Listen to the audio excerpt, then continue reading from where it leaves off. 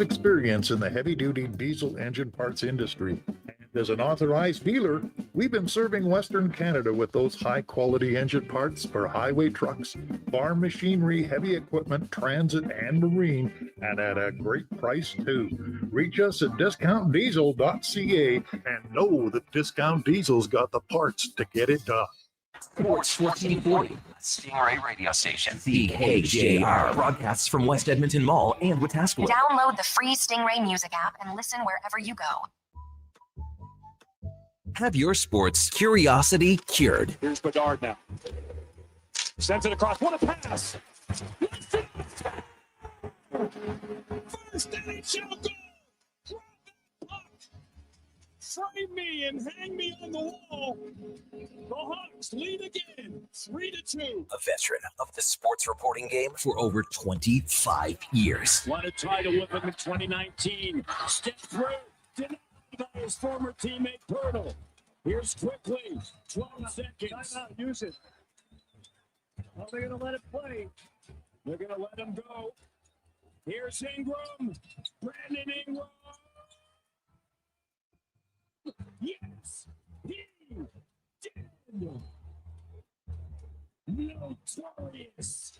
He free. Breaking down Edmonton's favorite teams. Nemitz still out there for the Devils. He's got a head of steam. Brings it in. Nemitz waits for his mates. Here's Heischer back behind the net. Goes through Thomas.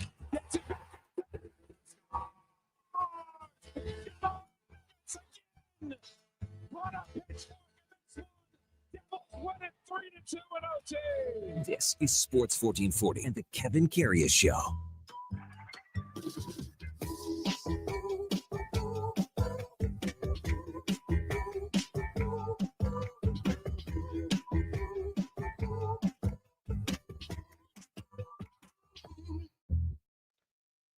All right, here we go for Saul 550, Thursday, November the 27th. Happy American Thanksgiving. And man, we celebrated it up here as well because there's so much football to watch with 3 big games in the NFL, and there's tons and tons on the weekend with college. So it's going to be a heck of a weekend to watch a little pigskin and some hockey as well. Hey, good morning. Welcome to the Kevin Karius Show on Sports 1440, presented by Sports Select on your AM radio dial, on your morning drive into work, wherever you're heading out. Really appreciate you tuning in to us here on Sports 1440 AM. You can also watch us on YouTube at Sports 1440 AM as well. Drop us a like, a subscription. We would appreciate that. We're also on X, Facebook, even Instagram. As always, we're streaming on the many platforms that are available out there as well, on iHeart, the TuneIn app, even on sports1440.ca. And if you miss any part of any show, well, you can find it where all the podcasts hang out, on Apple, Spotify, Google, even Amazon. Subscribe there. It's free. And then just select the auto download. You'll never miss a part of any show. Yes, good morning. Thanks for tuning in on a busy Wednesday night slate in the NHL with 15 games. Tonight, she's dead silent because of American Thanksgiving, and the NHL just says not a chance that we are going to compete with anything down south. I still wonder why they don't have a couple of games tonight in Canada, if you can figure out the schedule. I mean, they only had one game, as everyone knows, on Tuesday night with Dallas and the Oilers, but I always think there should be a couple of games on Thursday. Have them in Canada where people are not celebrating like the Americans are. And then there's a whole whack of games on Friday, as everyone knows, because they want to take advantage of the Friday. And that's what the NHL has done. The number one story right now, and it is not even close in the NHL, is the Colorado Avalanche. Another win last night, 6-0, another shutout. This time over the San Jose Sharks. And right now, when you look at it after 23 games, there are only 3 teams in NHL history to have one regulation loss after 23 games, and the Colorado Avalanche are one of them. Back in 79, the Flyers came out of the gates pretty hard. Different era back then with ties and things like that. You didn't have the shootouts and overtime. but you had ties, so it was a little different how you played. But the Chicago Blackhawks also did it in 2012. Right now, the Avs, with just one regulation loss, they are running away with the President's Trophy. Although Dallas Stars, after a win here on Tuesday, a very lopsided win, and then a win last night in Seattle, the Stars are having something to say about that, because even though Colorado is off to the incredible start that they are with a 17-1-5 record, Dallas has just got 5 losses in regulation. They're just 5 points back. So the Stars are saying, hang on here. And the Western Conference in the Central Division, you got 3 teams that are really running hot right now with Colorado, Dallas, and Minnesota. They always say that American Thanksgiving is a measuring mark for teams in the playoffs at that point, going to the playoffs, trying to get to the playoffs. I think it's changed a little bit to where it once was because of, for one, the amount of overtime games and shootout games where you're getting another point, things like that. I think it's changed where the metrics aren't like they used to be. But right now, there is only one Canadian team that is above the cut line when you look at being in the Stanley Cup playoffs right now.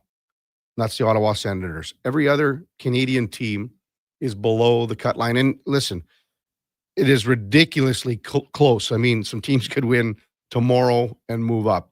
They could move within a week. You can go from out to being first in your division. So it is very, very close. Also, last night in the NHL, there were some pretty important performances by some guys that came through in the clutch, especially in net. And I was thinking about the Vancouver game. Nikita Tolopilo, with his debut this year, he played a couple of games for Vancouver, but he made 37 saves. Vancouver beat Duke's Ducks 5-4, as predicted yesterday, the upset special. So the Toronto Maple Leafs needed a win. They get a great performance from Joseph Wall in goal, 35 saves. Beat Columbus in overtime. Willie Nylander, another overtime goal.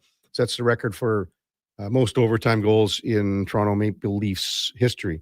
Nashville Predators got a tongue lashing from their GM the other day.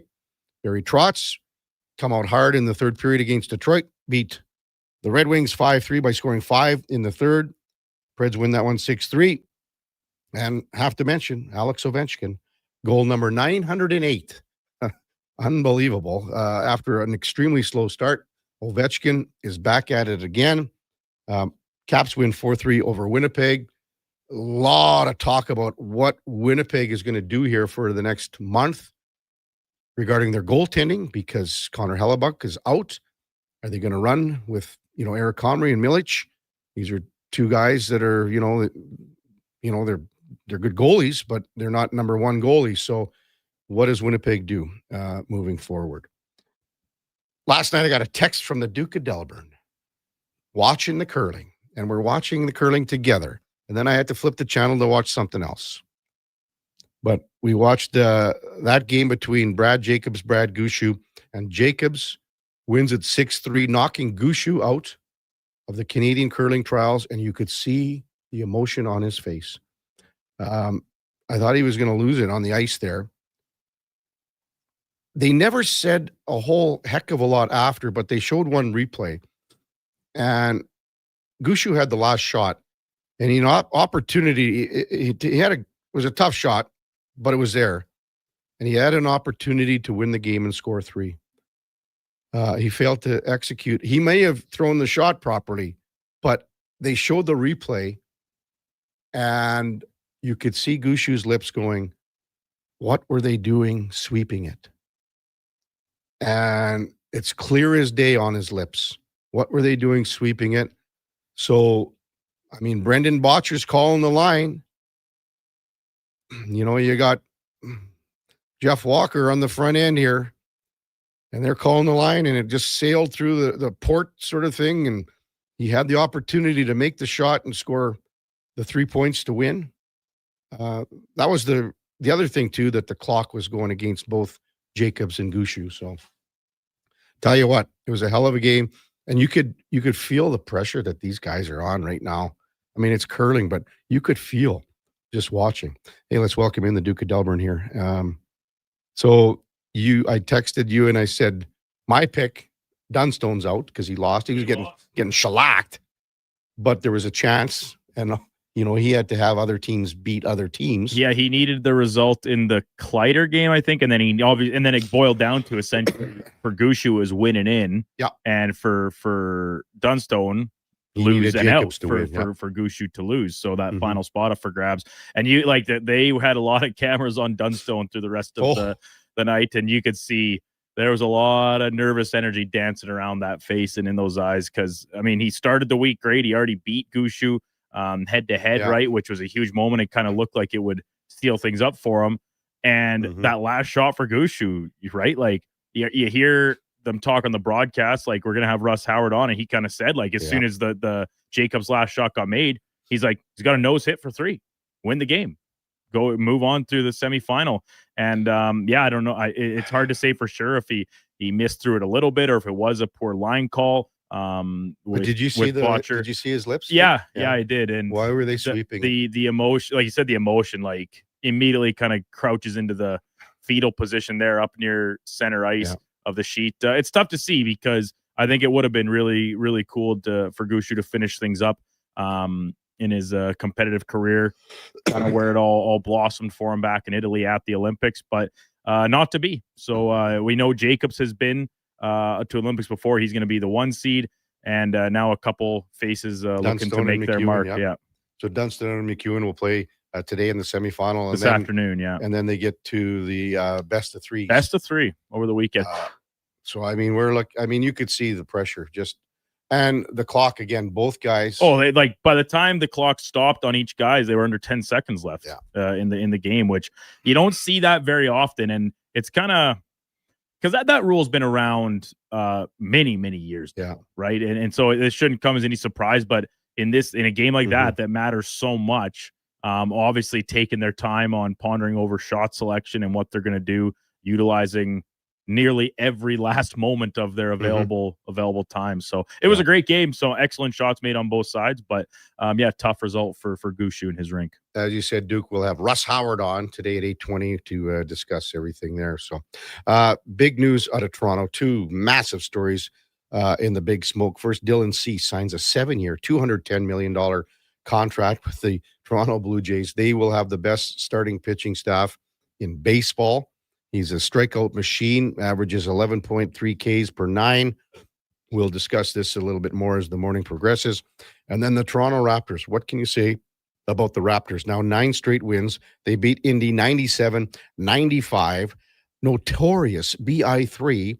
Brandon Ingram with the buzzer beater. 0.6 seconds left to win it. Scotty Barnes had 24. Hey, let's bring in Josh Fenwick quickly. I told you, Fenzi. I turned to the game for a little bit, and I couldn't watch it because of the red court.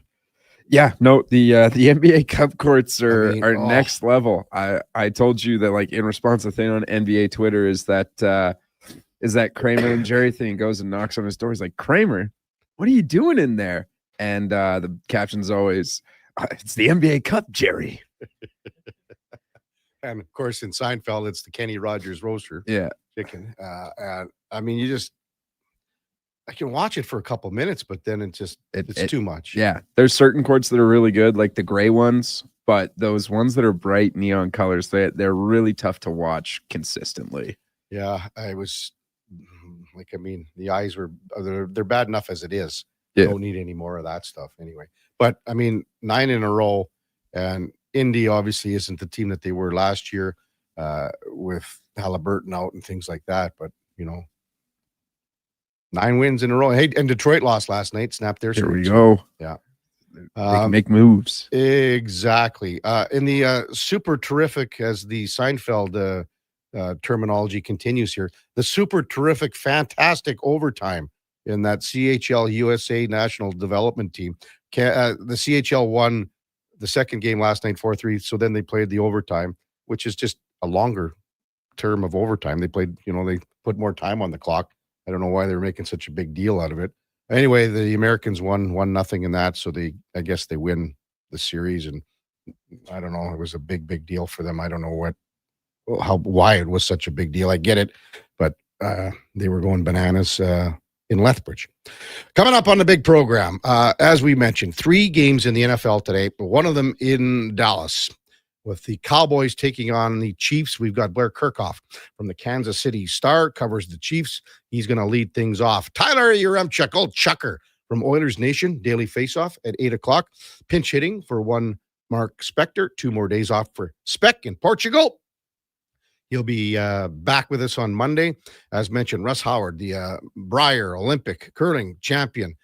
He'll be with us to bust down last night's game and then look forward to the women's and the men's semifinal, and then the teams that await for the weekend best of 3. We've got Richard Skinner from Local 12 in Cincinnati, covers the Bengals. That's the night game on Thursday for American Thanksgiving. Laddie Schmid will slide by at 9:30 till 11, and then we got Thomas Drance from The Athletic, covers the Canucks. Again, they won last night 5-4 in Anaheim. When we come back, Blair Kirchhoff from the Kansas City Star covers the Chiefs. It's the Kevin Carey Show with the Duke of Delburne and Josh Fenwick on Sports 1440, presented by Sports Select. We're streaming on YouTube, X, Facebook, and Instagram. Stories are told to make a point, and GS Construction takes them very seriously. We're not talking about fairy tales. GS Construction looks at the story old pipes tell us, a tale of time and pressure and endurance. So when those old pipes are ready to end their story, GS Construction starts a new chapter by repairing or rebuilding, or in some cases, renewing the underground infrastructure that supports our modern lives, making sure every community's story continues on safely and reliably. For more, visit gsconstruction.ca. Hi, Mike here from Northgate Chevrolet Buick GMC. Snow, colder weather, shorter days. November is officially here. But it doesn't all have to be bad news. If you're thinking about a new or used vehicle, now is the time. Massive savings, 0% financing, and don't forget tires at cost. Yes, that's right. We sell winter tires at cost. There's lots to celebrate in November. And as always, we'd like to thank all of those who have fought and served for our country. Stop in and see us today, 13215 97th Street, or visit us online at northgategm.com. You're in Northgate country. Across the province, Albertans are taking their shot on Play Alberta. With casino winners every hour, jackpots worth millions, and revenue that stays in the province, there's never been a better time to sign up. Right now, our listeners can score a $50 free bet when they make a minimum $50 deposit with code Gregor50. That's code Gregor50 for a $50 free bet. Start playing with your game sense today to find out if you're Alberta's next winner. Weekends were made for Oil Kings hockey at Rogers Place. Family fun that's second to none, starting at just $20 a seat. This Family Fun Sunday, your Edmonton Oil Kings take on the Saskatoon Blades. Enjoy the kids' fun zone with face painting and bouncy castles. And it's Crazy Hair Day. Sculpt your wackiest hairdo and you could win prizes like teddy bear toss tickets, a team signed jersey, and more. Plus, score Calma Kids food combos for $10 or less. Oil Kings Blades. Crazy Hair Day, 4 p.m. this Family Fun Sunday. Save on day of game pricing now at oilkings.ca. Looking for the perfect gift? Give the gift of great taste with a Loca Quality Market gift card. Redeemable at any Loca Quality Market or Loca operated restaurant. It's a treat for food lovers. Ready anytime. Grab yours today at loca.ca. A Saskatchewan boy who grew up loving and playing sports. At least we think he grew up. Listen to Kevin Karius weekday mornings from 7 to 11 on Edmonton's home for sports. Sports 1440. Heard of Uline? You know, the have-it-all in stock, ready to deliver shipping and industrial supply specialists. The company that does things for you that are unheard of, like keeping 41,000 items in stock in our own warehouses. With customer service reps on the line to get you what you need, when you need it, 24/7, 365, every time. Maybe you heard it here first. Want to hear more? Visit uline.ca. ULINE, your shipping and industrial supply specialists. Diablo Boots sells only Canadian-made work and biker boots made by Canada West. No American or boots made in China, so no tariffs. All of Diablo's boots have replaceable soles and heels for longer life. Sizes 6 to 14 EEE. Buy quality, buy Canadian. And support Canada West and Diablo, the 2 best names in the boot business. So save on boots by Save On Foods. That's Diablo Boots, 3340 Gateway Boulevard on the east side of Save On Foods. Buy Canadian. They're terrific.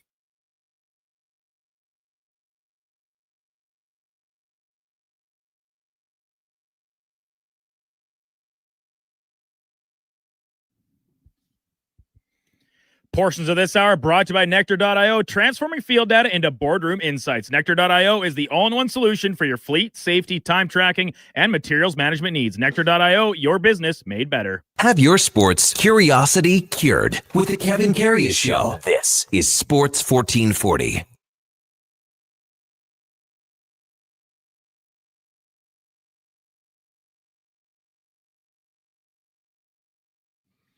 All right, welcome back to the big program. 7:20 in Edmonton, and time now for the game of the day, brought to you by St. Albert Dodge. And the biggest sale of the year continues with the Jeep Compass. It's a Jeep. What more do you want? It's a 4x4. It's got the 8.4-inch touchscreen, keyless entry. It starts at $34,900, only at stalbertdodge.com. As we welcome back Blair Kirchhoff from the Kansas City Star, covers the Chiefs. Good morning, Larry, with Kevin Karius. Once again, thanks for jumping on Sports 1440 on game day, and happy Thanksgiving to you, Blair. Yeah. Thank you very much. I hope your Thanksgiving was good last month, and this will be a football-filled one in the U.S. today. I'll be honest, Blair. The way that we are NFL football crazed up here, we probably celebrate American Thanksgiving more than we celebrate the Canadian Thanksgiving. It's just the way it is. I don't know. I have a daughter who lives in Montreal, and she said the same thing. Yeah. We have so many American guests like yourself on, and, they talk about what they're going to do today and things like that. But for you, it's all work, no play, at least for today anyway.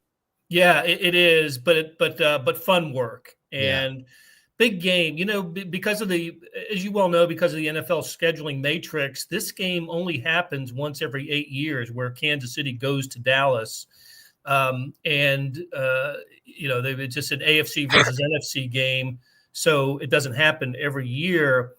We've been looking forward to this one for a while. I tell you, for teams that are 6-5 like the Chiefs and 5-1 like the Cowboys, this one's getting a bit of an outsized attention, and might end up being the highest or most watched regular season game in NFL history.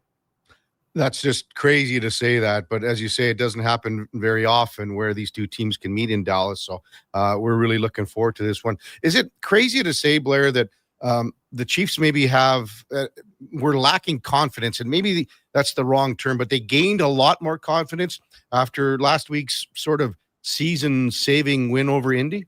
It is fair to say that they were battered and bruised coming into that game last weekend against the Colts, having lost at the Buffalo Bills. They took a week off, thought, Kansas City and Andy Reid have this great reputation for playing well off of bye weeks. And then they turn around and lose to the Denver Broncos on the road and dropped them to 5-5. And a lot of fans were, in a place where they hadn't been in a decade or so, just staring at perhaps a non-playoff season for the Chiefs. And then things kind of looked bleak early in the fourth quarter against the Colts last week. They're down 20-9. Kareem Hunt fumbles away a ball inside the red zone, and for a lot of people, that was a kind of last straw. Let's think about our draft position and what it's going to look like for next year. And then they turned it around. The defense played tremendous. Had 4 straight 3-and-outs against the Colts, and Patrick Mahomes' arm got warmed up, and they moved the ball downfield. Scored 14 unanswered points, including the game winner in overtime, the field goal by Harrison Butker. So great job by the Chiefs, and it was, as you said, a season-salvaging victory. And then they turn around and play 5 days later against a good Cowboys team. Yeah, and the Cowboys, as you know, are coming on. They had their own comeback against Philadelphia. How much do you think that the Cowboys have improved, most notably on defense, since the start of the season? Well, they really have improved over the last couple of weeks with the addition of Quinnen Williams from the New York Jets, and he's defensive tackle has made a difference. And what's going to be interesting and something to keep an eye on today is, I think Williams is going to be lining up over a replacement at right guard for the Chiefs. Mike Caliendo is going to get the start because Trey Smith, their Pro Bowl right guard, injured his ankle against the Colts last week. So Williams, who's a classic pass rushing tackle, will be going up against not a rookie, but a non-starter in Mike Caliendo, and that's something the Chiefs are going to have to account for. Yeah. What about defensively for the Chiefs? When you look at the offense that Dallas has been bringing, especially those two receivers, Blair and George Pickens and CD Lamb, how do the Chiefs counter that? At the corner position. Those are excellent receivers, and that's what Dallas does exceptionally well, is in the passing game with Dak Prescott to those two receivers and their tight end, by the way, who's Ferguson, who's having a really, really nice season. The back end of the Chiefs defense has held up pretty well this year. Their cornerbacks have played well. They have a corner in Trent McDuffie, who I think ranks among the better ones in the NFL. The concern, I think, for the Chiefs is getting enough pressure on Prescott to force him into some questionable throws and some hurried throws. And if he has time to operate back there the way that Josh Allen for Buffalo and Bo Nix did for Denver, then it could be a long afternoon for the Chiefs. They have got to find a way to get some pressure on Dak Prescott, even if that means blitzing, disguising. They've got to be a little bit creative because the Cowboys have a very good offensive line. Yeah. Blair Kirchhoff from the Kansas City Star, our guest on the Kevin Karius Show on Sports 1440. So, that pressure all starts and maybe ends with Chris Jones. How would you assess his play this year? He's not getting any younger, but he can still bring it, Blair. Right. That's exactly right. He is not getting younger. He's 30. And he doesn't have the sack totals that we're used to seeing from him. However, he has been a dominant force this year. If you can have good games and have a good season without great stats, he's having that. And it's funny, we talked to him about it after the game on Sunday that, I think he was credited with just one tackle and played a ton of snaps, played almost 90% of the defensive snaps in that game. And he kids around a lot. He likes, he always seems to find ways to take satisfaction in having others get sacks that he created because he was double teamed. But now he's having to find a way to feel satisfied with, not having big numbers and being able to dominate a game without having his numbers. So, look, he's the defensive player for the Chiefs. That's so important today. He's Dak Prescott is not an elusive quarterback. He's a pocket guy, and this may set up well for Chris Jones and the Chiefs to have some success in the pass rush. Blair, what do you make of Patrick Mahomes, I guess, returning back, the Texas Tech Raider, and now he's going to play in Dallas? Do you think this one has more and even more special meaning to him? It really does. There's no doubt about it. He was on the Chiefs in 2017 when the last time the Chiefs played at AT&T Stadium, but he wasn't the starter. That was Alex Smith, and the last year that Mahomes wasn't the starter. So he's been in the stadium, and he actually played in 3 games for Texas Tech in this stadium, and he had a 6 touchdown passing game against Baylor and playing for Texas Tech in the stadium. But first time he's been here as a starting quarterback for the Chiefs. He grew up less than 100 miles away in White House, Texas. It's very meaningful for him. He used to go to games here when he was a kid. It's one of a few strong local connections in this game. Another one is the Hunt family that owns the Chiefs. They're Dallas based, the ownership group of the Chiefs. And one of my favorite ones is the Cowboys coach is Brian Schottenheimer. He grew up in Kansas City. The son of NFL coach Marty Schottenheimer was the Chiefs coach for more than a decade. Brian won a state championship at a local high school in Kansas City growing up here. So a lot of local connections with teams that started their existence in the same year, 1960. The Cowboys were an NFL expansion franchise, and the old Dallas Texans were an AFL franchise. They became the Chiefs 3 years later. Yeah, as if this game didn't need more storylines, Blair. Yeah. Unbelievable. Would you say because, with the suspension to Rashee Rice and injuries, Pacheco's been in and out, that this is one of the first times that you're going to have a healthy offense besides Trey Smith? Yeah, it actually is. Trey is gone. The other injury issue for the Chiefs is the backup not backup, but second tight end Noah Gray. He's probably out with in the concussion protocol. But Rashee Rice being back at full strength for the third or fourth game, coming off a huge game, 141 receiving yards against the Colts, was huge in the fourth quarter and in overtime. Isaiah Pacheco looks like he's going to play. It's been a few weeks for him with a knee injury suffered in week 5, and so and he's the running back situation is important. It's going to be interesting to see how many carries Kareem Hunt gets. He had 30 carries, a career high 30 carries against the Colts last week, coming off a short week. I don't see him being anywhere near as productive this week. They're going to need Isaiah Pacheco to be healthy and to get back in the game, just to give their running back room a little, just to stretch it out a little bit. Mm-hmm. Blair Kirchhoff, Kansas City Star, our guest on the Kevin Karius Show on Sports 1440. When you look at Travis Kelce, Blair, how would you compare his play this year to maybe last year? Because there was a little bit of a taper off last year. Has he maybe not returned to what he once was? Because, again, another guy that's just getting older. But is he better this year than he was last year? He is. He is better. And it's, 2 years ago, coming into the 2024 season, and look, this is, there's no denying it. He started dating Taylor Swift.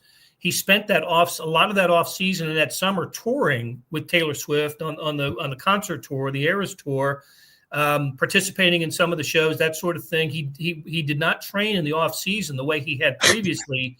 Coming into this season, that was different. He dedicated himself to training, and you could just tell by looking at him in training camp this year. He was a little more slender, a little faster, just better shape overall. And I think that's translated to what we're seeing on the field. He is, you're right, at 36 years old, he's not the Travis Kelce we saw even 3, 4, 5 years ago, but he is, he's finding the seams. He's playing well. He doesn't have the drops. He's moving a little bit better.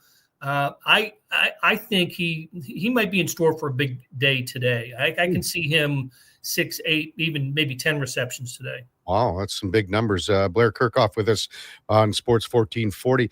You mentioned that pass rush that the Chiefs is going to be such a key part and a key component for success. But what about the run defense? And just speaking with Dallas and Javonte Williams, not that he didn't do anything when he was in Denver, but I'm not sure that they knew that they were going to get this much out of him. He's on the verge of a 1,000-yard season here. What about the run defense up against Javonte Williams? Yeah, look, it's something that the Chiefs have taken pride in this year. They have been pretty good. Last week, they went up against Jonathan Taylor of the Indianapolis Colts, who came into the game as the NFL's rushing leader, and having an almost an MVP type season for Indy. And the Chiefs held him to 58 rushing yards on 14 carries. They did as good a job on Jonathan Taylor as any team in the NFL did last year. However, the Cowboys' offense is so good and so diverse. It's almost like you have to pick your poison here. Do you stop Dak Prescott and Pickens and Lamb in the passing game, or do you sell out to stop the run? And Williams, who had a bad fumble against the Eagles last week, but came back from that to have a big role in their comeback victory. So that's going to be the big challenge today for Steve Spagnuolo. And that's also why I think today's game might be a shootout. I think it might. I think this one might go over. I forgot the over is about 50 or so.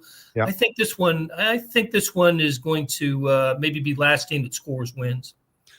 You mentioned the records to start things off here, Blair. KC 6-5, Dallas 5-1. The team that loses today, are their playoff hopes done? They're not done. But they put themselves in a position where you're not going to be able to lose again. I know from the Chiefs' perspective, they feel like they've got to win out to assure themselves a playoff spot and continue their streak. They've got 10 years in a row of having appeared in the playoffs, one more, and they tied the New England Patriots NFL record for consecutive playoff seasons. That's why they. And then all the analytics suggest the same thing. Going into the Colts game last week, and if they'd beaten the Colts, their percentage of chances of making the playoffs were like 60%. Had they lost that game, it'd have been 30%. So I think maybe not as definitive with a loss for the Chiefs this week if they lose, but it really puts their backs to the wall when it comes to there's no margin for error for either of these teams really if they end up losing this game.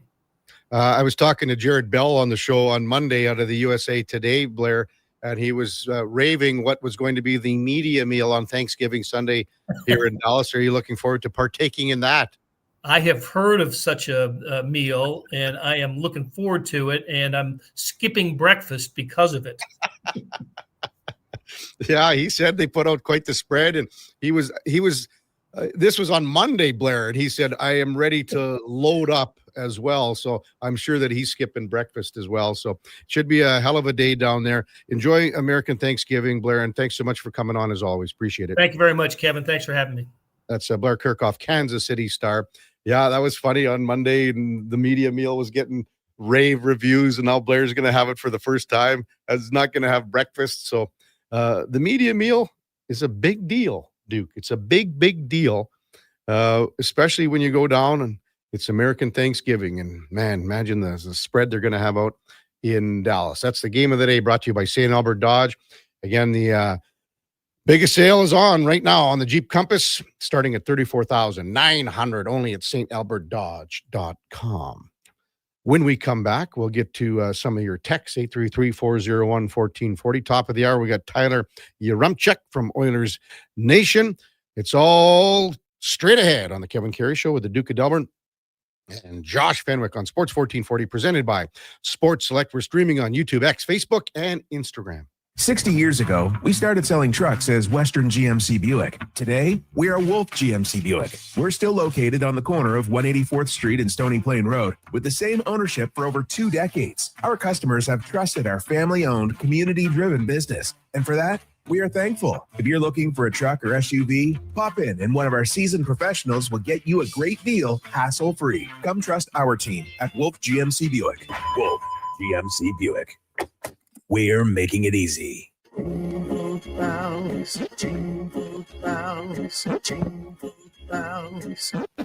Tired of the same old holiday tunes? Spice things up with the sound of a Wilhauk beef jerky bag being torn open. It's the carol that everyone wants to hear, promising a chorus of tender, perfectly spiced beef jerky. This holiday season, make sure you're Wilhauking around the Christmas tree with Alberta's best beef jerky. Call to place your pre-order today at 780-986-2537. Top quality flooring, locally owned, and Canadian products from Beaulieu. Yeah, that's CFI. CFI what? No, CFI, Custom Floors Inc. From free estimate to professional installation, contact Custom Floors Inc. at customfloorsinc.ca. The basketball show turns 10, and we welcome a new generation of basketball talk. Hoop City with Paul Sir airs Saturday mornings from 10 till noon on Sports 1440. From grassroots to NBA to the Olympics, we've got you covered. I'm getting McDonald's. You want anything? Oh, yeah. I'll get I'm obviously going to get the McVeggie, medium fries and a medium fountain drink for $9.99. It's my favorite meal, and it's new. Plus, if I get that, maybe he'll want it too. And then he'll always thank me for introducing him to the McVeggie. I'll be a hero. So, McVeggie fries and drink? How'd you know? You were thinking out loud again. Get yourself a McVeggie meal for just $9.99 plus tax for a limited time only at participating McDonald's restaurants.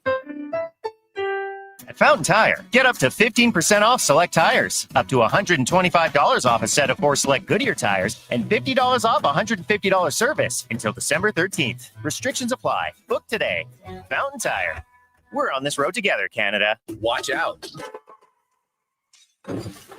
They're back. I don't know why you treat me like the worst moving company in the region. Get ready for a new season of the homegrown Crave original, The Office Movers. All right, should we roll? The hilarious hit series from creators Jay and Trey Richards. We're building, we're elevating, we're moving up. New space, new contracts. You guys need to go. The client is freaking out. Where is the elevator? It's busted. The Office Movers. New season. Stream now. Only on Crave. Proudly Canadian. Subscribe at crave.ca. Born from work, built for play. Carhartt's all-new Super Ducks tech jackets are built for hard-working people who can't sacrifice mobility for durability. This ultra-tough gear fights off wind, snow, and cold, while full-swing technology flexes with every move and still packs 3M insulation for maximum warmth. Try your new Carhartt Super Ducks at Job Site Workwear. 3 locations in Edmonton and online at jobsiteworkwear.ca. Shopsite workwear, tough people, tough jobs.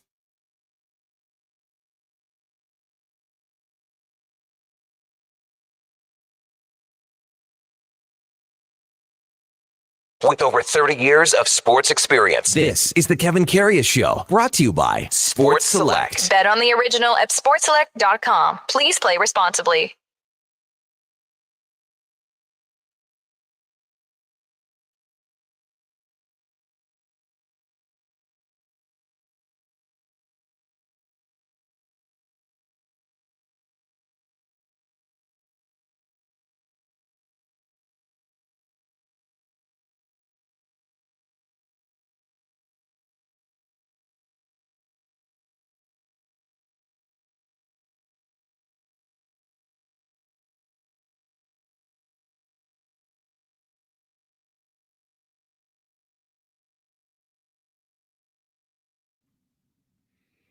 All right, welcome back to the big program, 740 in Edmonton. Kevin Karius, Duke of Delburne with you.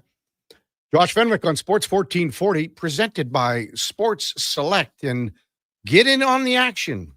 This afternoon, this morning, we got 3 games in the NFL, 1 more tomorrow. All you have to do is bet on the original at sportselect.com. It's 100% legal. You must be 18 plus. Please play responsibly. There's so many storylines, Duke, in that Kansas City Dallas game, and Blair Kirchhoff mentioned many of them, and we've talked about it being going to be the most watched game. It'll be the biggest handle game for betting for a regular season game, quite likely. But then even little things like, Brian Schottenheimer, again, growing up under, in Kansas City, being down Arrowhead all the time under, his dad's head coach, Marty Schottenheimer. So there are so many stories here. But it's funny that the leadoff game in Detroit is always the one that gets things going and gets the juices flowing, and you start to see the pregame shows coming up. And then the nightcap obviously is Cincinnati and Baltimore. We have to do some picks here, Duke. Do we not? Do you want to do them at like 8:20 or something, or what? What are you thinking? Whenever you want, Kev. 8:40. Pardon me. We got Russ Howard at 8:20. So we got 3 today. Mm-hmm. That's all we got to do. Well, no. Well, we got to throw the 4th game in the hopper tomorrow, right? Yeah, we can do that one tomorrow. It doesn't kick off at 1 o'clock. So who gets first pick? You're up. You're up. We'll have to go through the lines again. Yeah, I just refreshed them. Right now, I got Detroit by 3 at home over Green Bay. KC 3.5 on the road in Dallas, and 7.5. It moved for the Ravens over the Bungles. Ravens at home in the evening game. Well, we'll go through those again at 8:40. You're hoping a couple of them tick another spot in a direction, or what? I'm hoping something happens. I need a little bit of a run today against you and old man Baker.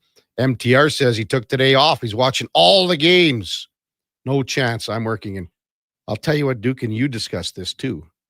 For 30 some years, I've wanted to take this day off at Global, whatever. And here it's a little different. But at Global, I was like, why wouldn't a guy take this day off and take Friday off too? And enjoy and especially once they started going to 3 games. I bet a lot of people are taking today off. Are you taking, who else? Is anyone else taking today off? 833-401-1440. Bad Captain says, KK, come on, bro. You prefer American Thanksgiving over Canadian? Well, I wouldn't if there were not 3 NFL games. It would just be another day, would it not?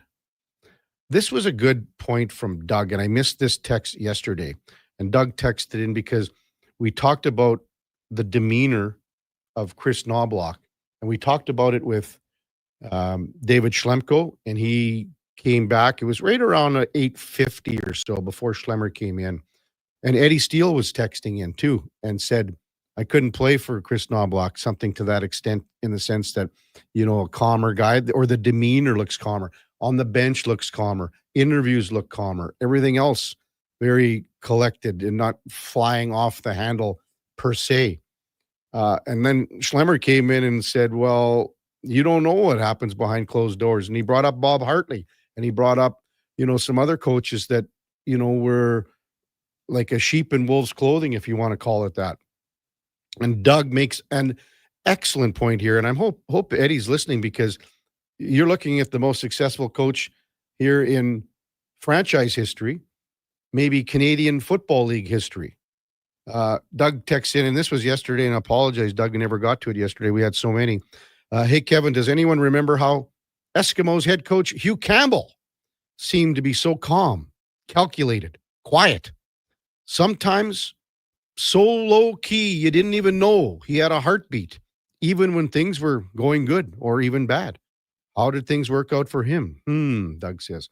I'm sorry Doug missed that text yesterday, because that is a damn good text, and it's a great perspective. And again, when Eddie's talking about coaches, and we see all the videos after NFL wins, and you see the game ball being presented, and you see the coaches in the locker room really exuberant, fired up, and it's a minute and a half and everyone's going nuts. Well, I'm sure that would have happened with Hugh Campbell after some wins too, and even some losses. But if you go back to one of the Grey Cup wins for the Eskimos back in the 5 in a row, and the game against the Ottawa Rough Riders, they were heavily favored by like over 20, I think it was 21 or 22 points, and they were losing at halftime. And I remember Danny Kepley telling me, I said, well, what happened at halftime? He said, nothing. Everyone looked at each other in the eye and said, what are we doing here? We're not even playing hard. We're not doing anything. Play harder, play smarter. Those are the exact same things that, that you can relay and use with the Oilers right now. Text 833-401-1440. Sham says it's a day off for me. Brian, the fan, says it's a day off for him. Hot salsa. Hey, KK, I'm leaving for Seattle. The Vikings versus the Seahawks. Wow. Oregon Ducks versus the Huskies. Oilers are playing the Kraken at the same time that the Ducks are playing the Huskies. So I've taken the Oregon Ducks game. What a time to be alive. Man, we might have to check in with Hot Salsa on this trip, Duke. Would you ever go on a trip like that, Duke? And, well, I mean, you're going to see the Ducks and the Huskies. You're going to watch college football. But what are the chances that when the schedules come out at the same time, it wouldn't have been awesome to have the Oilers play the Kraken at night? Mm-hmm. That would have been cool. I feel for Hot Sauce a little bit in that regard, because he texted in about this earlier in the week to Fantasy Frenzy and said he was still waiting for the official kickoff time for Huskies and Ducks, and they ended up lining up right at the same time as Kraken Oilers. So I feel for him a little bit there, but still looks like it's going to be a great trip, and that kind of spawned some conversation between Connor and I about the ultimate sports trip. If you could take a little 4-day spin somewhere south of the border, or elsewhere, if you want to go worldwide, I mean, by all means. Yeah. And what would kind of be maybe the best spot to go, what time of year, etc. So it sounds like it's going to be a ride of a time, and I hope Hot Salsa enjoys himself. Well, we did one of those about 8 years ago, Duke, in LA. So we saw the Rams play, and then we saw USC play, and then we saw the Clippers play because the Lakers weren't playing, and then we saw the Kings play. Yeah. And 4 games in 3 days. And it was just an unbelievable experience. It was something that I highly recommend especially if you can whip off an NFL game and a college football game, because, we can always see an NHL game here. And I mean, the basketball thing with the Raptors, maybe some people go to Toronto or something like that, but it's just a wonderful experience if you can rip off 3-4 games like that. So Hot Salsa is having a good one. What does Triple C in a truck mean here, Duke? Well, I assume he means that, given by his denomination, he is a trucker. Yeah. And so he's saying every day is a day off when you got 160 gigs of data, presumably for his phone, and you're in the truck all day. So whether that be streaming the games, the radio broadcast or the video one, and you're just listening to the play-by-play in that fashion, or when you're at your stopovers or whatever, you can pull it up. I guess that's what he's alluding to there, would be my guess. Jordan says, I think I saw Hot Salsa at Julio's Barrio. Oh, man. Titan says, I have taken this day off a few times over the years. Thanks to technology and a career change, I can stream on my phone at work. Let's go. Big bets locked in. Oh, man. I put down my first impression lines last night. Okay, what does that exactly mean? Well, I'm gonna probably get some more in today. Yeah. As the day progresses and each game passes. But last night, this was my first look, if you will. And I'll read it to you as such. Maybe I don't want to spoil anything too much here because you obviously have to make your picks, but I took the Lions to cover, Chiefs to win, and then I put 2 in on I took both the over in and the Ravens money line in the night game. And got those 4 parlayed together. So are you surprised, that line went to 7.5 with the announcement of Burrows playing? I wonder if that might be a line that moves because of where the money is. Mm-hmm. And that many people saying yeah, Burrow's back. But it's his first game back. How healthy is he? The defense is still unbelievably bad. And the Ravens are playing a much better brand of football, defensively especially. And so we know if you can get a stop on the Bengals offense, you're going to win the game. And in this case, if you can get a couple stops, you're probably going to win by more than a touchdown. So that would be my guess, is that a lot of the money coming in on the Bengals side, so we'll push it up by a half point. Mm-hmm. Nathan texts in, hey, boys, every November I do a sports trip with my son, not for Thanksgiving, but on our fall break. This year we caught the Oilers in Philadelphia and Columbus, the Raptors in Brooklyn, and actually an East Coast Hockey League game for the Oilers affiliate in Fort Wayne. Well, that's a great trip, Nathan. Man, to see, again, the Oilers in 2 locales, Philly and Columbus. They get the win in Philadelphia there. And then the Raptors won that game in Brooklyn. I wonder what was the experience like in Fort Wayne, Nathan? Text us in and just maybe say what was that East Coast game like for the Fort Wayne Oilers affiliate, like to kind of what the building was like, fans, things like that. Jay and Victoria, my wife and I have done the weekend trip to watch the Seahawks and catch a Kraken game. Didn't do it this year, but this weekend would have been great. And he's jealous of Hot Salsa. That's probably one of the better names, Hot Salsa. Well, I don't want to out a guy, but I'm pretty sure he changed his handle. I think going back to the first year maybe or so, he had a different handle, and it was still like a handle. It wasn't just his name, but he changed it. And what was it before? I want to say tomato soup. Oh, maybe it was. He never came through with mild salsa or something like that. No, he just went straight from that's a big jump. Tomato soup is about as plain as it gets. In Duke too and said tomato soup. Yeah, and now he's hot salsa, and I love both those things. So I guess I'm extra infatuated with this particular text. That should be Sam, the record man's handle. Tomato soup, glizzy soup. Oh man, glizzy soup. Quickly over on the top of Sam, him and Donovan went down to the presser yesterday as the Oil Kings unveiled the teddy bear toss jersey. That's coming up next Sunday, the 7th, down at Rogers Place. I'm sure we'll have the Rad Man probably on next week to remind everyone. At the presser, Sam got some questions in. You're kidding. I'm not. Do we have a recording transcript of it? No. I asked him though what his questions were, and I think he said something about the team's season in general, and there was something specific to the jersey. I feel I should have made a. Did he say they were oozing? Yeah, something about oozing. Were they oozing? Or was that just his tweet? Wasn't it right? You read oozing that out loud. Edmonton. Oozing Edmonton. Oozing. I wonder who his question was directed. Could you imagine the Rad Man? Just looking out and see it. Talk about difference in build. Sam and Radomski. Ooh. Oh man, Radomski's one of his arms is bigger than Sam. I think 3 Sams could fit inside the Rad Man. Maybe more. I didn't see what his attire was at the news conference yesterday. I'm sure he had his best suit on. Oh, he's a professional, Kevin. He must spend more on alterations than anyone. Yeah, he better have a good setup with whoever his tailor is. He's going to Sam Abu Hassan and say, Sam, I just came back from the gym. Can you let this sucker out on the pipes and the shoulders? Another couple inches out in the shoulders, please. And Sam's going, Brad, man, there's no more material left. Oh, man. You got to send him that little blurb because I know he doesn't get up till 9 or 10 o'clock.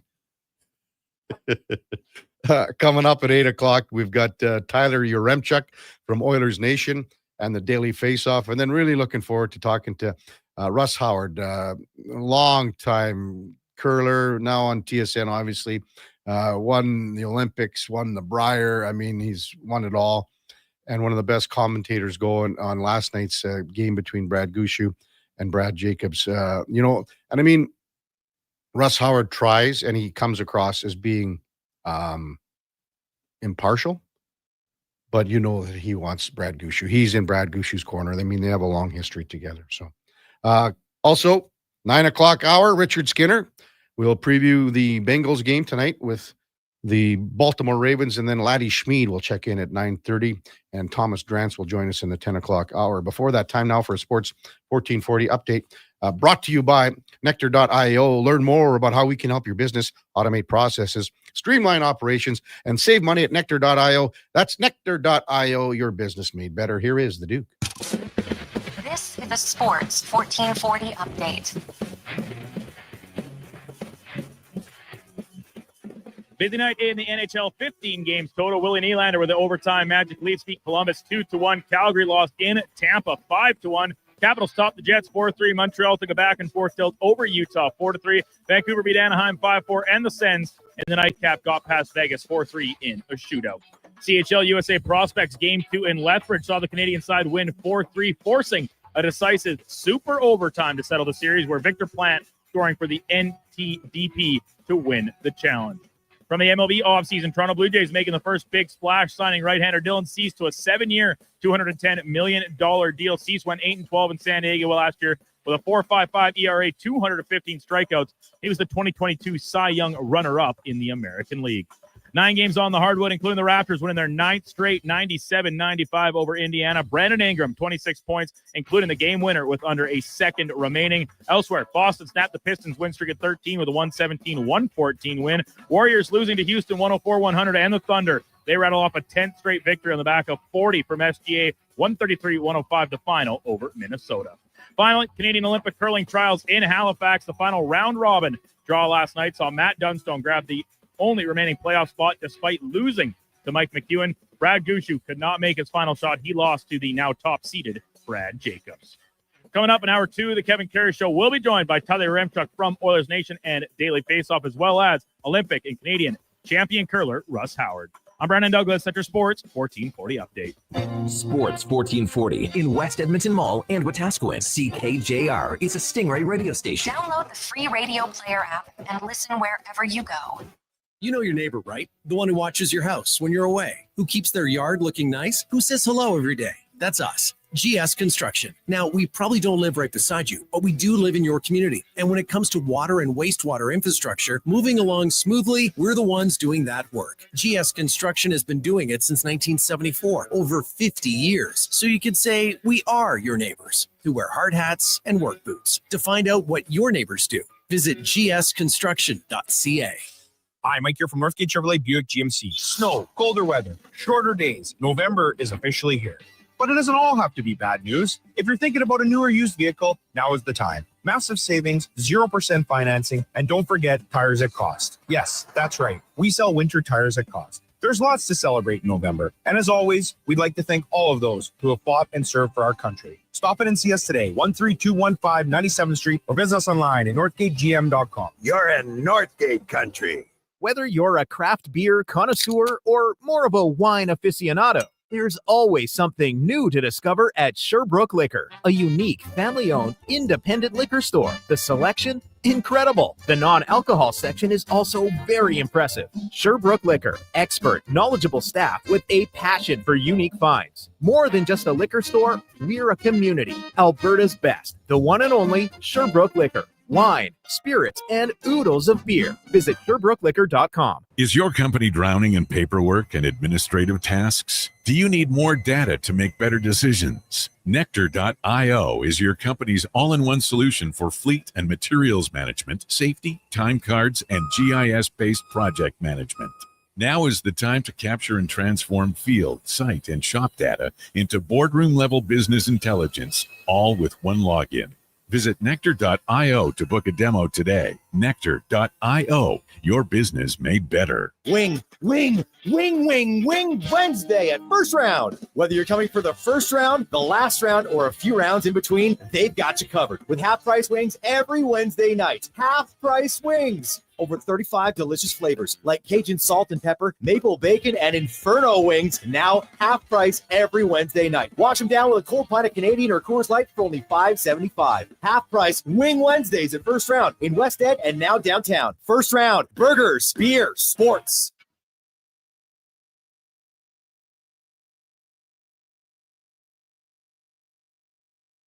This is the Kevin Karius Show on Sports 1440, a proud presentation of Sports Select. In store or online at sportselect.com. Please play responsibly.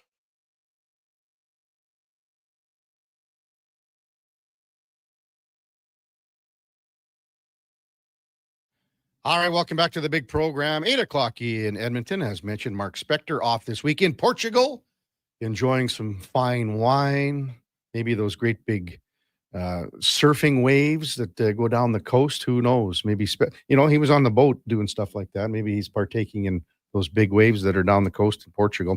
I highly doubt it, though. So instead of on the mark, we've got on the chuck, or as the Duke said, slice me off a little slice of that chuck roast with Tyler Uremchuk, brought to you by Northgate Chevrolet Buick GMC. Hey, it is a November to remember. You can save thousands of dollars on new and pre-owned inventory. It's a great selection, but even better people, great people, in fact, at northgategm.com, as we welcome in Tyler Uremchuk from Oilers Nation and the Daily Face-Off Morning. Chucker, how you doing, big guy? I am doing good today. Crazy that we're going 3 days without a game, with how busy the Oilers schedule was for the first month and a half. This is weird. Yeah. Hey, we were talking about, before we get to Oilers, we were talking about like trips and stuff like that, going to games. Now, you've gone to quite a few where you've gone with the boys or whatever, and made a weekend of it, or maybe more than that. Have you got one off the top of your head, or two where you guys jammed in 3-4 games in a quick weekend or something like that? Yeah, I'm lucky because my wife is a massive sports fan as well. So we had a nice little tradition going for a few years where we would fly into Toronto and take like the red eye on Wednesday, and we would watch the Jays on Thursday, Friday, Saturday. Then after the game on Saturday, rent a car. We're both Bills fans. Drive to Buffalo, Bills home opener on Sunday. Drive back, fly home on Monday. It was awesome, like 4 games in 4 days kind of thing. So that one always sticks out to me. Anything with college football, with, some in college and NFL? I've never been a big college football guy. I kind of every year try to tell myself like, this is the year I'm going to get into it. Then I just don't. I think it's one of those things where like, I'm obviously diehard hockey, Oilers, Bills, Blue Jays. I feel like you can't really do it all. Hey, well, how about Dylan Cease for the Jays here? Whoa. Yeah, that's a really, really nice ticket. I love the contract. I think it lines up perfectly when you consider, Kevin Gausman could potentially be done after this upcoming season. You have Trey Savage, this young guy, even someone like Ricky Tiedemann, who I know, isn't getting a lot of fanfare because he's coming off the Tommy John, but like you have some good young arms in this system and some veterans who are, aging out or their contracts are running out. So you go get a guy like Dylan Cease, who is in his prime, a legitimate Cy Young candidate who gives the rotation a little bit of something different with how hard he can throw the ball and his ability to rack up strikeouts. It's an awesome deal. And again, it just shows the Jays are continuing to go all in. They're spending some of the millions they made during that playoff run. And they made a pile full. Tyler Uremchuk with us on the Kevin Karius Show on Sports 1440. Remember 2 years ago, Chucker, just, right around when Jay Woodcroft was fired, they changed the coach and they bring in obviously Chris Knobloch. But that was a really dark time for that period with the Oilers, and they're trying to rebound, and they had obviously the personnel here. How do you compare that time to where we are 2 years later, and a little bit, like probably 2 years and a couple weeks?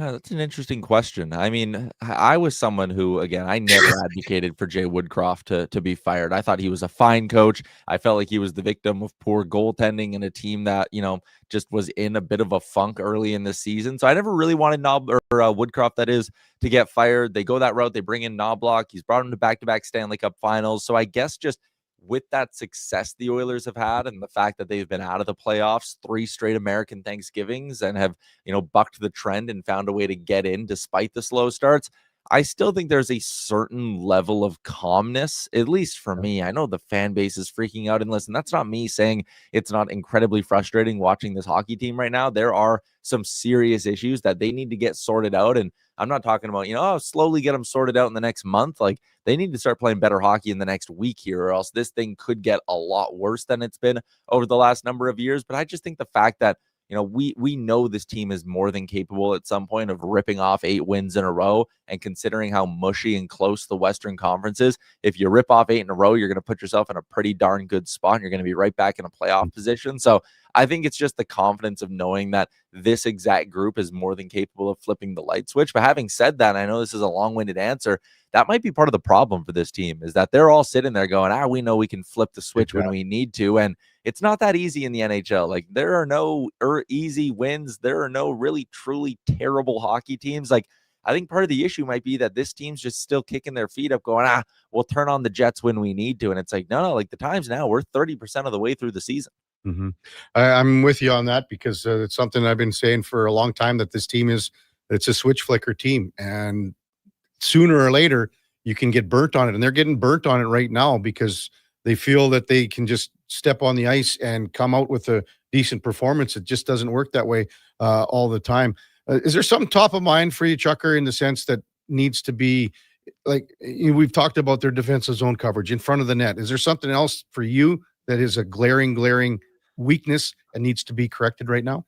I just want to see a little bit more desperation in their game. Like, you look at a couple of those goals yesterday, and the third one is Leon Draisaitl standing at the blue line. Then there's a horrendous line change. Draisaitl standing still, even though he just got on the ice, and boom, the puck's in the back of their net off a 2-on-1. Like, just standing there making a play, going, I hope Brett Kulak wins this board battle. Like, the hope plays aren't good enough anymore for this team. You look at Connor McDavid on the 4th goal. He could have played physical and driven hard into that guy going wide. Instead, he does the kind of half, like, I'll hang back and make it look like I'm taking the high guy. And it's like, no, that's not how you play if you're desperately trying to prevent goals. If you're trying to, if you're trying to push and win hockey games. So it starts at the top. I think the best players need to be better. And you kind of hope that if your leaders are setting the tone with their effort level, that everyone else follows suit. But there are defensive coverage issues and there are goaltending issues. And offensively, they have been very, very poor so far this season. But I think it all just circles back to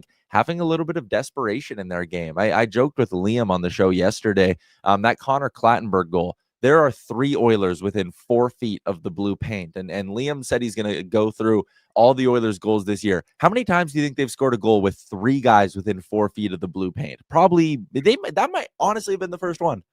Well, they gave up 4 the other night with 3 or 4 guys in the blue paint. We know that. We mentioned the words yesterday, and engagement, commitment, and urgency, the paying the price, the will, the details, awareness, and these are all things that can be, are you can say it's simple, but they can be corrected easily with just being on top of your game. And you mentioned those 4 goals in the first period. Well, on those 4 goals, Chucker, if you look at them, and including the power play goal, the Oilers outmanned Dallas in every instance of how those plays developed. That's what's puzzling, because you mentioned Connor McDavid on the 1 goal. Everything is in position, and then for some reason they want to do something else besides their assignment. Would that be is that a fair phrasing? Do something else beside their assignment? They're looking for the easy job, right? Again, like Leon Draisaitl could have taken 2 strides in there. It basically ended up being a 2-on-1 board battle because of what a horrendous line change that was. But Leon Draisaitl could have taken 2 strides back. All of a sudden, it's a 2-on-2 board battle. Brett Kulak isn't overwhelmed. That goal maybe doesn't happen. Connor McDavid, he could have went hard physically at the guy with the puck, but he kind of said, I'm going to take the easier job here. And there's just too much of that right now. It's like, someone else will take that tough assignment. I'm going to take the high guy because, he's easy to cover. And on that goal with McDavid, he doesn't take the guy. Ekholm's thinking he's going to take the guy going wide. Then Ekholm all of a sudden is kind of caught in this no man's land. So he needs to desperately overcommit. He slides, he's on his ass at the end boards, and Sam Steele, I think it was, is allowed to take 3 jabs at a puck behind the goalie. If the first decision of Connor McDavid just playing aggressively and taking a guy hard wide, if that decision gets made, none of the other dominoes fall and that puck doesn't wind up in the back of the net. Mm-hmm. Tyler Uremchuk from Oilers Nation and the Daily Faceoff with us on the Kevin Karius Show on Sports 1440. So Saturday in Seattle, Chucker, Trent Frederick left the game against Dallas after he blocked a shot. Even if he's good to go, is he coming out of the lineup? What are your thoughts there? Because we're expecting Ryan Nugent-Hopkins to draw back in. You can't take out Connor Clattenburg, can you? There's no shot you can. And I cannot believe I'm saying that. The guy's been in the NHL for 6 days, and he's eating the lunch of proven NHL veterans, some of them who got big contracts this offseason.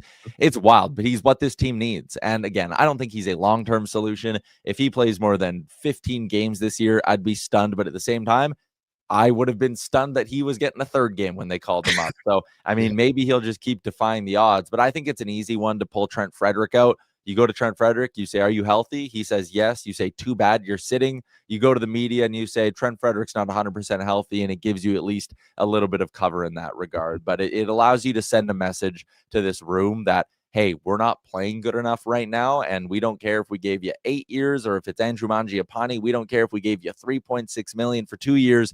If you aren't helping us win, you are not going to play hockey games right now. Because again, October, early in November, if you want to sit there and say, it's early, guys are coming out of training camp. Matthias Ekholm said the other day, you got to respect, we played a lot of hockey last year. That's all fine and dandy through October. We are 30% of the way through the season. All I care about is how you look right now and how you help the team win right now. And if Chris Knobloch feels the same way, Trent Frederick won't be in the lineup Saturday. Tyler Uremchuk with us. I think you had a stat on DFO. What is it with Connor and Leon? Is it 33 to 13 goals, 4 goals against? What am I? Yeah, no, you're bang on. The Oilers are getting outscored 33 to 13 with Connor and Leon off the ice at 5-on-5. So again, we just spent some time kind of talking about how the leaders aren't good enough, but the depth is a whole nother issue. You go and sign a guy like Trent Frederick. You keep a veteran like Adam Henrique around. Andrew Mangiapane, I know he's been up and down from the top 6, but you go make all these moves in the name of finally, when Connor and Leon are off the ice, we won't get totally caved. And what's happened? They're getting smoked harder than they've been smoked in the last 2 years with their big guns off the ice. What did you think about, I mean, you looked at the defense pairings in the last 2 games on that road trip. And to be honest, they were better. It looked like they had turned the corner. And then you go back to Tuesday night and it was just a total 2 steps backwards. I'm trying to find reasons why. Everyone's trying to find reasons why. I mean, you looked at, Evan Bouchard and Matthias Ekholm were +10 together in that game in Florida. And then, they're on the ice pretty well every goal here the other night. So no one can seem to figure out what it is. It's a consistency issue. And I think they also really miss Jake Wallman, but that's no excuse. Look at the other blue line on Tuesday night. Dallas didn't have Thomas Harley. They found a way to defend perfectly fine, but that's where I come back to. It's a team thing. Again, Matthias Ekholm, Evan Bouchard, a couple of those goals where they're on the ice, they're getting hung out to dry by their forwards. So I don't know. It's frustrating. I think they have there's an interesting debate with how you handle the blue line if you're the Edmonton Oilers, because much like the forward group, when Ryan Nugent-Hopkins is back, do you want to sit there and load up the top line or the top 6 and then just let the rest of it figure out? Or do you want to build a more balanced approach? And I think where things get interesting with the Edmonton Oilers is you can go look and dig up all the on-ice numbers and all the dig up any stat you want. Matthias Ekholm is miles better when he plays with Evan Bouchard versus when he does not play with Evan Bouchard. Darnell Nurse, all the numbers, all the metrics get miles better when he's with Evan Bouchard than when he's not with Evan Bouchard. Do you trust Matthias Ekholm to be more serviceable away from Bouch, or do you trust Darnell Nurse to be more serviceable away from Bouch? I'm kind of getting to a point of do you want to have the true top pairing with Ekholm and Bouchard, or do you try to just spread things out a little bit? Do you go, you know what? Ekholm and Emberson can be a shutdown-ish pairing for us, and Kulak and Regula. God, that's ugly. They really miss Jake Wallman, but that can be a third pair. And then, Bouchard and Nurse can handle a lot of ozone assignments. Can you spread it out and give it a bit of a different look? I'm curious to see if Chris Knobloch changes that up, especially going on the road when you don't have last change. Tyler Uremchuk with us on Sports 1440. I've said for quite a while that Zach Hyman's my favorite Oiler, as just being a guy that what he puts into the game and what he takes out and things like that. And, you know, everyone thought when he came back and played that game against Carolina, had 11 hits and was really involved, but he's fallen off. What are you seeing from Hyman here, Chucker, in the sense that, you know, sometimes I look and is he kind of shielding his right wrist, and, you know, it's all still taped up with the hard stuff and, you know, and things like that. And I'm just wondering, you know, where he's at, you know, because you always think about it. If you have a serious injury, you're always thinking about it for quite a while when you return to action. Yeah, mental hurdle, physical hurdle. Like it's not easy to come back from an injury of that length. And then also you miss training camp. You miss the first quarter of the season. So you're behind everybody else, especially the teams you're playing. So I don't know. I'm not worried or anything like that. I even look at a guy like Jack Roslovic, who has been an unbelievable story, 10 goals on the season. It took him 8 games. It took until his 8th game as an Oiler to finally find the back of the net and score his first goal. Zach Hyman, Saturday night will be game number 7 for him. I'm not, and I had this sentiment with Roslovic as well, I'm not panicking, hitting any sort of alarm bells, saying I'm worried about him until at least the 10-game mark. If we're at game 12, 13, and Zach Hyman still has, you know, maybe 1 goal and he's not looking like himself, then maybe there's a conversation about how much is that wrist truly bothering him. Will we ever see the same Zach Hyman again? All of that stuff. But for now, he's playing catch-up, so I'm going to give him a lot of leeway. Yeah, and you wonder how the lines are going to be set up here, because, you know, he was down on the third line for a while with Henrique and Mangiapane, Frederick were all kind of circling in and out there, but we'll see what happens moving forward.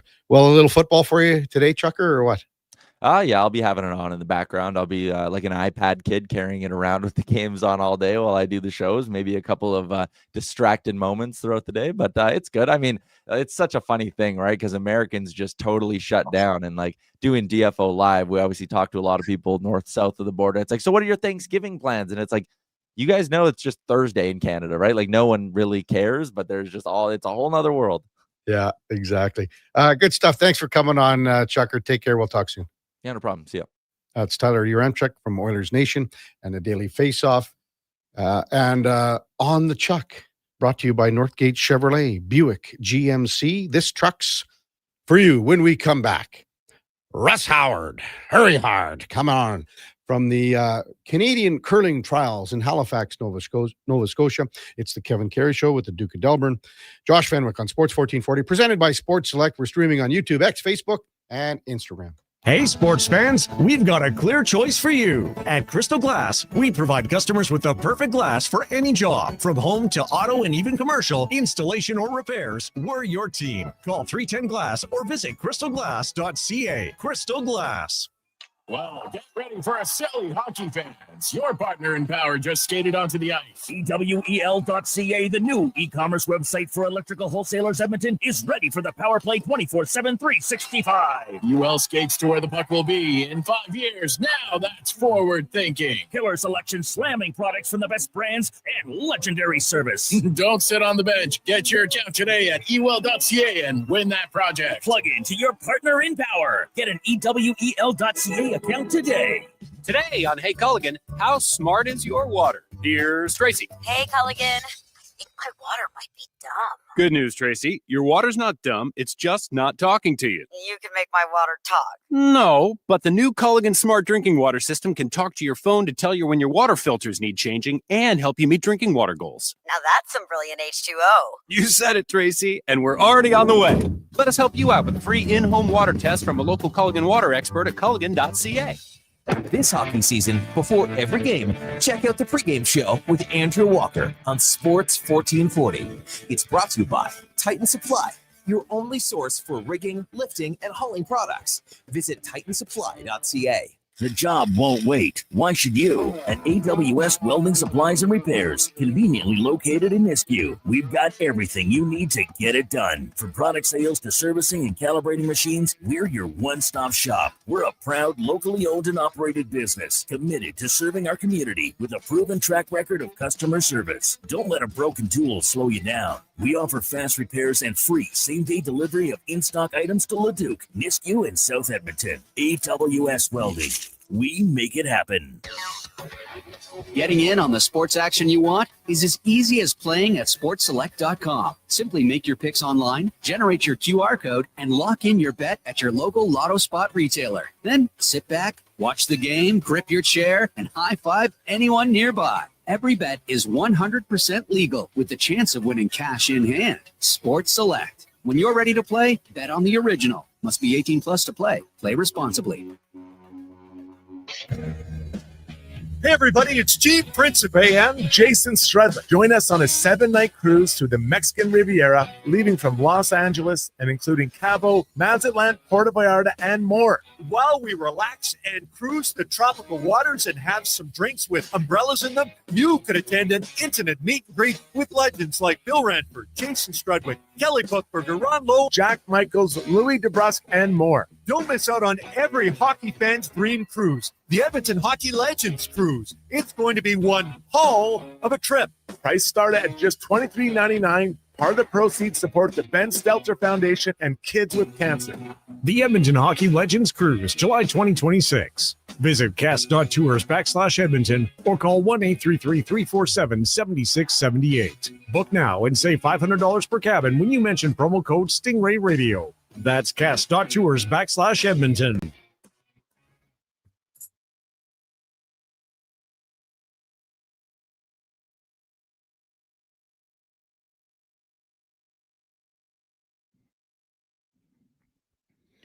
Portions of this hour brought to you by Sports Select. Get in on the action with hockey. Bet on the original at sportselect.com. 100% legal. Must be 18 plus. Please play responsibly. Stories, guests, and insights. This is Sports 1440 and the Kevin Karius Show.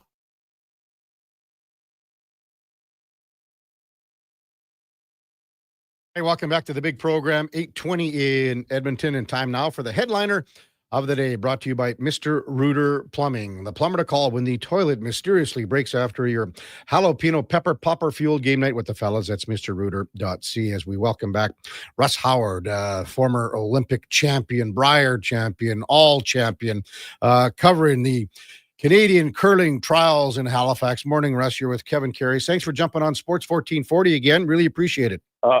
Anytime. My pleasure. So let's just go back to that game last night. And, you know, I'm just watching it and my heart was racing on the couch, just watching it, the pressure that these guys were under in the Gushue Jacobs game. Maybe just an overall thought on what went down at the end where, you know, Brad Gushue just missed that shot by a hair. Pure classic. That was nuts. It was one of the most shocking finishes. Jacobs was out of time. Gushue was out of time. Jacobs throws his guard on the button, which never happens. And now there's this gimme for not just Brad Gushue with his talents, but anybody. And it was kind of like one of those, if there's a bunker in the middle of the fairway, you aim at the bunker because you know you're either going to be to the right of it or the left of it. And well, he put it in the bunker.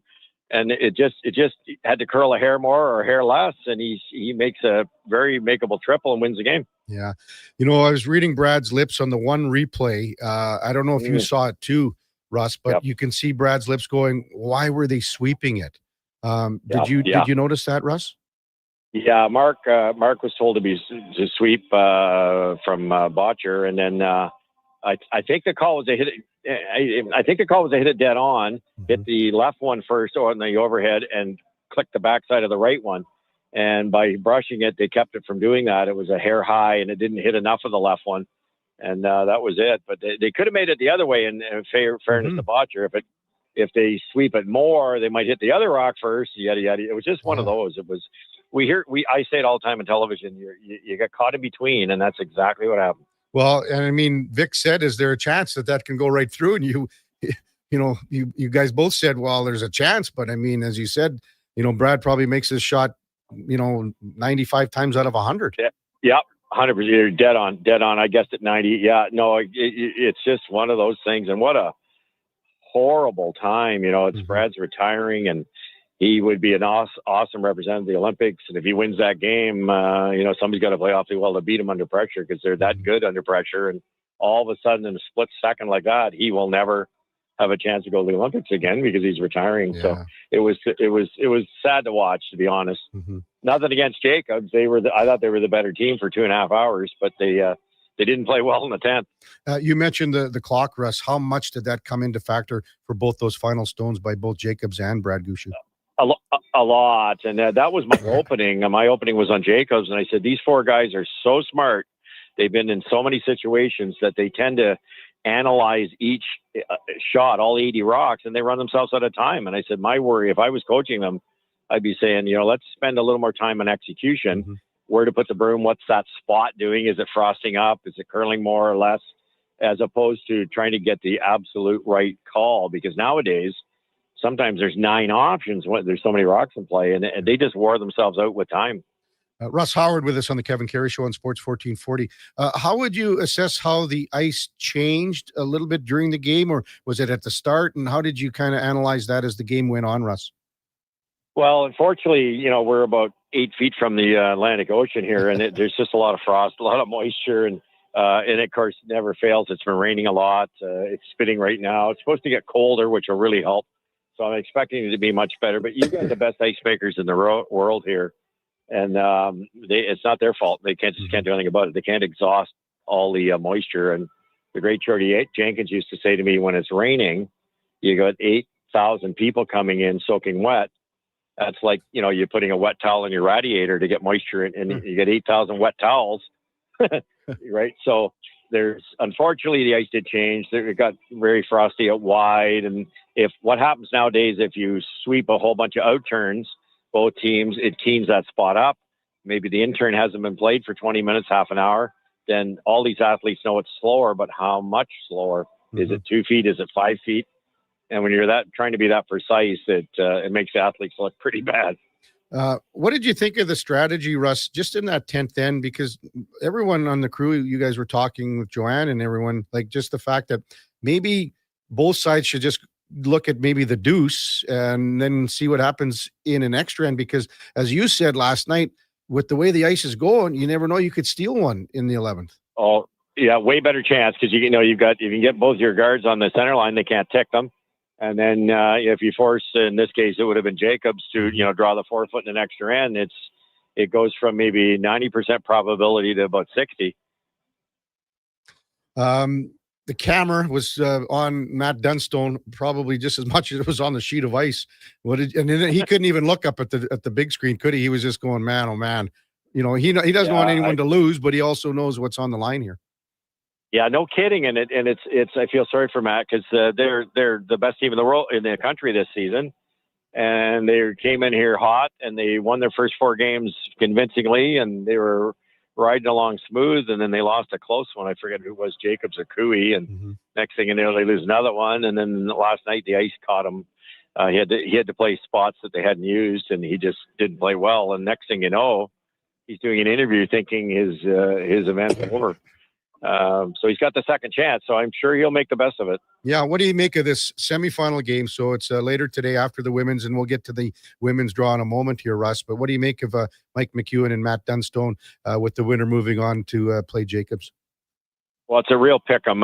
Dunstone would be the favorite, but from what we witnessed in the last 3 games, McEwen's the favorite. And then McEwen beat him quite easily. So I think for McEwen, he's just rounding into form at the very right time. He had knee surgery in the summer, and they haven't had much of a season, and they lost their first game here or second game. And he actually said in his post-game interview that he's feeling it. He's back. So, if you talk about trending, you'd have to favor McEwen, but historically, Dunstone's a slightly better team. Russ Howard with us on Sports 1440. On the women's side of things, it's clearly been 2 rinks in Rachel Homan and Carrie Anderson showing the way here, but it'll be Anderson and Black in the semifinal. What do you make of that matchup with the winner moving on to play Homan? Same thing. If you're betting your house on this, it's Black will come third, but she curled 55% against Anderson in her opening draw. Anderson was 92. Last night, Anderson was 66 and Black was 89. So, who's trending? It's Christina Black. And she's so excitable. A veteran like me goes, oh my God, she's not going to be able to handle this moment. But she does. She's got the crowd behind her. They're all excitable. They're going to go into this as the underdog. If they keep that mentality, I have no reason to believe that she can't win. I think she can win this game. I really do. Pressure's on Anderson. Yeah, I mean, and then, but Rachel Holman, is she just a little bit better than everyone on the women's side right now? Yeah, and that's exactly it. A little better, not a lot better, a little better. They did not play well against Anderson. They got down early. They gave up a 3 later. Anderson just couldn't make shots down the stretch, partly because of the ice. But if Holman shows up with her B game, both these teams, Black and Anderson, can beat her. Mm-hmm. Russ Howard with us on the Kevin Karius Show on Sports 1440. I just wanted to cycle back to Brad Gushue, because nobody knows him better than you do, Russ, with all the time you spent in the Olympics and things like that. And I guess now he can focus on the Brier that would be coming up in his hometown here.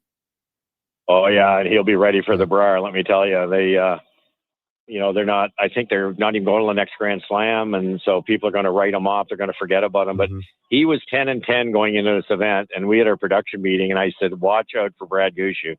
And everybody kind of snickered but he wasn't worried about the Bonspiel he played in September. Yeah. He was trying to get ready for this, and he was ready, and he was, very on a bad break to not be in the playoffs. Yeah. What do you remember when you guys were playing together? Because you came in and you were the steadying hand, and he was in his mid-20s and just starting to rock and roll here. But what do you remember of those days? Well, we got extremely lucky now that I know what I know. I was a veteran presence, but I needed 3 phenomenal shot makers, and I was blessed in getting them for that week with Jimmy Korab, Mark, and Brad. Yeah. And they were so young, I don't think they understood the pressures of trying to win the Canadian Trials and wearing the Maple Leaf and going to the Olympics. And I had enough experience that I'd been in 2 worlds, so that moment didn't scare me. So we kind of, I think if we had played together for years and they were 10 years older, we probably wouldn't have won, because you can see the pressure on everybody's faces here. It just means so much, especially when your career's winding down, right? Is Kevin Cooey going to get another chance? Probably not. It's funny when you say that, Russ. When you're young and you're just throwing, you're not maybe thinking, but when you get a little older, you start going, man, I'm running out of time here. That's how it works, isn't it? It's exactly how it works. And I'll never forget, we won, and we're having a couple pop after we won right here in this building. And we're going to go to Italy and represent Canada at the Olympics. And I remember Mark Nichols said, "This is so cool. We didn't think we'd win this until the next one." And I'm like, really? Really? Because I'm 50, and I've never won one of these, so it doesn't happen every day. And you would have been long down the road by then too, Russ. Oh, hell yeah. Yeah. Just wanted to get your thoughts as we close things out here, Russ, with Colleen Jones. And you would have known her an awful long time. I was so lucky to interview her many times over the course of my broadcasting career at the Scotties and things like that. But just a lovely lady, and it's a great loss for the curling community. Oh my God, I could go on all day. Her infectious personality. She had so much energy. She was so positive, and she was so driven. And when I say driven, it wasn't just curling. It was her career with broadcasting. She wanted to be the best at that. She wanted to be the best at curling, which she was. I argue that it's the best team with the 4 they had from Nova Scotia here, and it's the best team that Canada's ever produced. Some people say Jennifer Jones, but Jennifer did it with 2 or 3 different team lineups. This was the same lineup. And the only other comparison would be the great Sandra Schmerler. And they won, I think, 3 Scotties, and they won the Olympics. So, but these guys won 5 as a team. But her infectious personality, she just had that positivity and the drive to get better. And I'm going to tell you a really fast story, if I can. We got lots of time, Russ. She had to be age 55, I'd say, and she was coaching and I think playing at the time with these 3 young people from Nova Scotia. She phoned me, and we had an hour. I was in Moncton. We had an hour and a half strategy Skype call. Oh wow. To help get better. Now, and I'm on the phone. I'm sitting there saying to my wife, "I'm trying to help Colleen Jones," and she, and of course, I hope we did. But that was her. That ever, she's an Olympian. She's She got the Order of Canada, or not Olympian, she got Order of Canada, all these medals, all these honors, all these championships, but she still had that drive to try to get that little bit better.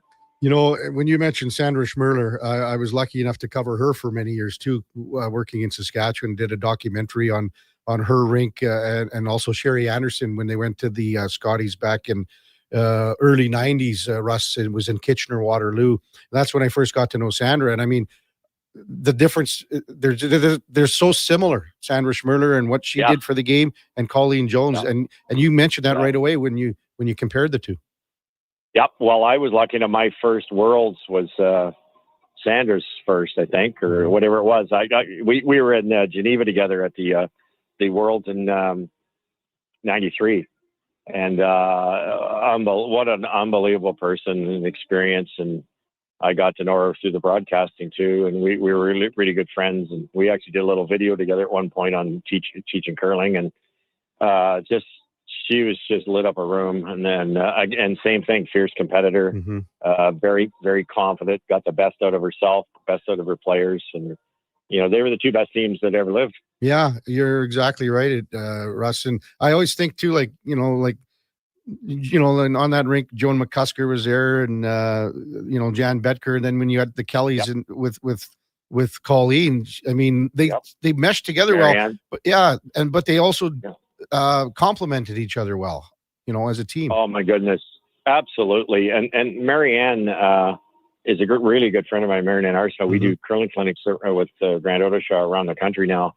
And they were the first to have a psychologist ever, sports psychologist, Ken Bagnall, who I ended up working with my New Brunswick team later because Marianne and Colleen were having so much success. The men were like, psychologists, what the hell? Right. But they were doing 2 practices a day before big events. They treated curling like a business before the rest of us did. Yeah. Hey, Russ, thanks so much for your time. I know you got 2 big games to call with Joanne and Vic. Continued success and great job. You guys do such a good job, and enjoy this weekend. And hey, just a quick one. What do you like? What do you think about the best of 3 here? To name I like it. I love it. I love it a lot. I think we're looking. Curling Canada's job is to get the best representative, and there's a slightly better chance you'll get the best representative when it's just not a one-off. Like last night's a good example. There you go. If that was the final, Goose, you'd have another chance. Yeah. Thanks, Russ. Have a great weekend. Take care. We'll talk soon. Anytime. Thanks. That's Russ Howard from TSN. We've got the women's game with Anderson and Black. With the time, I got to think here, Duke, is it 1 o'clock? Or no, is it? I have it right here, 11 Kevin, o'clock. 11 and o'clock. it will be at 10 o'clock 10? Mountain Time, 10 noon ET, 1 p.m. Atlantic Time. Okay. They were throwing the ATs at me here. Yeah, right on the GSOC website. GSOC. They list it GSOC, both man. in AT and ET. So yeah, women's semi 4? at 10 here at Mountain, and then 4 o'clock for the men. So hey, it's kind of nice. They're sprinkled in around the start times of the football game. So by the time I leave the studio here, rushing home, yes, I'll have the football games on the big screen in the living room. But about that dual screen setup, Kev, I'll have the curling matches on for sure. It's been a great week. I've loved watching both sides of the bracket, the men's and women's, and it's gonna all boil down to this: 3 teams remain on each side. How's the couch working out for you so far? Excellent. Do you have another chair in there? Yeah, the same lawn chair. Oh man! Like, what if someone comes over? Because you're not gonna. It's a big couch. No. Yeah. There's room to sit on each end of the couch. Like, we don't got to be holding hands, although we could if that was the situation that presented itself. But the cats are jumping up. The cats actually, they don't like to lay on they will if I'm on it. Like, they come and sit on my lap and sit beside me and stuff and purr their little hearts out. But they actually prefer to lay over on their big tree that they have, because then they can look out the window, and they love looking out the window. So one will usually sit on the top, and then the other one will sit in the little house that's in the middle level of their cat tree. Totally off topic, Duke. You think? We have a brand new toaster oven if you want. Oh my God. Like, you got to get a chair in there. You can't have someone to come over and watch a game and not have them. Do you think that happens a lot, Kevin? I don't know. Cards on the table, right hand up. It doesn't. Wow. When I'm watching, Kevin, whether it be a football game or a hockey game or several of each at the same time, mixed in day long, I'm working, man. I'm hard at it. I'm not like Josh here, where I'm watching NFL Sunday and I'm tilting back a dozen old Milwaukees. Nothing wrong with that. Sunday for me, that's a work day, Kev. Oh, whatever. But just, I mean, if the big Cebolla comes over or Chucky Slick, they're not sitting on the couch with you, Duke. Why not? Because they want their own chair. Well, they can sit in the lawn chair then if they don't want to sit beside me on the couch. I think we got to take up a collection. Here's the thing. I got this couch. It's a full-size couch, whatever, like 85 inches, I think is the size on it. And it's excellent. I picked it out specifically. It's the one I wanted. It's great. But in my small area, there's not a ton of room for now, say like a recline, like a chair, like a lazy boy or something. There's always room, Duke. Could it make it work? Sure, of course. But I like the setup as it exists right now. It's homey. It's cozy. And this is all. It's just like the old situation. If maybe you're on a little bit of a stayover situation with a guest and you're booking the hotel room, don't even give them the option. Don't get the two. Don't when they ask you when you're booking the room, you want 2 queens or 1 king? 1 king. JP says, "Come on, Duke, buy a damn chair." Facebook Marketplace. No, I'm not buying a used chair. When I do get a chair, I will once again go down and see our good friends at the Brick. Find the right one. It'll be perfect. I need some but I think I need an end table first here. That's priority number 1 for the living room. That would be a key, yeah. And hey, it's Black Friday. Maybe tomorrow after the show, that's where I'll go, is down to the Brick and take advantage of what Black size Friday. of end table? Like, what do you mean? Well, what about you have a coffee table, right? Yeah, big coffee table. And my coffee table is the one where there's like the sides come apart. I actually have, there's a leaf for it, so I can make it extra big if I want. And then the inside, like there's a hole inside. I put some blankets and stuff in there. I might have a winter project that I might do. Duke. You're gonna fab me one up. I'm gonna make you a coffee table. Coffee table. Yeah. And it'll be like Kramer, and I'll have the coffee table book on it and everything. Oh my God. Turns into a coffee table. Yeah. When we come back, we got to do our NFL picks. We'll do them right after the break. Kevin Karius, Duke of Delburne, Josh Fenwick on Sports 1440, presented by Sports Select. We're streaming on YouTube, X, Facebook, and Instagram. Getting in on the sports action you want is as easy as playing at sportselect.com. Simply make your picks online, generate your QR code, and lock in your bet at your local Lotto Spot retailer. Then sit back, watch the game, grip your chair, and high-five anyone nearby. Every bet is 100% legal with the chance of winning cash in hand. Sports Select. When you're ready to play, bet on the original. Must be 18 plus to play. Play responsibly. Get Black Friday prices now at The Brick. Skip the line and save big. Get 65% off reclining sofas when you buy the matching Love Cedar chair. Plus, get up to 25% off bedroom and dining furniture. And buy more, save more. Get up to an extra $1,000 off select major kitchen appliances. Mattresses are up to 40% off. And with every mattress purchase, you're entered for the chance to win a cruise. Some exclusions apply. See in-store for details. The Brick, saving you more.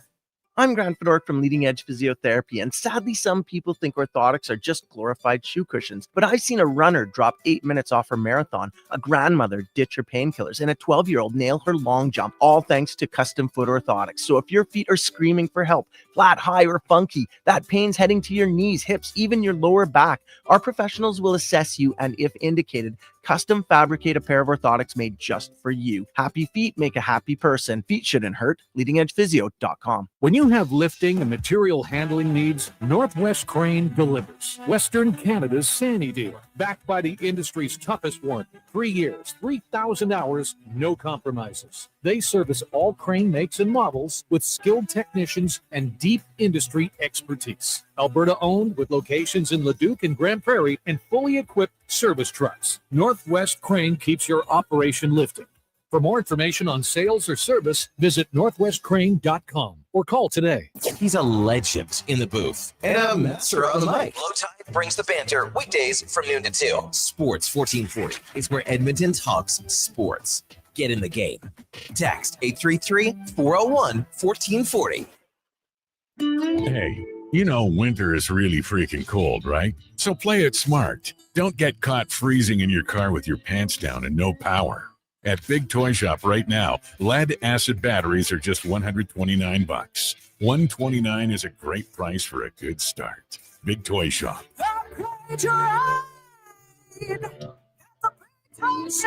Power up and save some bucks at Big Toy Shop, 8315 Argyle Road, 780-298-2797. 3 locations, endless sports action. Sully's Sports Bar and Lounge. Sully's is the place to catch every game this fall. With tons of TVs, there's never a bad seat in the house. Check out the game night food and drink features and bring your friends for all the fun with Oilers watch parties all season long. Sully's Sports Bar and Lounge at all 3 Century Casino locations, Edmonton, St. Albert, and Century Mile.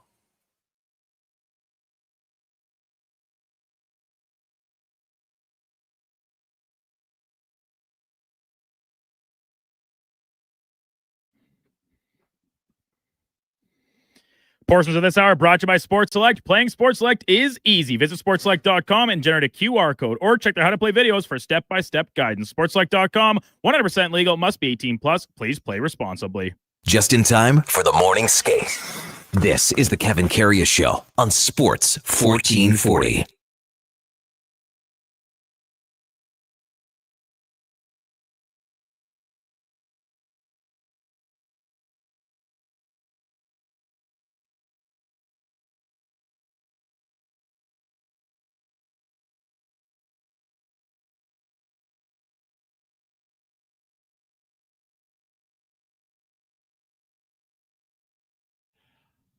All right, welcome back to the big program, 8:45 in Edmonton. I was so excited about that song. Is that your buddy, Duke? I got lots of buddies. Is that on your top 5 list? That song? That was certainly, I think, last year. Is that when Twisters came out, Josh? Last summer? Because that's from the Twisters album. I think that was my number 1 played song on my Spotify Wrapped at the end of the year from last summer. Oh, great track. It's outstanding. We were just watching the highlights of last night's NHL games. Alex Ovechkin, we mentioned off the top, scored goal number 908, but they had another ceremony for him. I mean, I don't know how many ceremonies that he's had in his career. He's got to be the all-time leader. Without question, he has to be. So this one, I assume, was for the 900th goal. And yeah, I think 900th and 1500th game. I think it was a double. So think about that, Kev. They could have had an extra one, but they shoehorned these two into one. Imagine all the guys that have played with him over the years. You know, like, hey guys, you want to chip in for another picture, another painting? Yeah, another Rolex, another watch. What do you guys want to get now? What does Ovi not have? Yeah, what do you get the man that has everything? Now, I wonder where people are with this one, Duke, because I see, and I don't know at what point. I would imagine that his 2 kids came out for warm up in the last minute or 2. Yeah. Is that what it was? I believe so. Last minute or 2. And yeah, like Logan Thompson was backing up last night, so he stayed out and tended the net for Sergey and Ilya, I think are the names. Yeah, I don't know. I don't know where I'm at with this. Like, I'll be honest, I don't like when players, they win championships or they whatever, and they bring their kids up to do interviews, and the kids are playing with the mic and all that stuff. I'm maybe it's just me. Maybe I got no kids. I don't know. Yeah, that's just you. This is going back to the same as the push-ups thing. You're just too much of a hardo journalist, Kev. Yes, you live for the story, not for the semantics. You don't when you're asking your question to a player that just won a championship, you want a genuine, uninterrupted response by their child fiddling with a microphone or leaning in and saying, like, can we go home? Or this, the Steph Curry one with his daughter from many years ago. Remember when Steve Yzerman and the Wings, they won the Stanley Cup? I can't remember what year it is, but Yzerman brought his daughter out there. Okay. Right with, when he's getting the Stanley Cup. I never liked it. I maybe I'm out to lunch. Maybe I'm just a doofus. But so here's another. Ovechkin brings his 2 boys out. Now, do you think that the Capitals cleared that with the league? Or was this just, we're going to bring him out for the last minute or 2? Because now, what's going to happen now? Well, I think my kid should come out for warm-up. Well, maybe it's there's a bar set. You're only allowed to do that when you've scored 900 goals. Okay. I think I'm going to get my kids out and whirl around the last minute of warm up. Maybe I'm wrong. Well, I don't know if you can be wrong. It's an opinion. I don't know if there is a right Husk or wrong. says KK, everyone loves the kids around. KK the Grouch. Yeah, I think that might be a pretty popular response here. I'm kind of indifferent. I'm not bothered by it either way. I mean, I'm not watching warm-ups. What do I care? Like, let him do what you want. If it's good with the team and his teammates, okay, that's where I would be interested in. You say about if the league cleared it. Did they clear this with his teammates? Say, hey guys, is it okay if my boys come out for the last minute of warm up and shoot a couple pucks on Logan Thompson, who's the backup goalie? Oh, I'm sure. Yeah, he probably said that. And there's only 2 or 3 guys on the ice at that time. Anyway. If that, I get it. I understand that. How about Blair texting? Hey KK, how come the Stars bench didn't clear and rush to Jamie Benn after he scored his 400th goal, just like they did for Pasta in Boston when the bench emptied for 400 goals? That would have just been insult to injury the other night. I would have probably helped the owners. It maybe would have quelled the momentum, although it was only 1-0 at that point. Yeah, that's a good point.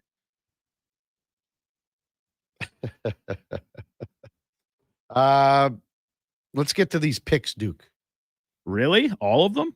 Well, we don't want to save any for in or out. Okay. Well, do I got to pick one then, or do you want to? Well, if you want to pick the first, yeah. If you want to pick one, do you want to? Well, I don't care. We can pick them all. Either way, I'm going to have one in or out regardless. So I'll just do one then. How's that sound? But what if you pick the one that I have in or out? Then I'll have to change it, I guess. Have you sent in or out yet? I was just about to, but that's okay. I can change it. Okay. No. You just pick a game, Kev. Pick your first pick. I'm going to wait because I'll get Laddie's 2 cents. advice. It's very good. Laddie was the guy that texted me about the Oilers in front of the net. Yeah, shocker. Well, you never know. It could have been Schlemmer. Could have been. Could have been Eddie. You never know. True. It could have been either of those guys, but we all knew when you said it that it was Laddie. And that was his 5th text to me about how bad things were. So the lines are Green Bay at Detroit -3. That game coming up in 2 hours. Almost time for some pregame shows here too, fellas. In the might have to flip this over here. Yeah, we got the Chiefs -3.5 at Dallas, and then Cincy at Baltimore -7.5. Well, here we go. TKS coach Sheldor. I have 3 boys in hockey. I'm with KK. Kids have their own hockey. Keep them off ours. Have you ever gone off the bench, Duke, to celebrate a goal for a teammate? A championship? Something? A championship? Sure. Actually, I'll say this. The only championship in hockey I've ever won, I was on the ice. And I wasn't supposed to be very honest. My first, it was too many men or what? Yeah. Whoops. No, I was a first year midget hockey at the time, U18, and we were in Viking, game 2 of the 2-game series, total goals, obviously, and we were winning going away. It was awesome. We took a full bus of fans to Viking for game 2. And then in the final minute, they were trying to get all the third years on the ice, all the graduating players, if you will, right? But I was totally not paid. Like, I was focused on the game. I was dialed in. Yeah. And so I wasn't supposed to be out there. But I was. And the whole team flooded the ice. Yeah, celebrate, won the banner. And what was this for? League championship. Just league, like, so who were you playing? Viking. Just said that. Well, I mean, it all melds together here, Duke. I mean, Viking. I think I just said the word Viking like 4 times in the last minute. Castor, we played them many times in the playoffs, but I don't think they had a team anymore by the time we got to midget, or maybe his my last couple of years. I can't remember. As you say, it all blends together, but I'm talking from 15 years ago, not 30 seconds ago. JP says, I agree, KK shouldn't be out for warm-up in a game. Mark texts in, the family makes sacrifices. No, that's not Mark. Yeah, it is Mark. Sorry, iMac. This is the one, and I'll get to Mark's in a moment. I semi-agree with you and the kid stuff, but if you don't have kids, you can't imagine the feeling, and I agree with you there, iMac, for sure. IMAX says, I had my twins at 46. Wow, the breeder. And it's been the best decade of my life. Nothing means more than sharing moments with them. And I coach their hockey teams. You know exactly. I wish I understood how you felt, IMAC, for sure. Mark says the family makes sacrifice during the season. They're a little part of it also. I get it's a team, but families are part of the team. Well, again, where's it going to stop? Like, I mean, I think his wife has skated before. She should have come out on her figure skates and just kind of been out there as well. Like, what are we looking at here? What's the connection between Ovechkin's mom? She was an Olympian. Yeah, but then doesn't she run like the Russian Olympic program or basketball team or something, maybe? I can't remember. There's something there, and it has ties to America, actually, but I'm going to double check that. Okay. Coming up at the top of the hour, we're going to talk some NFL football. It is Turkey Day down in the States with 3 games. It starts in 2 hours with the Detroit Lions and Green Bay Packers. It follows with the Dallas Cowboys home to Kansas City. And then the night game, Cincinnati and Baltimore. And that is what we are going to bust down with Richard Skinner from Local 12 in Cincinnati. We got Ladislav Schmid sliding in at 9:30. And then Thomas Drance from The Athletic covers the Vancouver Canucks, who beat the Anaheim Ducks last night by a score of 5-4. Before that, hey, and Duke, we got to give away a $50 gift certificate, right? First round today. You want to go down and watch football at first round? Today's the day, man. They're open right now. I can imagine Levers is in there polishing up the silverware. This update brought to you by First Round, and today's the day. You go down to First Round, you watch 3 games, you could win an NFL jersey at both locations, plus you get 50% off boneless wings. First Round, Edmonton's NFL headquarters. Here is the Duke. This is a Sports 1440 update. Busy night in the NHL, 15 games total. Willie Nylander with the overtime magic. Leafs beat Columbus 2-1. Calgary lost in at Tampa 5-1. Capitals topped the Jets 4-3. Montreal taking a back and forth tilt over Utah 4-3. Vancouver beat Anaheim 5-4. And the nightcap, Senators get past Vegas 4-3 in a shootout. In the PWHL, Ottawa topping Vancouver 5-1. And the CHL USA Prospects Challenge Game 2 in Lethbridge saw the Canadian side win 4-3, forcing a decisive super overtime to settle the series. Victor Plant scoring for the NTDP to win the challenge. From the MLB offseason, Toronto Blue Jays making the first big splash, signing right-hander Dylan Cease to a 7-year, $210 million deal. Cease went 8-12 in San Diego last year. Hunt 215 strikeouts. He was a 2022 Cy Young runner-up in the American League. 9 games on the hardwood, including the Raptors winning their 9th straight 97-95 over Indiana. Brandon Ingram, 26 points, including the game winner with under a second remaining. Elsewhere, Boston snapped the Pistons win streak at 13 with a 117-114 win. Warriors lose to Houston 104-100. And the Thunder, they rattle off a 10th straight on the back of 40 points from SGA, 133-105 the final over Minnesota. Finally, Canadian Olympic curling trials in Halifax. Last round robin draw saw Matt Dunstone grab the final playoff spot despite losing to Mike McEwen. Brad Gushue could not make his final shot. They lose to the now top-seeded Brad Jacobs. Coming up in hour 3 of the Kevin Karius Show, we'll be joined by Richard Skinner from Local 12 in Cincinnati covering the Bengals, and our Thursday co-host, former NHL defenseman Ladislav Schmid. I'm Brendan Douglas, Center Sports 1440 Update. This is Sports 1440, a Stingray radio station broadcasting on Treaty 6 territory. Download the free iHeartRadio app and listen to CKJR wherever you go. We want orange. Give us the orange. We want orange. Bring up the orange. You got it, Canada. Booster Juice orange smoothies are back by popular demand. The original, the marathon, and orangesicle smoothies are back and bursting with tangy zest of oranges. They're Canadian favorites. Orange, you glad they're back? Only for a limited time. So squeeze the day, smoothie lovers, and head to a Booster Juice near you now. Booster Juice, Canadian born, blending since 1999. Looking for the perfect used ride? Now's the time. Drive away for as little as $25 bi-weekly. Go Auto has over 7,500 used vehicles in stock with something for everyone. From budget-friendly cars and road trip-ready SUVs to powerful work-ready trucks with around 70 locations across Canada. Your next vehicle is closer than you think. Whether you're upgrading, downsizing, or buying for the first time, we've got the right ride at the right price. But don't wait. These deals won't stick around forever. Start shopping today at goauto.ca. Vinny and Don in Hockey are dedicated to skill development for all hockey players. If you know a student athlete interested in growing as a person and a player, register for a free shadow day. Beginner or experienced, this program develops a student athlete skill in a supportive environment. It's a great opportunity for prospective student athletes entering grades 3 through 12 to see what Vimy and Donnan have to offer. Visit vimyridge.epsb.ca or donnan.epsb.ca for more info and to sign up. Come for Canada's largest trade shows, the biggest names in entertainment, exhilarating sporting events, and more. And stay for the experience at the Edmonton Expo Centre. Looking for the perfect place to host your next big event? From trade shows to galas, meetings, and concerts, the Edmonton Expo Centre has the space, event expertise, and service to make your next event unforgettable. With over 522,000 square feet of flexible event space, in-house catering, and operational expertise, they bring your biggest vision to life. Learn more at edmontonexpocentre.com today. This hockey season, before every game, check out the pregame show with Andrew Walker on Sports 1440. It's brought to you by Titan Supply, your only source for rigging, lifting, and hauling products. Visit titansupply.ca. It's the most festive sale of the season, the Big Bin Sale at Metal Supermarkets. December 1st through 6th, they're clearing out everything in the off-cut bins at 30% off. A wide assortment of miscellaneous metal, 30% off. And remember, metal makes a great stocking stuffer, right, kids?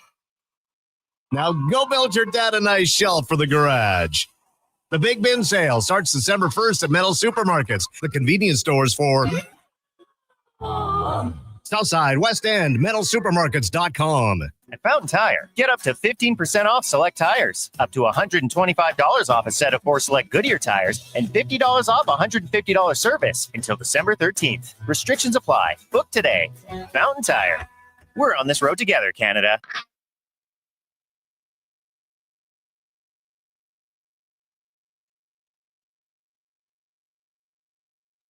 With over 30 years of sports experience, this is the Kevin Karius Show, brought to you by Sports Select. Bet on the original at sportselect.com. Please play responsibly.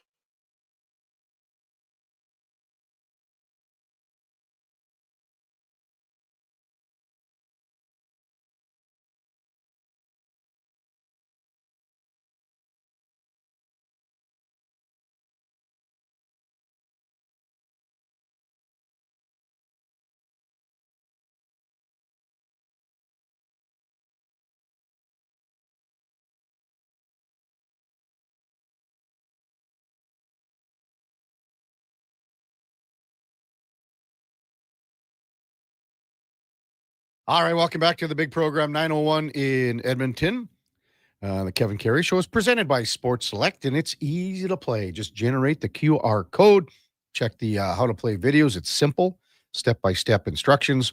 Check them out, sportselect.com. It's 100% legal. You got to be 18 plus. Please play responsibly. Man, it is NFL Thursday on Thanksgiving Thursday with 3 games. And as John Madden would say, it's what, football, family, and food. Man, this guy, John Madden, made Thanksgiving must-watch TV, did he not? You know, with Pat Summerall handing out the big turkey legs. They would, then the turducken started. That guy that, said, we'll give you the turducken to put on air on the Thanksgiving Thursday.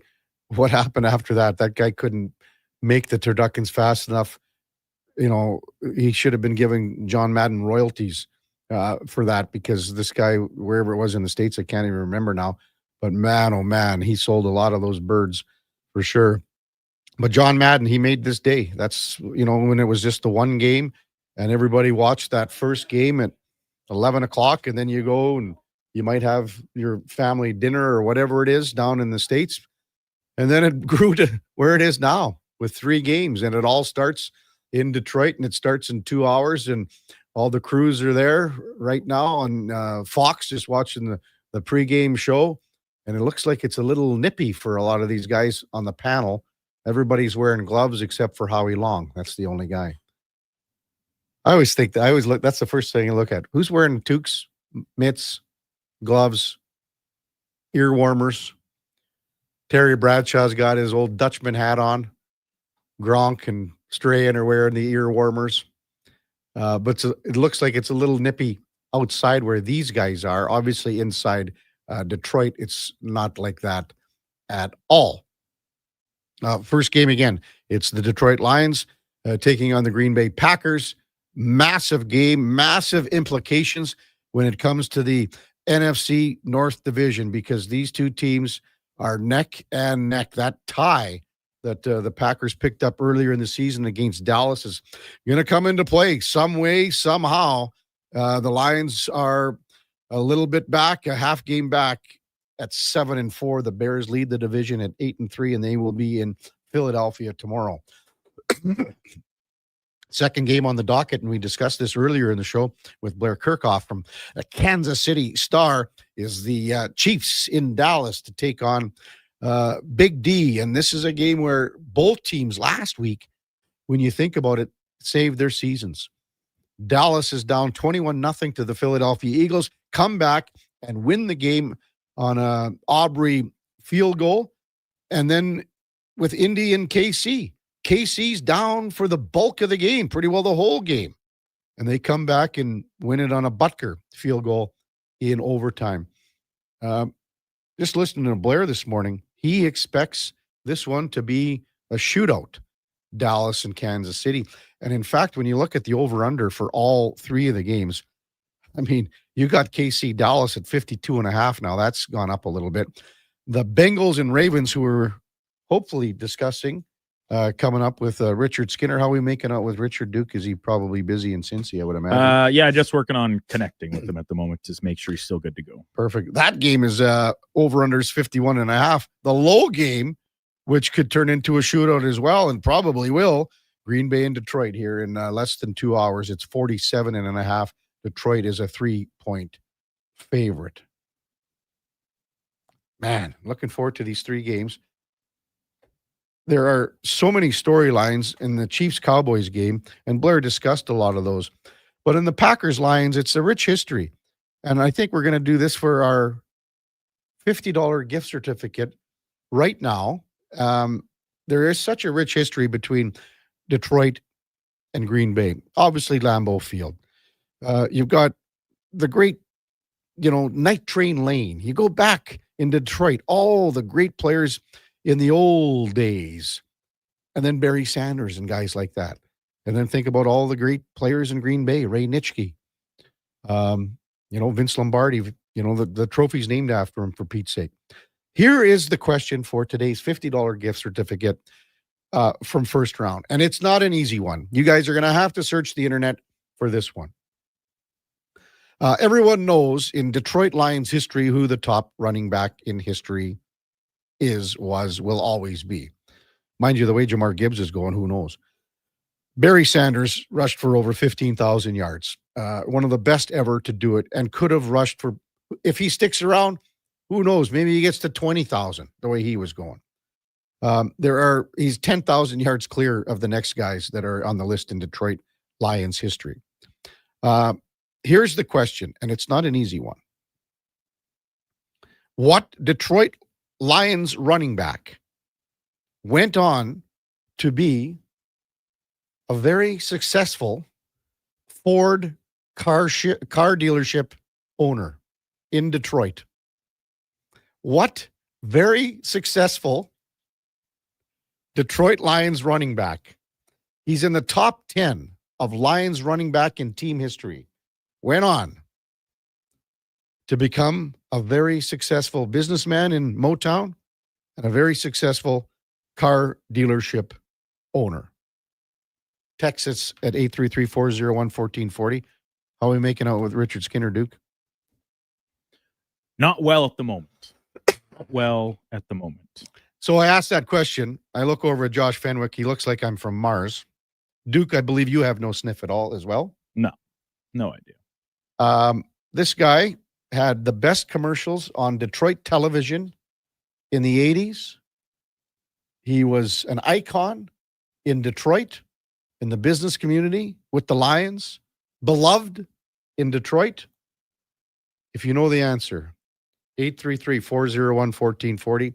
We've got 3 correct ones so far. Look at that. See, there's people out there that know stuff.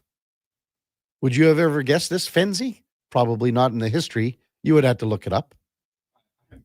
And Jorge, Cat Dad, Brett, Aaron, Triple C, Kenny, Oliver Steve is incorrect in his answer, but Tim says, KK, was it Billy Sims? Billy Sims, I believe, was the second leading rusher in Detroit Lions history, and that guy could scat, man. He was good. He rushed for 88.1 yards a game. Barry Sanders was just under 100, 99.8. Amazing. 3,062 attempts for Barry Sanders, 15,269 yards. Barry Sanders, when he walks into any room in Detroit, and basically they are saying, Barry, run for mayor, do whatever we can. That is the question anyway. I think the Duke is hooked up with Richard Skinner from Local 12 in Cincinnati. Awesome. We're going to preview Game 3 of the NFL Thanksgiving Thursday with the third game of the docket, and that is the Cincinnati Bengals and the Baltimore Ravens with Richard Skinner from Local 12 in Cincinnati. Good morning, Richard. You're with Kevin Karius. Thanks for jumping on Sports 1440 on a game day. Really appreciate it. No problem at all. Thanks for having me. How excited, Richard, are Bengals fans looking forward to having Joe Burrow back in the lineup? I think they'd be more excited if they'd have won a couple of games before the bye that were winnable. The Jets game, they lost by a point, and the Chicago game, because they'd be 5-6, just a game behind Baltimore. It is nice to have him back. I actually think, though, for most Bengals fans, they're on the opposite end of that. They're hoping he doesn't get hurt over the last 6 games. I don't think that's a great way to think, but that seems to be most of the sentiment of why are they playing him? That's not his sentiment. He wants to play. He says he's healthy enough to play. They still are mathematically alive, so you can't toss the towel in on a season. But like I said, I think they'd be way more excited if they'd be sitting at 5-6 instead of 3-8. So do you think the difference, Richard, with Burrow coming back is that some fans feel that he is rushing himself back more so than being 100% when he comes back? No, I think they're fearful of him getting hurt in what could be meaningless games or a lost season, and that could linger into next season. I think that's where they're at with this guy. I mean, he's had a lot of injuries: a knee surgery, a wrist surgery, a calf strain, and now this turf toe situation. And I think they're in that mode of let's let him play games that are meaningful. You just can't think that way in the NFL. I mean, you can't look in a locker room and go, well, the quarterback's healthy, but we're going to put him in bubble wrap, while the rest of you guys who are banged and bumped and got bruises and nicks and cuts and all those things, we're going to expect you to play. You just can't live in that world. Richard Skinner from Local 12 in Cincinnati, our guest on the Kevin Karius Show on Sports 1440. But he gets Jamar Chase back after the 1-game suspension. Do you think they'll have that immediate chemistry right off the hop here?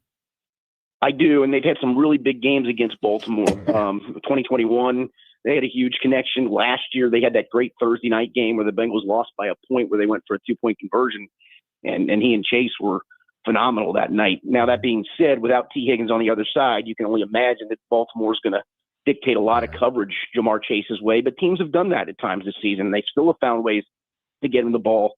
That Jets game, he was targeted, or I say back the Pittsburgh game, the first Pittsburgh game, the Thursday night game, he was targeted 23 times and had 16 receptions. You don't think Pittsburgh wasn't trying to take him away? So it is compromised a bit by no T. Higgins, but I got a feeling they'll get him double-digit targets tonight somehow, some way. Yeah, who picks up the slack with T. Higgins out here, Richard? Yeah, Andre Yoshavash kind of picked up the slack for Chase last week. It wasn't a great week. I think it was 5 catches for 60 yards, but it was something. He's been their number 3 receiver more times than not, and now he slots into the number 2 spot. Mike Gesicki just came off IR. They gave him some run last week in some 2 tight end sets, and he started the game pretty hot. He had 3 receptions in the first quarter, so he'll pick up some of it. And Mitchell Tinsley, who's an unheralded free agent that they signed back in February to a futures contract. I mean, really not a lot of NFL experience, was briefly with the Redskins. He wowed people in training camp, and it's a guy that's kind of been waiting for his opportunity. He had a nice touchdown catch last week against New England, against New England's best corner, Christian Gonzalez. He just beat him right off the line of scrimmage on a little go route for a 29-yard touchdown. And so it's kind of more committee, but Yoshavash picks up probably the secondary slack for sure. Yeah, Tinsley had that big game, as you mentioned, in preseason. What is it that the fact, is it just because you have Chase, you have Higgins, maybe was it the opportunity not there for Tinsley to continue on in the regular season? Yeah, and they've gone to more two tight end stuff since they signed Noah Fant, and that's taking a third receiver off the field. And when a third receiver goes on the field, it's more times than not Yoshibash. He's gotten a handful of snaps, but not a ton. And to your point, sometimes it's just a matter of opportunity. And when you get it, sometimes in this league, as we know, you better take advantage of it or they'll forget about you quickly. And Mitchell Tinsley probably has awarded himself more opportunity this week because of how he played against New England. Richard Skinner from Local 12 in Cincinnati, our guest on the Kevin Karius Show on Sports 1440. I don't have to tell you, Richard, that it all revolves around what Cincinnati can do on defense because they put up the points. Trey Hendrickson out again. Is there any, return date for him, and who picks up the slack with him out again? Yeah, no, there is no return date for him. It's been weird. I mean, I don't want to call it a business decision, but it's feeling more and more like it is one. Now, he suffered a legitimate injury. He got hurt against Green Bay, hurt his back, came out at halftime, did not play the next week. Then he played the week after, got hurt again, and left at halftime and hasn't played since. They've now tagged on to it. Initially, it was a back. Then it was a hip. Now it's a hip pelvis. So it feels like it's getting made up on the fly a little bit. But, and really no one's been able to pick up the slack. Miles Murphy, the first-round pick from a couple years ago, has played better the last couple of weeks. He's actually shown up. You've actually recognized number 99 putting some pressure on the quarterback. But they've gone to blitzing a lot more. They blitzed a bunch against New England. Geno Stone was pretty effective. The safety was pretty effective in that role last week. I got to imagine they probably have to do that again to generate some pressure. But I think it all starts and stops with, can they stop Derrick Henry? They did a good job actually last week against New England's run defense, or run game. And probably their second best performance of the year since the opener against Cleveland. They were physical. They didn't miss tackles because they've been missing a bunch of tackles. And tonight's a good challenge to see, is that just a one-game blip, or have they maybe turned the corner in that direction? It's a long time into the season to try to turn the corner, right? But you got to turn it at some point, you hope. And we'll find out tonight because you're facing, obviously, a legit rushing attack. Yeah, I mean, you mentioned Derrick Henry, but also Lamar Jackson. His first game back, he was really good, but he's tapered off a little bit. But he has had some serious success against the Bengals, as you know, Richard. What are your expectations, what you're going to see in the Cincy defense is going to see from Lamar Jackson tonight? Yeah, I mean, he's dealing with a hamstring issue, and he hasn't looked quite right. Their offense hasn't looked quite right. And I say that fully knowing that they've won 5 games in a row. So they're on a bit of a roll, and they've gotten, control of the division. Now with Pittsburgh looking like it's going to fade a little bit. Lamar Jackson is just, to your point, he has owned the Bengals over time. I mean, he had one of the great plays of all time, that crazy spin move a few years ago in the open field where he spun away from a defender and then outran everybody else to the end zone. He's killed the Bengals both through the air and with his legs. It's just sometimes guys have your number, and it's so far in his career, Lamar Jackson's big time had the Bengals number. What do you think of the line play tonight as far as pressure getting on quarterbacks from what as you said, Baltimore's defense has come on a little bit here. How does this Bengals offensive line handle that rushing?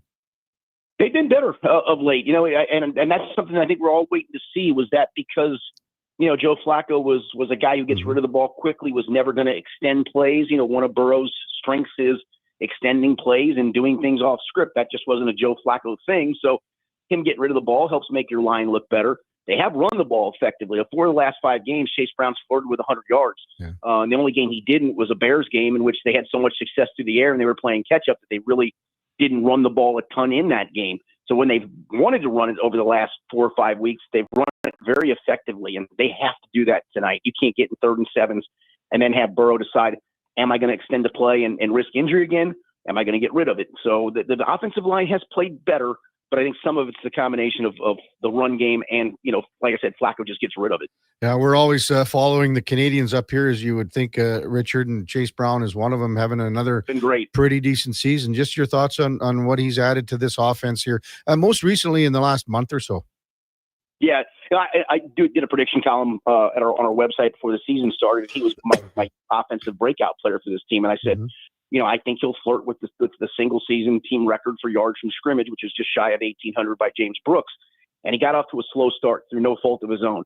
The running game was just abysmal. I mean, he was literally, I think he was highest in the league in getting hit behind the line of scrimmage, the most times. Yeah. I mean, he literally had no place to run. And then, Flacco comes along. They go under center a little bit more. They found some under center runs. They found some gun runs too. I think the offensive line's confidence built. They got a little cohesion on the offensive line too, where they were mixing and matching a bunch of different people early in the season, especially at the guard spots. and they found some things there because Chase is an electric runner. I mean, that was the part that was disappointing. Was you look at his numbers earlier, like, gosh, he's not very good. Well, it wasn't him. He had a lot of handoffs.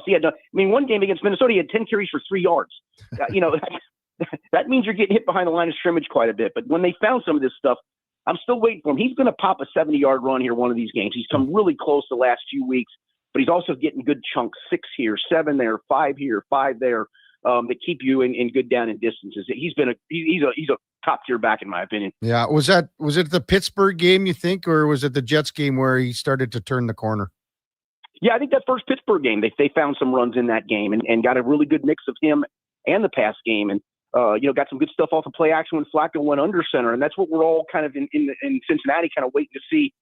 Do they incorporate Burrow into that a little bit more? Because Burrow loves to work out of the shotgun. He does not like to turn his back to the defense, but it was pretty effective offensively, some of the things Joe Flacco did.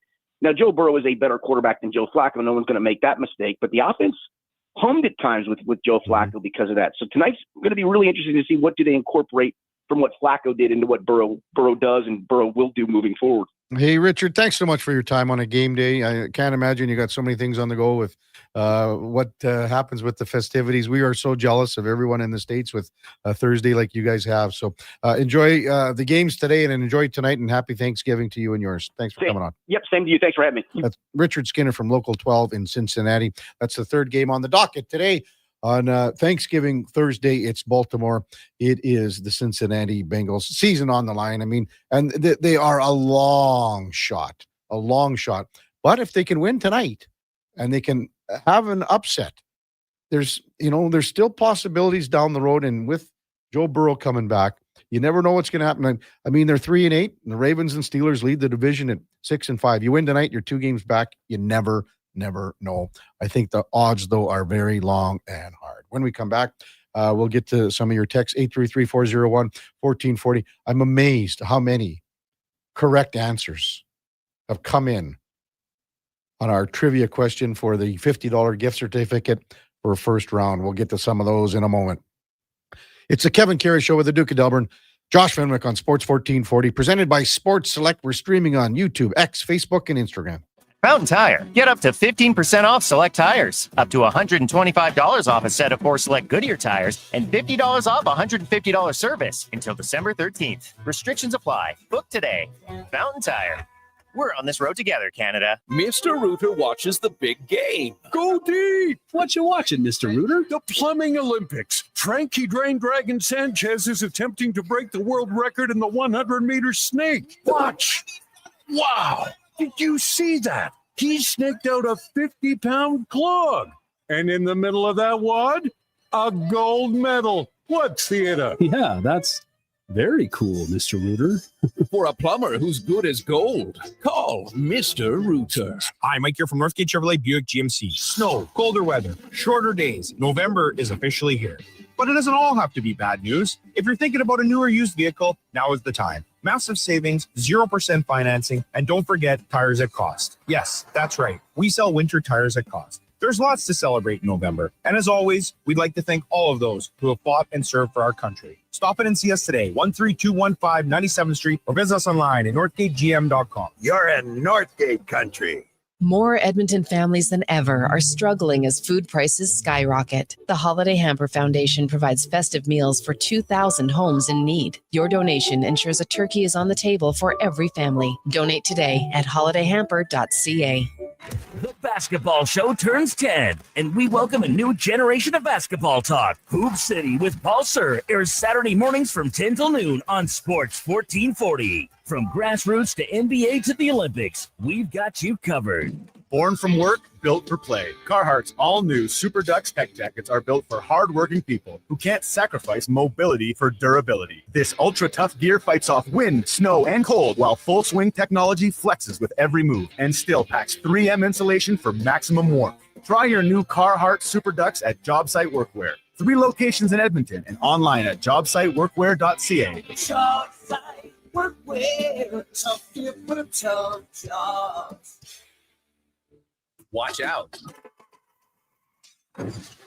they're back. I don't know why you're treating like the worst moving company in the region. Get ready for a new season of the homegrown Crave original, The Office Movers. All right, should we roll? The hilarious hit series from creators Jay and Trey Richards. We're building, we're elevating, we're moving up. New space, new contracts. You guys need to go. The client is freaking out.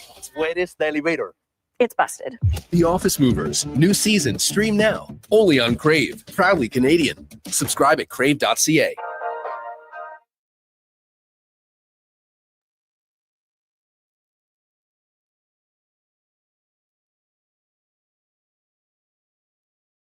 A veteran of the Edmonton sports scene for over 3 decades, the Kevin Karius Show, powered by Sports Select. Bet on the original at sportselect.com. Please play responsibly.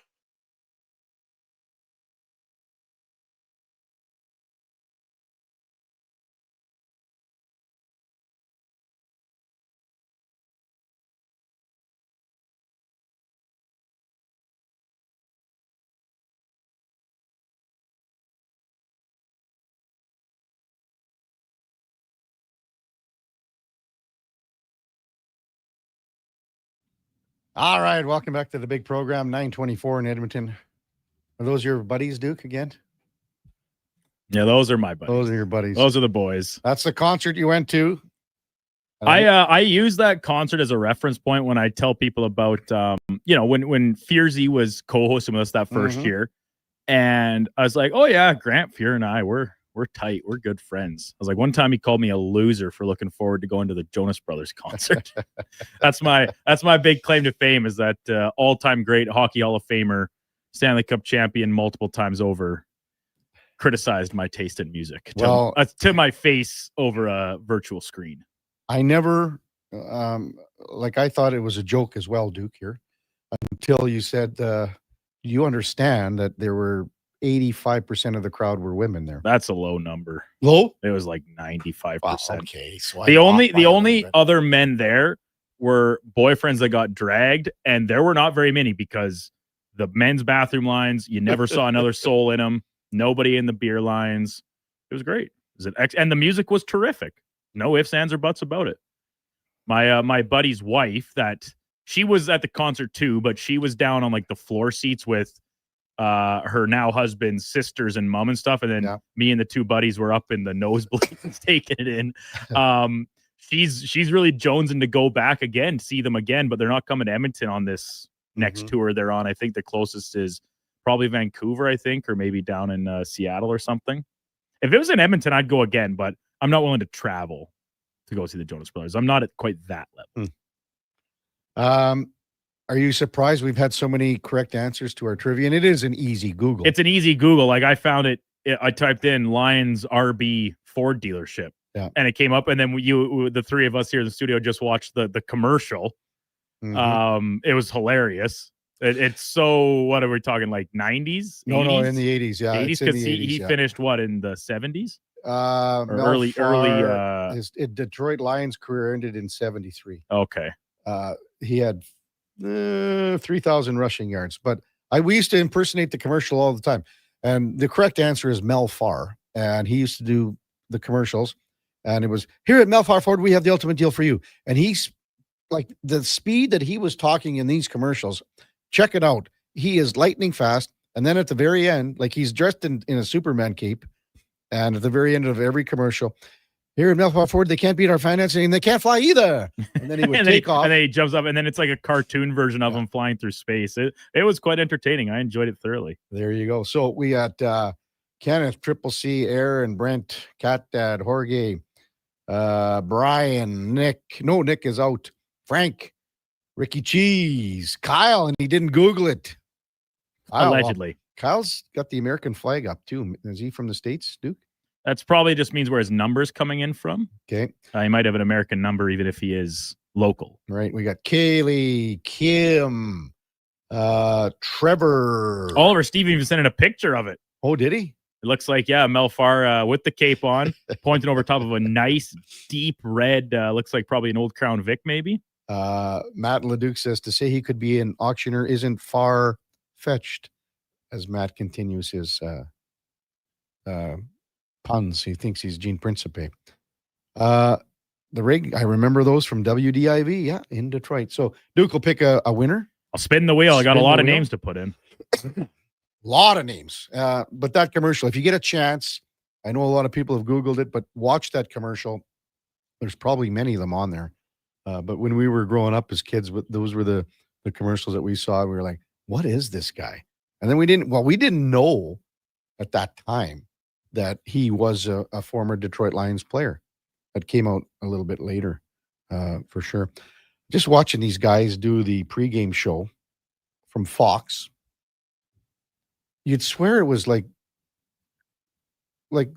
so cold you could freeze the nuts off a steel bridge. I do always get a good chuckle out of that when you're watching things across sports, whatever platforms in the United States. Like, you know what the temperature is, Duke? In Detroit right now? Right now. In Celsius? 10 degrees? It's +2. That's chilly. If I was outside for hours straight, I'd probably want to have a pair of nice little leather gloves on. I'm not sure the toque or the cute little earmuffs that Gronk's rocking would be necessary, but got a couple Lions legends on the stage right now. Okay, I just a quick.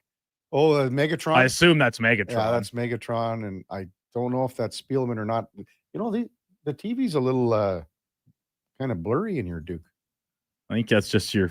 I think you're losing it, Kev. I think you're fading. I think you're waning.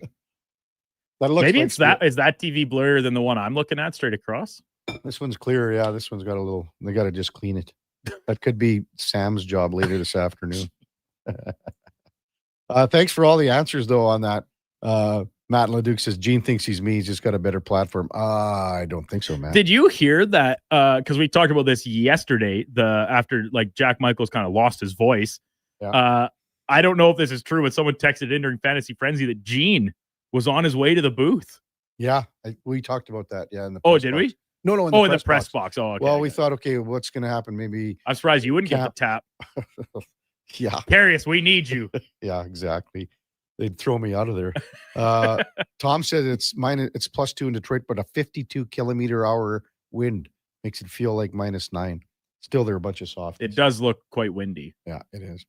We'll take a break here. We'll await the arrival of I think I just heard the doorbell ring. I imagine Laddie's going to stroll in here any moment. Then probably filling his water bottle. Wait till he watches the Melfar Ford commercial. He'll like that. That's coming up right after the break. Our co-host, Ladislav Schmid. It's the Kevin Karius Show with the Duke of Delburne and Josh Fenwick on Sports 1440. We're presented by Sports Select, and we're streaming on YouTube, X, Facebook, and Instagram. The Junior Prospects Hockey League sports season is now underway. The JPHL offers elite athletic and academic opportunities for players in the 14U, 15U, 17U, and 18U divisions. All games are broadcast live on Silent Ice TV, featuring a showcase-style schedule and competitive matchups across Western Canada. Players work with experienced coaches, trainers, and elite hockey personnel. Learn more about Western Canada's fastest-growing elite hockey development stream at juniorprospectshockeyleague.com. Mr. Rooter watches the big game. Go deep! What you watching, Mr. Rooter? The Plumbing Olympics. Frankie Dragon Sanchez is attempting to break the world record in the 100-meter snake. Watch! Wow! Did you see that? He snaked out a 50-pound clog. And in the middle of that wad, a gold medal. What theater? Yeah, that's very cool, Mr. Rooter. For a plumber who's good as gold, call Mr. Rooter. Getting in on the sports action you want is as easy as playing at sportselect.com. Simply make your picks online, generate your QR code, and lock in your bet at your local Lotto Spot retailer. Then sit back, watch the game, grip your chair, and high-five anyone nearby. Every bet is 100% legal with the chance of winning cash in hand. Sports Select. When you're ready to play, bet on the original. Must be 18 plus to play. Play responsibly. Picture this. You're sleeping and you're awake, but it's a good day because you're about to make your way to McDonald's to pick up some breakfast. Fast forward, you're there. But what's this? You can now get all those breakfast classics penny style with rich, creamy hollandaise-style sauce. A happy little tear rolls down your cheek. You grab your small McCafe premium roast coffee, still just $1 plus tax every day. And see. Get up and at 'em with the Egg McMuffin. At participating McDonald's restaurants in Canada. Prices exclude delivery. This hockey season, before every game, check out the pregame show with Andrew Walker on Sports 1440. It's brought to you by Titan Supply, your only source for rigging, lifting, and hauling products. Visit titansupply.ca. I'm Gene Principe, bringing season's heatings from Legacy Heating and Cooling. For Yuletide comfort you'll love this Christmas. You should Call Legacy. Call Legacy. There's no better way to fix your furnace. You just Call Legacy. Call Legacy. They're professional, never rude, doll. You should Call Legacy. Call Legacy. Plus, no interest and no principal payments for 1 year when you buy with Legacy Heating and Cooling.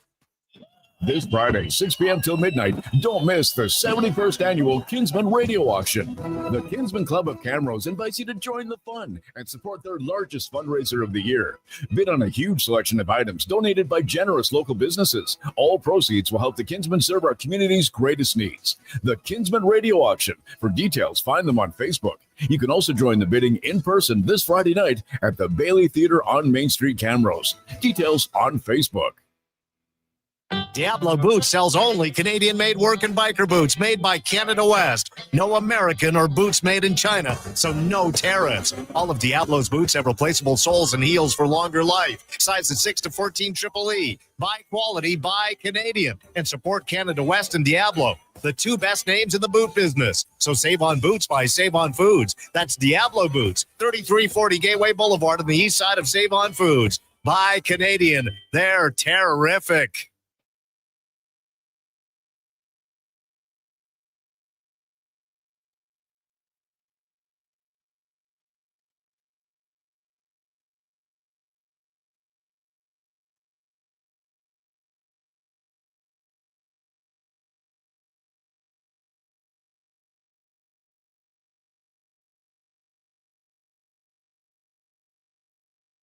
Have your sports curiosity cured with the Kevin Karius Show. This is Sports 1440.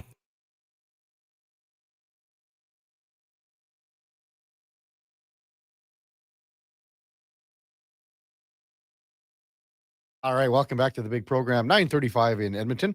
The Kevin Karius Show is presented by Sports Select. We talked about the QR codes, but you can also use the paper selection slips. Just to give it to your local Lotto Spot retailer. They'll put them in, they'll spit them out. That's 100% legal. You must be 18 plus. Please play responsibly. As we welcome in our Thursday co-host, Ladislav Schmid. Good morning, Laddie. Good morning, Kevin. How are you doing? Good. How are you doing, big guy? Very good. You sent me a couple texts on Tuesday night there. I mentioned the one on the air about you can stand in front of the net with flip-flops, and swimming trunks, beach towel, whatever you want. That's what my dad usually. That's what he said. That's what my dad would tell me if I would play soft around the net. It's like I could just walk over there like with my flip flops, swim trunks, and you don't got to do anything. It's like so. It brought up the memories of my dad. It's funny because I had said this earlier. Would have been last week, and something that if you want to go to the front of the net for the Oilers, go ahead. It's fun. It's free rent. It's free parking. You can get a couple points. Nothing happens. And I didn't get it, but like you were talking about, like I got it, but I was like, maybe it's too harsh. Yeah. Then I'm watching that game and I'm like, and like people approaching me at the gym. It's like, what do you think about the game yesterday? Like, isn't it crazy how soft it is around the Oilers net? It's like, I didn't want to throw them completely on their bus, but I was like, yeah, like at least 3 goals that I can recall. There's like some guys are standing with stick in 2 hands, doing absolutely nothing, while their guys like inside of the blue paint, basically. Well, it's like, what? That's Go and cross-check somebody in the face. That would be my first thought. Like, do something. So I changed my mind. I said, I'm sorry, I was wrong. It's not the front of the net. It's the blue paint now. Because there were 4 goals that were guys that were in the blue paint. In the blue paint. Yeah. One was a 5-on-3. I get that. But, Yeah, that's different. But dude, like you have within 1 month, you have 2 home games. I think it's a 1 month or 5 weeks. 9-1 and 8-3 at home, man. Like, and they want like how often can that happen at home? You think maybe once a year? This kind of blowout. Do you know the game that's sandwiched in between there? What? It's the 5-4 win over Columbus when they came back. So they gave up 21 goals in their last 3 home games. Well, they have NHL worst goals against. I'm pretty sure. As of yesterday, I read. I think it was like 95 or something. Probably still is. I didn't. Yeah, like it was pretty close. So, man, we talked about it last week, right? Mm-hmm. Like you need to commit to defense now. Like in my opinion, they were always gonna figure out the offense. You know, like right now, even like on breakouts, I think like they're like separated.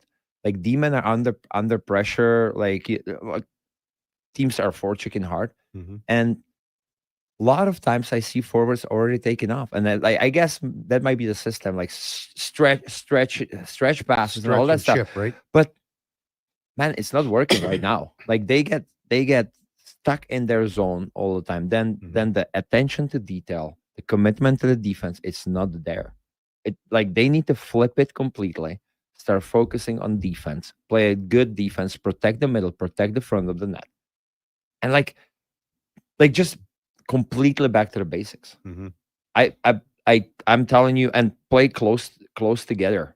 You know, like these stretch passes, sure, when it's going. Right now, it's not going. So play like it might be different for what they're used to, but you have to adjust. Otherwise, you're gonna be doing the same thing over and over again. It's gonna be insanity, man. Like, you know. Well, I always use that word connectivity, right? Yeah, and that lacks a lot with the team. And connectivity is the same. You can use puck support is the same, right? Yeah, because you're not defensively and offensively. That's the whole thing, right? You know, like you always talk about puck support when you're going in on the forecheck. Yeah, but it's on the other end where it's lacking more. It's the same thing. Like whatever system you play, like they're not playing 1-on-1. I don't believe in 1-on-1 that much, but like a zone system. So like you're building layers, right? If one guy gets beat, he needs to go to the second layer and the third layer. Yeah. Always support, close support, making it small, not swarm. No swarming. No swarming, but stay close to each other and protect the dangerous areas. The most dangerous area on the ice is the blue paint and the slot area. Yeah. And guess what? They're allowing the most goals in those areas. It would be like from the outside and like that. Then you can solely blame maybe the goalies. But like, yeah, I hear it a lot with Stu getting crucified basically. But those goals like are scored in the blue paint in the front of the net. So you like if he's not playing really well right now, you need to help him. But they're not helping each other. It's a mess. It's a mess, man. Okay, as a player though, everyone knows that. You know that even when it's you've given up 3-0 and it's you get to the there's a minute and a half left and Matthias Ekholm, who's usually pretty sure-handed, bobbles the puck, and then they still have that play under control. And every goal, Laddie, in that first period, the Oilers had numbers. I completely agree. Yeah, but it's just like somebody is taking. It's just like I always tell the kids, like if only one of you gets out of the system, out of the 5, the system breaks down. They all have to be on the same page. And like you see it, one guy doesn't have the stick on the ice. One guy doesn't take the extra stride or just glides on a back check. Or the D-man doesn't pick up the guy quick enough. Like right now, everything is going in. Like you are in that funk right now. That's like whatever mistake you make, it's in the back of the net. It's not like there is unfortunately there's not goalie there that's gonna stop all these like chances, but it's not fair to him either. Because like right now, that 5-man unit out there is so disconnected. Like it's for me, it's defense is optional, offense is mandatory. Yeah. It should be the other way around. The other way around right now. Right? Like it's not optional. Like I play for some coaches, man, that if this would be happening, it would be and I don't know what's happening behind closed door there, but like if he would play like this for McT, my God. Yeah. or like in Calgary for be mentioning Bob Hartley, I wouldn't show up to the rink. The video session that he would make us watch, it would be like hour and a half, man. And that guy had it down to the second. He would like degrade you to the point like, where is your toes pointing, laddie? And he would stop it at that time. Like, oh man, it would be a roast after roast. And like uncomfortable, but I don't want to say that's what they need right now, but like so I want to ask you this question, laddie. Kevin Karius, Ladislav Schmid with you on a Thursday morning, 9:43 in Edmonton. So even after a really, really, really, really bad first period, so you're down 4-0. I'm sure whatever gets said in the locker room gets said. But they came out and they had a power play. They didn't do anything on the power play. But then Connor Clattenburg, first he bangs. So he has a hit. He gets on the forecheck, and all of a sudden there's a little life emotion. He goes to the front of the net, scores his first goal. The place is going nuts. Going nuts, right? And they did have, and Schlemmer did mention this yesterday, there was one shift after because Henrik got it in with Bischel in front of the net. Bischel should have probably got an extra 2 there because he was a little egregious. But why after the guy that's 20 years old playing his second game, and by everyone's standards, everyone knows that everyone basically thought he was not going to play one game in the NHL this year, maybe down the road. But he gives your team life. He's what you're looking for from a guy that's playing his second NHL game. How is it that the rest of the team didn't build on that? I see these are questions that no one has the answers to. I have no answer. It's just I think they're in. The team is so down right now. I feel like they cannot hang on to anything positive, but like that's something that I don't want to say they're broken down. Maybe it's too harsh. But like if this doesn't give you life, I don't know what else can. Like you should be happy for the kid. You should be a little embarrassed at the same time, maybe because more than a little. Yeah, you should be a little embarrassed. And like when I was embarrassed, I would try to do whatever it takes to like get on the same page with like 20-year-old who is giving you life, who is hitting everything that's in his way, score first NHL goal. That should give you. It gave the fans life. I don't. Yeah, like I wish I would have the answer, man. It beats me, but those are the ones. Those are the ones that seem easy to me, because if I'm not going, we've had a bad period, and I watch. And, say I'm Mangiapane, maybe I'm Frederick, maybe I'm Zach Hyman, because Zach is, after that first game, and I just see a guy that no one ever thought was going to be in a game this year. Yeah. And as you know who I if the things would be going the right way, not a chance he would be in a. Never. You know who I compared Clattenburg to yesterday is Kelly Buckberger. Bucky. Yes. And you know Bucky very well. Oh, yeah. And you think about when Bucky came here, in 88, 89, 90. And I said this on the air yesterday, laddie. I said, well, if Bucky would have taken a shift off here, he would have been back in Cape Breton. And Clattenburg's the same thing. And it's to the extent if Clattenburg takes a shift off in Bakersfield, he's going to Fort Wayne. He's going to East Coast, yeah. Yes. So he's one of the guys that realizes that there's no chance I can take a shift off. And that's how Bucky was. Yeah, like watching Bucky's highlight reels. My God, that guy always 100%. Well, he never even more than 100%. Yeah, that guy never cheated a shift there. Never always standing up for his teammates against the toughest guys, banging bodies, like going to the tough areas, dirty. Like that's the guy. Oh, yeah. That's what kind of guy you want to have on the third and fourth line. Well, again, gives you energy. So we talked about this, and I mean, Ryan Nugent-Hopkins is coming back for Saturday's game. Yeah, what's going to happen? Well, there's no possible way you could take Clattenburg out of the lineup. No, hey, there's some other guys. Well, that's what I mean. Now you're sending the messages. I completely agree. You have to send messages. And so what? So you're gonna lose another game? But right Not now, because of Clattenburg. No, exactly. Right now, you have to put your foot down. It's what, 30 games in? 25. 25. Yeah. It's time though. Yeah. It's time. It's getting closer to Christmas. I always say the season starts after Christmas, but there's no time to waste time. Okay. The message has to be sent, and even the regular guys.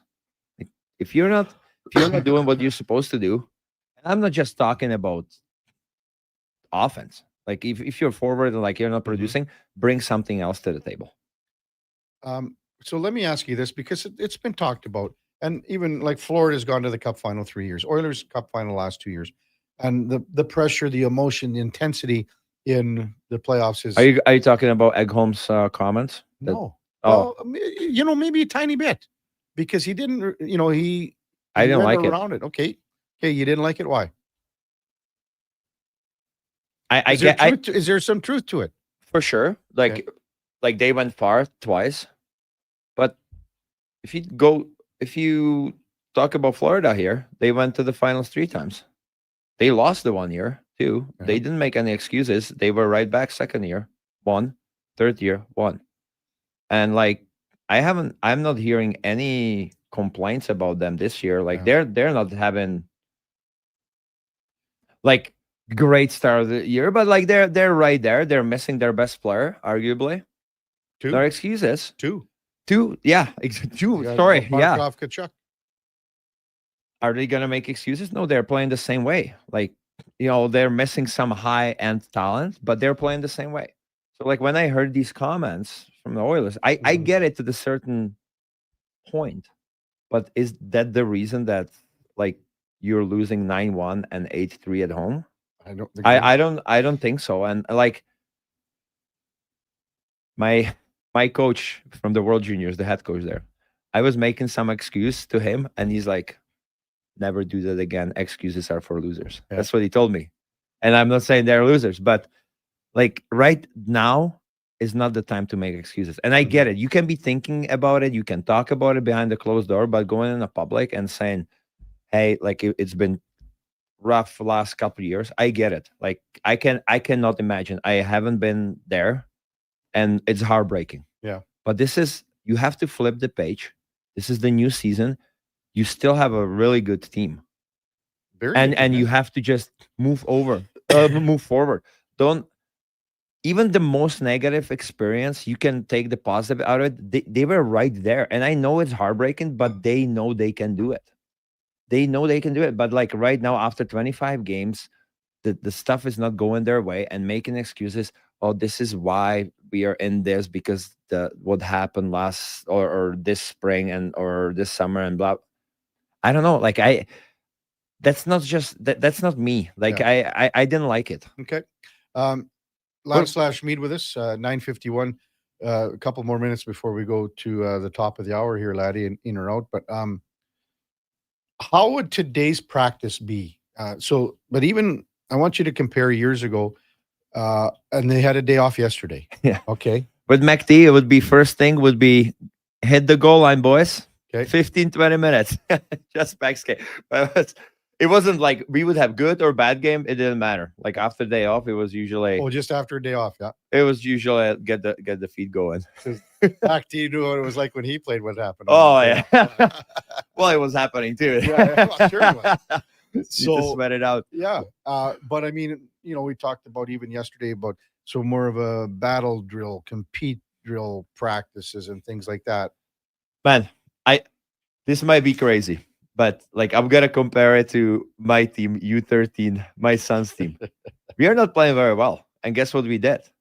Like right now, is back to the basics: battle drills, like stopping drills when you're not supposed to. When you're not doing something you're supposed to do, stopping the drill, talking to the player, making them go again.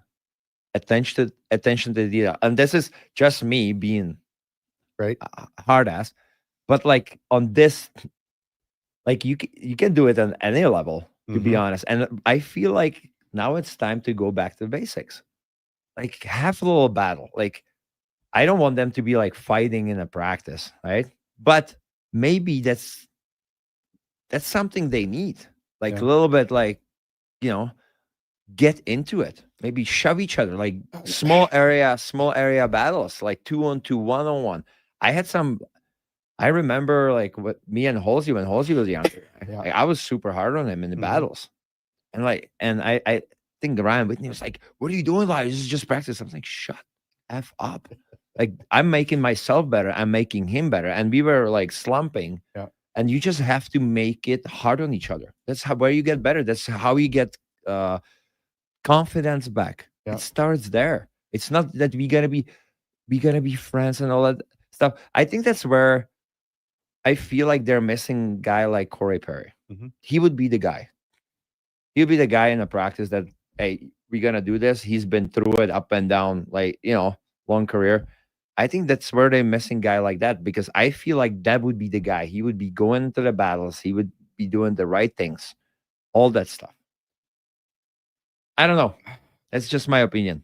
I get where you're at, and I mean, I'm just as old school as you, if not more. Is it too old school? Well, it's man, like I think that's the right approach. How the players are now, though. You want to win? I think they want to win. Like I think Leon wants to win. Connor wants to win. They say that all. I know. But now it's maybe put the working shoes, hard hats, and go to work. Like I honestly have zero concern about them create offense. Like it will always happen. They're just way too good. But the one thing, like you need to crack down on your defense, and you have to just go through the reps. You have to battle in the practice. You have to make it miserable when you play against each other in a practice. And like the one thing is the system, right? That's fine. You can show it on the video. You can show all that on the video. You can play whatever system, but if you're not paying attention to details, you're not fully committed to box outs, being a prick around the net, blocking shots. You can play whatever system. It's not gonna work. It's not gonna work. You just have to be dialed in. You have to be fully committed. And like, let's be honest. What wins the championships? Well, again, old school. It's the defense. You play hard defensively. Defensively. Play hard defensively. Yeah. I said this too, Laddie, and because everyone said, well, the team's lost confidence in Stu. I said, how about this? Maybe Stu's lost confidence in the team. I think it works both ways. Why can't it work both ways? But because what is the easy way?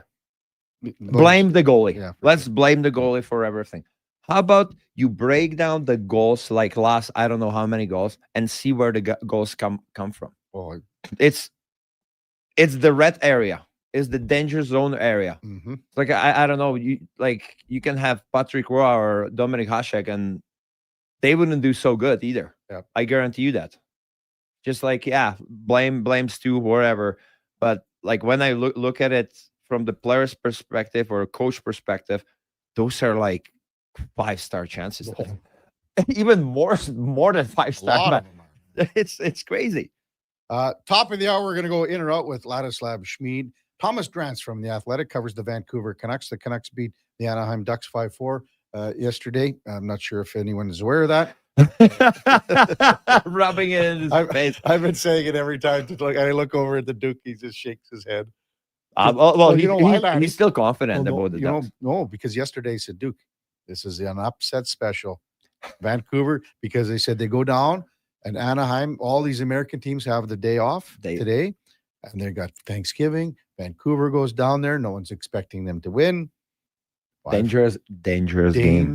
Yeah. Dangerous game, Duke. Duke doesn't want to. Oh, he's overconfident because they're doing still well. Oh, yeah. We'll see after Christmas. Before all of that, time now for Sports 1440 update brought to you by Loca Quality Market. Your next dinner's ready with Loca Quality Market's gourmet meals. Hey, we're a butcher, we're a baker, cafe, deli, rotisserie, pizzeria, all under one roof. Shop local at loca.ca. Here is the Duke.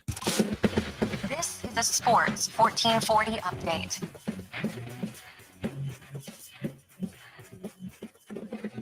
It is Thanksgiving south of the border, which means a football all day long and not much else. First game kicking off at 11 o'clock with the Lions hosting the Packers at Ford Field at 2:30. Cowboys welcome in the Chiefs to Jerry World, and the Nightcaps Cincinnati Bengals AFC North matchup with the Ravens from Baltimore. That one kicking off at 6:20. Out in Halifax, Canadian Olympic curling trials continuing with semifinal action. The women will start things off at 10 o'clock Mountain Time. Carrie Anderson taking on Christina Black, and the men's semi, Dunstone versus McEwen. That one getting underway at 4 o'clock. Coming up in hour 4 of the Kevin Karius Show, we'll check in with a new edition of In or Out and be joined by Thomas Drance from The Athletic covering the Vancouver Canucks. I'm Brandon Douglas at your Sports 1440 update. Sports 1440, Stingray radio station. CHJR broadcasts from West Edmonton Mall and Wetaskiwin. Download the free Stingray music app and listen wherever you go. More Edmonton families than ever are struggling as food prices skyrocket. The Holiday Hamper Foundation provides festive meals for 2,000 homes in need. Your donation ensures a turkey is on the table for every family. Donate today at holidayhamper.ca. Get ready, Edmonton. Glow Christmas Festival returns to light up the Edmonton Expo Center from December 4th to 31st with dazzling activities for the entire family. Wander the glowing trails, meet Santa in his sleigh, and shop from over 30 local artisans and vendors with handcrafted gifts and holiday treasures, perfect for everyone on your list.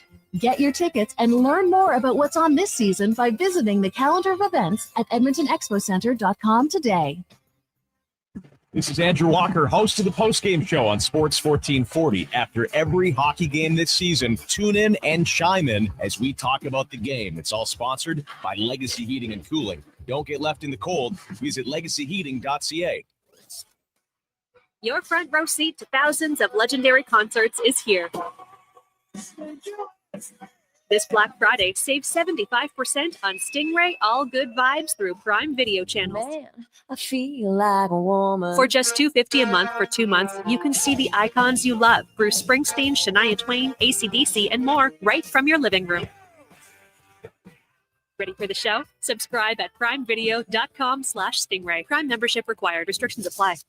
At Sherwood Honda, SUV must stand for Sell Us Vehicles. Because if you have an SUV, Sherwood Honda sure would love to buy it. Any make, any model. If you're driving an SUV that's in good shape and yours to sell, you should turn around and head to Sherwood Honda for a really good price. And if you're not driving an SUV, that's okay. Sherwood Honda sure would still be happy to sell you a vehicle too.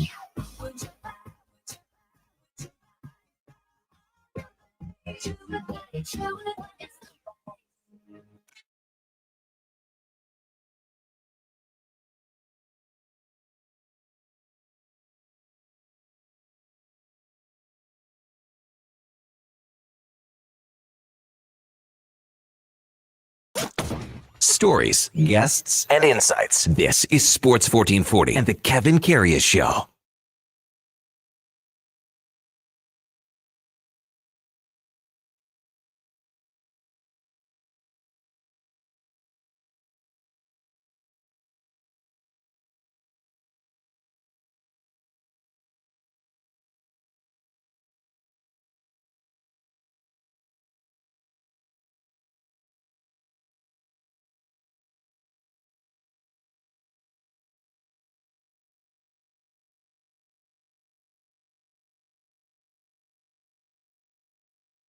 All right, welcome back to the big program. 10:01 in Edmonton. Kevin Karius, Duke of Delburne. Josh Fenwick with you here on Sports 1440, presented by Sports Select. We're streaming on YouTube, X, Facebook, and Instagram. And it is time now with Ladislav Schmid to go in or out. Okay, you know what? Moving too fast. Bottom line, are you in or you out? In or out of what? No time for questions, just action. In or out? Well, then I'm out. I'm sorry, Jet. Actually, you're already in. Are you in or are you out? On Sports 1440. I thought you would go, I'm in, Bob. We would have had a really cool moment, but you kind of ruined the whole thing. Some tricky questions. All right, Duke Letterbuck. Tricky questions. The Edmonton Oilers are back on the ice today, preparing for the weekend's game in Seattle. Matinee affair in the Pacific Northwest. Ryan Nugent-Hopkins expected to return to the lineup come Saturday, which, by a matter of numbers, not the show strength, but even we can do the math on that one, somebody has to come out of the lineup. And after the performance the other night, Connor Clattenburg will not be the name that is heading to the press box or back to Bakersfield. That's a simple one, hey, laddie. Yes, I'm in on this one. Yeah, not a chance. You gotta chance. reward him for the hard work and the life he tried to give the Oilers. Yeah. So there's other candidates to be out of the lineup. Way more. And kind of sending the message. for the rest of the team. So yes, he not a chance. Or Kevin's gonna return his media pass, and he'll never come to the Rogers. I will again. never go again. I know. Yeah, I would support you, man. Never go again. I would pack it in right now. And let's be honest. I mean, he might play a couple more games. And then Yeah, go but back, that's it, and that's fine. But based on the last game, not a chance. you imagine this. So he goes like he played 12:50 or something last game.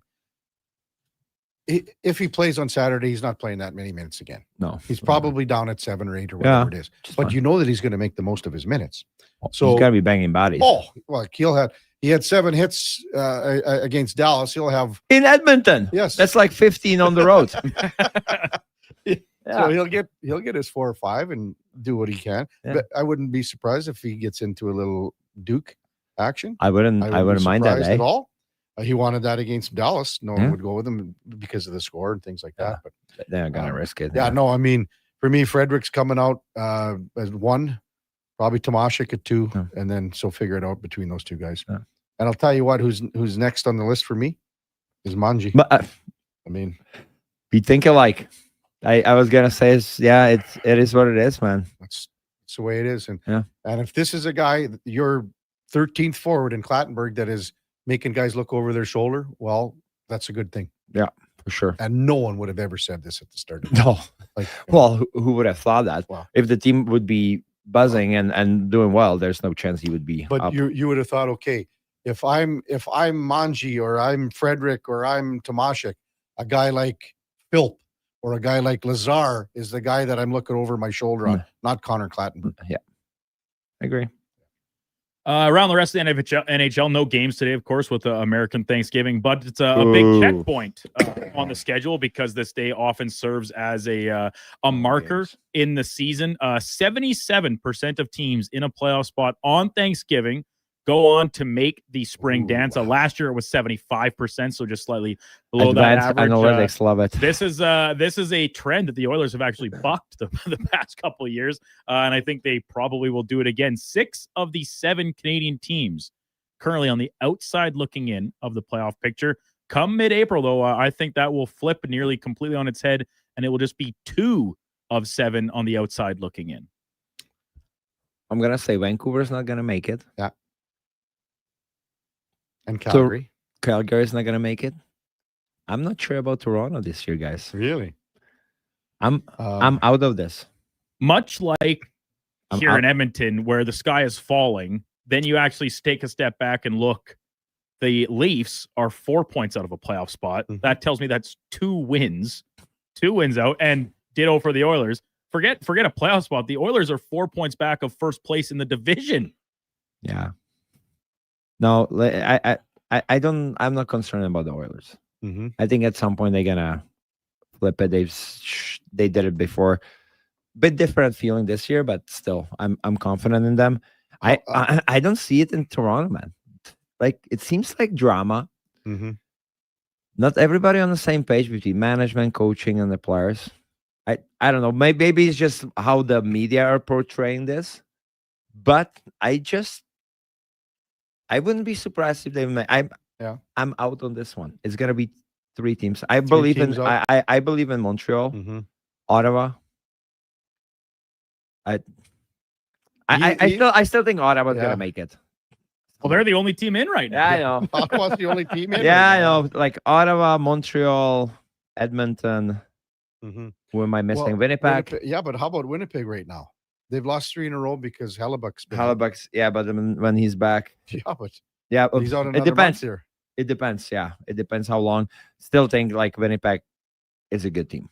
Yeah, they're going to have to weather the storm here, obviously without Hellebuck, and Eric Comrie is a very capable backup, but not he's a backup for a reason, right? To ask him to shoulder the load for a month plus here, I think is going to be asking a lot. And they might just have to try and float, keep the heads above water. The other thing too, Duke, if you watch the highlights of that Washington game, like a lot of it look like the Oilers. Like that's how a lot of these goals are right around the net and everything like that. Well, and the Jets, they're missing Pyong too, right? Well, that's what I mean. You got to make a conscious effort here. But with Winnipeg, I feel like it's in their identity to know how to play defense, right? So I would agree. I feel like they can like tidy it up, like and they're that blue color team for me. I didn't know this. I saw it because I was watching the Jets Capitals game last night, and they had this graphic on the broadcast. The Jets are the oldest team in the NHL. They are, and they are also using some of these edge stats the slowest. They have the fewest number of speed bursts at like the 18 to 20 pace. And, can't hide anywhere. And also the fewest of the 22 plus, which is like the ultra. Dude, thank God I'm not in the NHL anymore. It's like, how slow is this guy? My God, they would like put me in a depression mode right now. Right? Just watching the stats, like, God, I'm the slowest on the ice. You would be one of those guys that would say to Langer, "Hey, Langer, can you do me a favor and cut out someone else's little chip and put it in my..." Put mine on Connor, please. It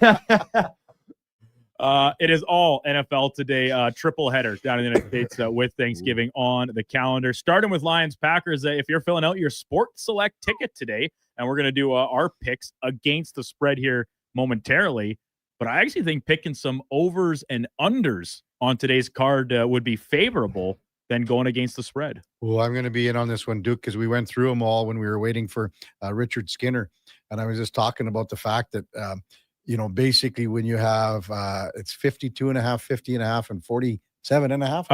51.5 in the night game. But yeah, the other two, 47.5 Lions and Packers to start things off. I mean, man, and this one, you know how these games go, because it's the Thursday and they all start out slow. Yeah. And especially on Thanksgiving and these early games for Detroit, it seems there's nothing happens. And then all of a sudden the Lions put up a whole boatload of points. The Packers can do the same thing. You're going to see it in the other two as well. So I'm in for sure. Who's the favorite here? In the morning? Yeah. The whole day we ran them down, but I'll run them again for you, laddie. So Lions are at home. They're favored by 3 over Green Bay. Kansas City, 3.5 point favorites on the road in Dallas. And then the nightcap, Baltimore, big favorites, 7.5 points at home against Cincinnati. Joe Burrow back for the Bengals. Joe Burrow is back. Yeah. Joe Burrow is back. Did you do your picks, guys? We're going to do them right away here. Dude, I'm not big on betting, so that's more you guys. I'll say this. On Thanksgiving games, traditionally, and I get it that the games have increased in volume over the years. Used to just be 1, now we're all the way up to 3, the triple header, which is great. I'm very much in favor of it. But actually, favorites and overs have the very strong track record on Thanksgiving. So both for favorites to win outright for sure, but even covering spreads, they have a better track record than the inverse. And overs are the better likelihood on Thanksgiving specifically. Yeah. So I like, and hey, we are sitting around not doing anything, just watching the games down in America. You got your Thanksgiving on. Why not be rooting for points, right? Yes. Who cares? And I agree, man. Get the excitement going. Make the games entertaining and exciting, so you don't have to talk to your uncle about what you're doing these days, or if you have a wife yet, or all this stuff. Those are the awkward conversations. Like it's typical family gatherings, right? And Thanksgiving is so big in the United States that it is like these Thanksgiving dinners. It is everyone there. Like you're talking dozens of people gathered around one person's kitchen table. You got to be liquored up, man. You gotta be liquored up, or I don't know what else you can, or just I would. Did you guys ever play like back then? Were there games on Thanksgiving Day? You remember or not? I don't remember. In the state, like if you were on a road trip or in the States, I was for sure on a road trip where there was Thanksgiving. Yeah, but I don't know if there were because there were games. There were games. There were games. Games, stopped right? A little while ago. I don't know what. Yeah, I think. Yeah, dude. Like I think we played on Thanksgiving. Probably because there used to be. You probably played Thanksgiving night because there was only the one football game. Yeah, I think so, man. Like, and like now, both the NBA and NHL have no games today, and NBA. then they load up tomorrow with no Black NBA. Friday. There's no NBA games today. They play on Christmas. So does the NFL now. They're trying to take that away because for forever Christmas was the NBA's day, Thanksgiving was football's. But the NFL just will not be stopped. They're like, oh, you think you have a claim on this? Tough. No. We as soon as we put our stamp on it, it's ours. And the NFL is the biggest animal. It's crazy. Like it's a beast. It's a beast. It's an entity. The middle game in today's slate, Chiefs Cowboys, expected to be the most viewed game in NFL history. Regular season, yeah. Regular season game, Really? correct. Doesn't happen very often in different conferences. The fact it's Thanksgiving, the fact both teams have a lot on the line in this game, all rolling into that consideration. We talked with Julian Edlow earlier this week about it's expected to be the biggest handle betting-wise for a regular season game in NFL history as well. I'm taking the Chiefs. Cover the points, 3.5. Well, I'm going to be out. Really? Yep, I'm going to be out because I think the Chiefs are going to win by 3. Is that your first pick? That's my first pick, so I'm going to take Dallas plus 3.5. That's my first pick. I'm going to go with Duke on this one. Okay. Sorry, man. Hey, man, I think behind Chiefs the are 8 ball gonna. here. I think they're gonna beat them. Dallas's defense has been better. It had. Oh, the Quinnen Williams edition has been man. crazy. Like I don't dispute that, but I think Chiefs are gonna put up bigger the game. I see a 20, better they play 27-24 or a 30-27 win. And it could go either way, but it's going to be a field goal game. Yeah, I definitely agree with Blair Kirchhoff, who we had on first segment this morning from KC, talking about like how he thinks like this could be a shootout. Yes, the Cowboys defense has improved. The Chiefs defense is still largely a big strength of their team in the way Spagnuolo schemes it up. But man, the way Dak has been playing, he's got Pickett, he's got Lamb. Mahomes, there's like his back's against the wall. I could see this being a big time points fest. I think Mahomes gonna rise to the occasion, and he's gonna put up some crazy numbers today. We'll see. I hope they're like. I hope it's. So what is your score, guys, between you? Right now it is 24, 29, and 1. I'm the 29. Kevin is you're the up 24. I'm up 5. Write it down so he doesn't. He doesn't cheat. We've got I've got it all in the spreadsheet. So you're very picking. extensive. Hold a second. So you're picking. You're Dallas. picking Dallas. Yeah. Who are you picking? Packers and Lions. He gets the next choice. I get the next. I'm going to go to this morning's game. I'm taking the Lions -3. You're taking Detroit -3. Okay. Okay. We'll do the other one after. Who is the last one? Bengals Ravens. We'll do that one later. That's -7.5. It's big spread. That's a rivalry, no? That's a lot. Yep. Division that's a lot rivals. of points for a division game, Duke. That's a lot of points. What for is a the division spread game. there? 7.5 for Baltimore. Yeah, at home. Okay, At Duke, home. do this last one because we got to get Thomas. Yes. Grant on before he Lastly, freaks out on us. the great Bruce Lee, born this day back in 1940. Obviously, unfortunately, passing away at the age of 32. Back in the 70s, most entertaining martial arts movie star.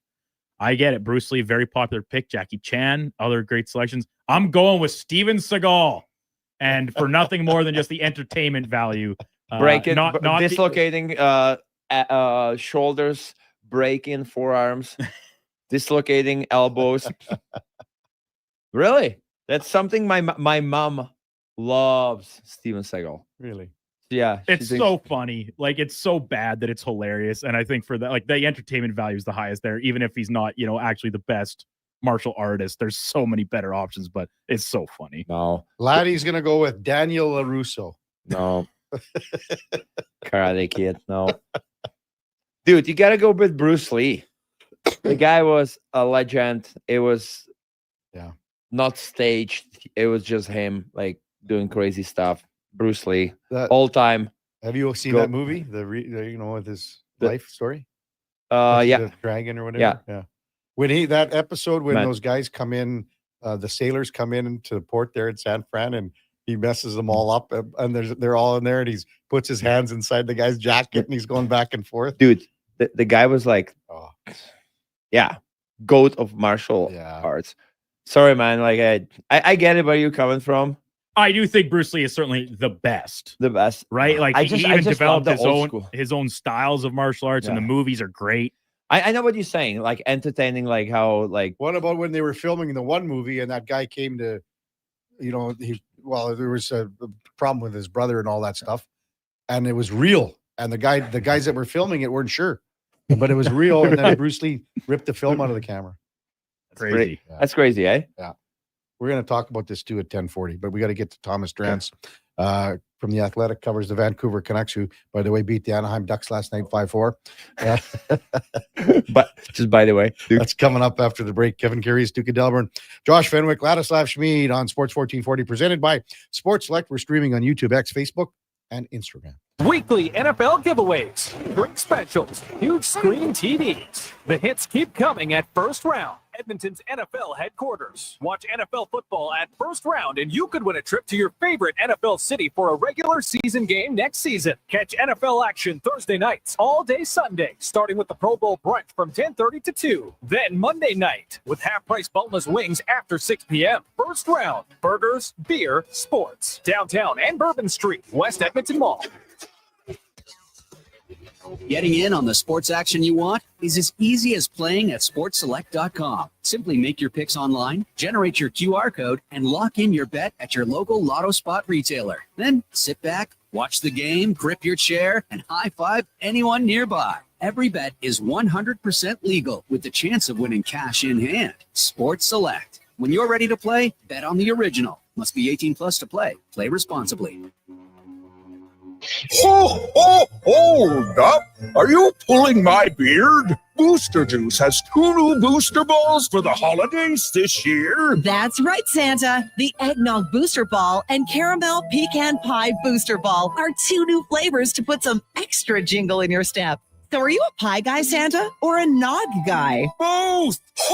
Good call. That's extra jolly. Happy holidays from your friends at Booster Juice. Canadian born, blending since 1999. At Fountain Tire, get up to 15% off select tires, up to $125 off a set of 4 select Goodyear tires, and $50 off $150 service until December 13th. Restrictions apply. Book today. Fountain Tire. We're on this road together, Canada. Born from work, built for play. Carhartt's all-new Super Ducks tech jackets are built for hard-working people who can't sacrifice mobility for durability. This ultra-tough gear fights off wind, snow, and cold, while full-swing technology flexes with every move and still packs 3M insulation for maximum warmth. Try your new Carhartt Super Ducks at JobSite Workwear. 3 locations in Edmonton and online at jobsiteworkwear.ca. JobSite Workwear, tough people, tough jobs.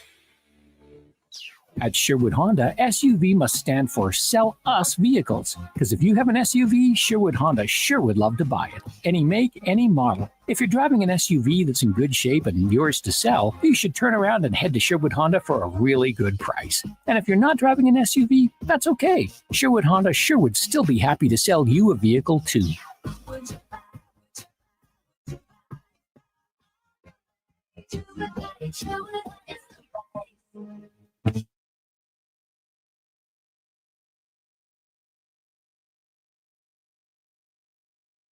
Just in time for the morning skate.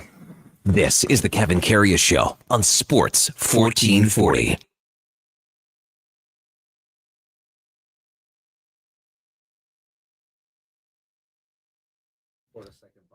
All right, welcome back to the big program. 10:21 in Edmonton, and time now for the Puck Report, brought to you by a Fountain Tire. If you've been putting off the tire changeover, don't do it. It's getting cold. It's getting snowy here in the next little bit. Fountain Tire is up to 15% off select tires right now. Roll in, save big, drive out ready for whatever the season throws out at you. FountainTire.com. As we welcome back Thomas Drance from The Athletic, covers the Vancouver Canucks. Morning, Thomas. You're with Kevin Karius and the former NHLer Ladislav Schmid. Thanks for jumping on Sports 1440 this morning. Really appreciate it. Kevin, Ladislav, thanks for having me, boys. Good morning. Morning. Yeah. Hey, what did you make of the game last night, the 5-4 win over Anaheim? Give us the rundown, Thomas. Pond hockey of the best variety. I really enjoyed it as a spectator. That Ducks team, they get up and go. And I think it makes a lot of sense, especially early on in Joel Quenneville's tenure down there, for that team to play run and gun hockey. I don't know if you guys watched a lot of the Greg Cronin Ducks, but while they weren't good defensively, they were very clearly prioritizing playing conservative hockey. And, they'd be playing in 2-2 games and dumping it in on 2-on-2s and stuff like that, which, I think is fine if you have a veteran group and Ken Hitchcock's your coach and, you think you're going to be a 98-point team that maybe can.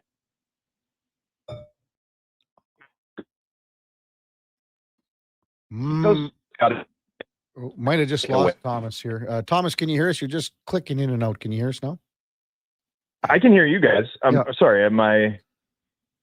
You got me? Yeah, we got you now. Yeah, we got you now. Just clicking in and out there. It's Duke's fault. Excuse me. Yeah, sorry. Point being, I like the way the Ducks are playing, even though it's sloppy right now. I think it's necessary for that group of young players to have fun and go through this.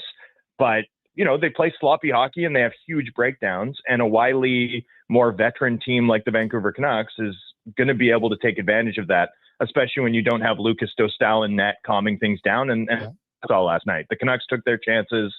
You play sloppy hockey against this Canucks team, as poorly as they've played and as low a gear as they've got. There's enough guys that are going to make their, and the Ducks made too. Laddie? Yeah, I agree with you. Like Anaheim Ducks, it's entertaining to watch them, but for me, I know they had a really good start. For me, they're not a playoff team yet. They might get there, but it's just like you said, it's more fun. Go out, get some points, offense. When it's gonna get closer to the playoffs, I feel like the more experienced teams, more defensively sound teams gonna take over in the close games. And especially if they don't have Dostal in the net to bail them out, that's the outcome you're gonna get. I just wanted to talk to you about Patrick Alvin's comments the other day about making veteran players available for trade. What players was he talking about? Can you tell our listeners, please? Yeah, I can. I mean, I can tell them at least a few of them. I think the players who are over 30, I think, the club is going to make them available on the trade market, engage their value, and strongly consider charting a younger direction for this team. So that means Evander Kane. That means Kiefer Sherwood. Could it mean Tyler Myers? Probably not, because he's got a no move clause. He's a family guy rooted in British Columbia. But that's going to be the sorts of conversations that they're going to have internally. When Teddy Bluger and Derek Forbert get healthy again, those are the sorts of moves they'll consider. And Jim Rutherford explicitly referred to it as sort of the idea of pushing up the trade deadline, making the deals that they would obviously make just at an earlier juncture, and going with a younger roster and sort of learning to live with the young guys' mistakes as sort of an emphasis for this franchise. Now, we all know that if a team is underperformed and has been as inconsistent as the Canucks have been, it's not unusual for a management team to, use this as a motivational tactic, right? Really get everyone's attention. So there may be an element of that, but realistically, this team needs to get on a heater, probably 7 wins in 8 games sort of heater, just to get back into the fringes of the playoff race, right? So there's, last night, for example, you win the game, and it's a nice story, especially given the fact that this team's been, under siege and their very sort of future has been threatened by, no less than the president of hockey operations, right? So to have a big win on the road is a nice story, but they'll need a lot of these wins if it's going to matter in terms of actually giving them a chance to rewrite sort of the conclusion of this story, as opposed to being defined by the tough way that it started. Thomas Drance from The Athletic with us, Kevin Karius, Ladislav Schmid with you on Sports 1440. We had a question, Thomas, last week, sort of like an in or out segment that we have daily. Sure. And it was about Kiefer Sherwood, about being, the most tradable commodity, the highest sought after commodity. Yeah. Are you in that same camp too? I mean, I think he's a great fit for a lot of teams, he's got that doggedness to him, he's the sort of guy you want, I think, on your team. I watched him play against the Canucks in that playoffs in 2020, I guess 4, right? The round before the Canucks and the Oilers faced off. And he was a standout player for the Nashville Predators. They had him on that line with Michael McCarron. They used that as a punt matchup, like they used them in toughs. They played a lot against JT Miller, and Kiefer Sherwood was generating. Didn't get rewarded, but he had legit scoring chances. I thought it was clear that he had offensive pop then to watch him play. And you look at his American League scoring stats, you look at what he's doing this season. Even last season, he had 19 goals. I mean, he's a really good shooter. He's a really dangerous one-shot goal scorer with a really good wrist shot. He can absolutely, punish teams against the grain, and he's sound defensively, can kill penalties, and he throws a ton of hits. He's got that pest game to him too. I mean, I think if you're a playoff team just in need of, one of those Energizer Bunny types that bring intensity on a game-to-game basis, even game 44 in Columbus or whatever, he fits that mold. Like, he's that type of guy in addition to being a pretty good player. I do think, though, there's a difference for me between the sort of grinder that can move up the lineup and complement skill guys and a guy who would be best suited to being a bottom six. And I do worry for a team like Edmonton, you've already got some players who I like, but who I think are very clearly in that mold, as opposed to having that ability to, be more like the Kunitz or Hyman at the high end. The Alex Burrows would be the example that I'd give in Vancouver, the sort of grinder type that can help recycle pucks and play with your star players. I do think Kiefer Sherwood's probably better suited to being down lineup because I don't know about the playmaking, right? And I think he's looking for his shot. And if you put him with a McDavid or a Draisaitl or even on Elias Pettersson in Vancouver, like I think you want someone who's going to look for their shot less frequently or sort of be someone who's going to help them get their shot set up. So I don't know that he's that type of guy. And when I think about who's the gentleman with the bad contract that the Edmonton Oilers recently got from Edmonton? Frederick and then Podkolzin, right? Like those are two guys that are already in that mold where I think you like them in your bottom six, but you can see the seams or the limitations of their offensive hockey IQ when they're playing with skill guys, right? So I do sort of feel like, at least for a team like Edmonton, I feel like the sort of grinder types, the intensity that the Oilers need to add, doesn't it feel like those guys need to be a little more transportable up the lineup, a little more Roslovic and a little less Podkolzin, right? And I feel like Sherwood's more in that Podkolzin type tier, albeit with more finishing ability. Yeah, fair. Yeah, I have actually so many questions. Goaltending, Elias Pearson, then Quinn Hughes. But I would probably, I'll go with the goaltending. For me, Thatcher Demko is, when healthy, he's probably top 5 goalies. Dominant. But the issue is he going to be able to be healthy? I know he's out right now. They said it's got nothing to do with previous injuries, but like, he's signed for big money. Like, both goalies are making decent money, right? Are they still confident in Thatcher Demko that he can, moving forward, be there for majority of the games? Or is it going to be a big concern moving forward? And like, I know he didn't sign for a bunch of years, but it's still a big number. Is there any concerns there? How could there not be, right? Yeah. I mean, and you can say that it's unrelated, but I mean, we all know with goaltenders, especially when it's lower body, it's all connected, right? I mean, this stress on their lower bodies is wild, right? I mean, you talk to the older goalies, the older workhorse goalies, the guys like Luongo, about like their hips late in their careers and what they had to do to manage it and on and sort of how it impacted things as they were playing through it. I mean, it's significant, right? So I guess to answer your question, right, Thatcher Demko is going to turn 30 this year if he hasn't already. This is his age 30 season. And at this point, he has never had a season in which he's done all of the following, right? Played 60 plus, been healthy through the entire year, and at the end of it, which is most important, because the idea that you'd make it through the regular season and be ready to go for hopefully 25 extra games in the playoffs, right? And the third thing is, and manage to be an above average save percentage goalie throughout that stretch, right? That's never happened for him in his career, right? He's never had like a healthy workhorse season in which he ended the year in available. And so, for me anyway, I just think at this point with Demko, the way that I'm thinking about it is, availability is a skill, right? And durability is a skill. And it's not one that tends to get better with age. It's not face-off percentage. It's not penalty killing nuances as a defenseman, right? It's something that gets harder to do as you get older.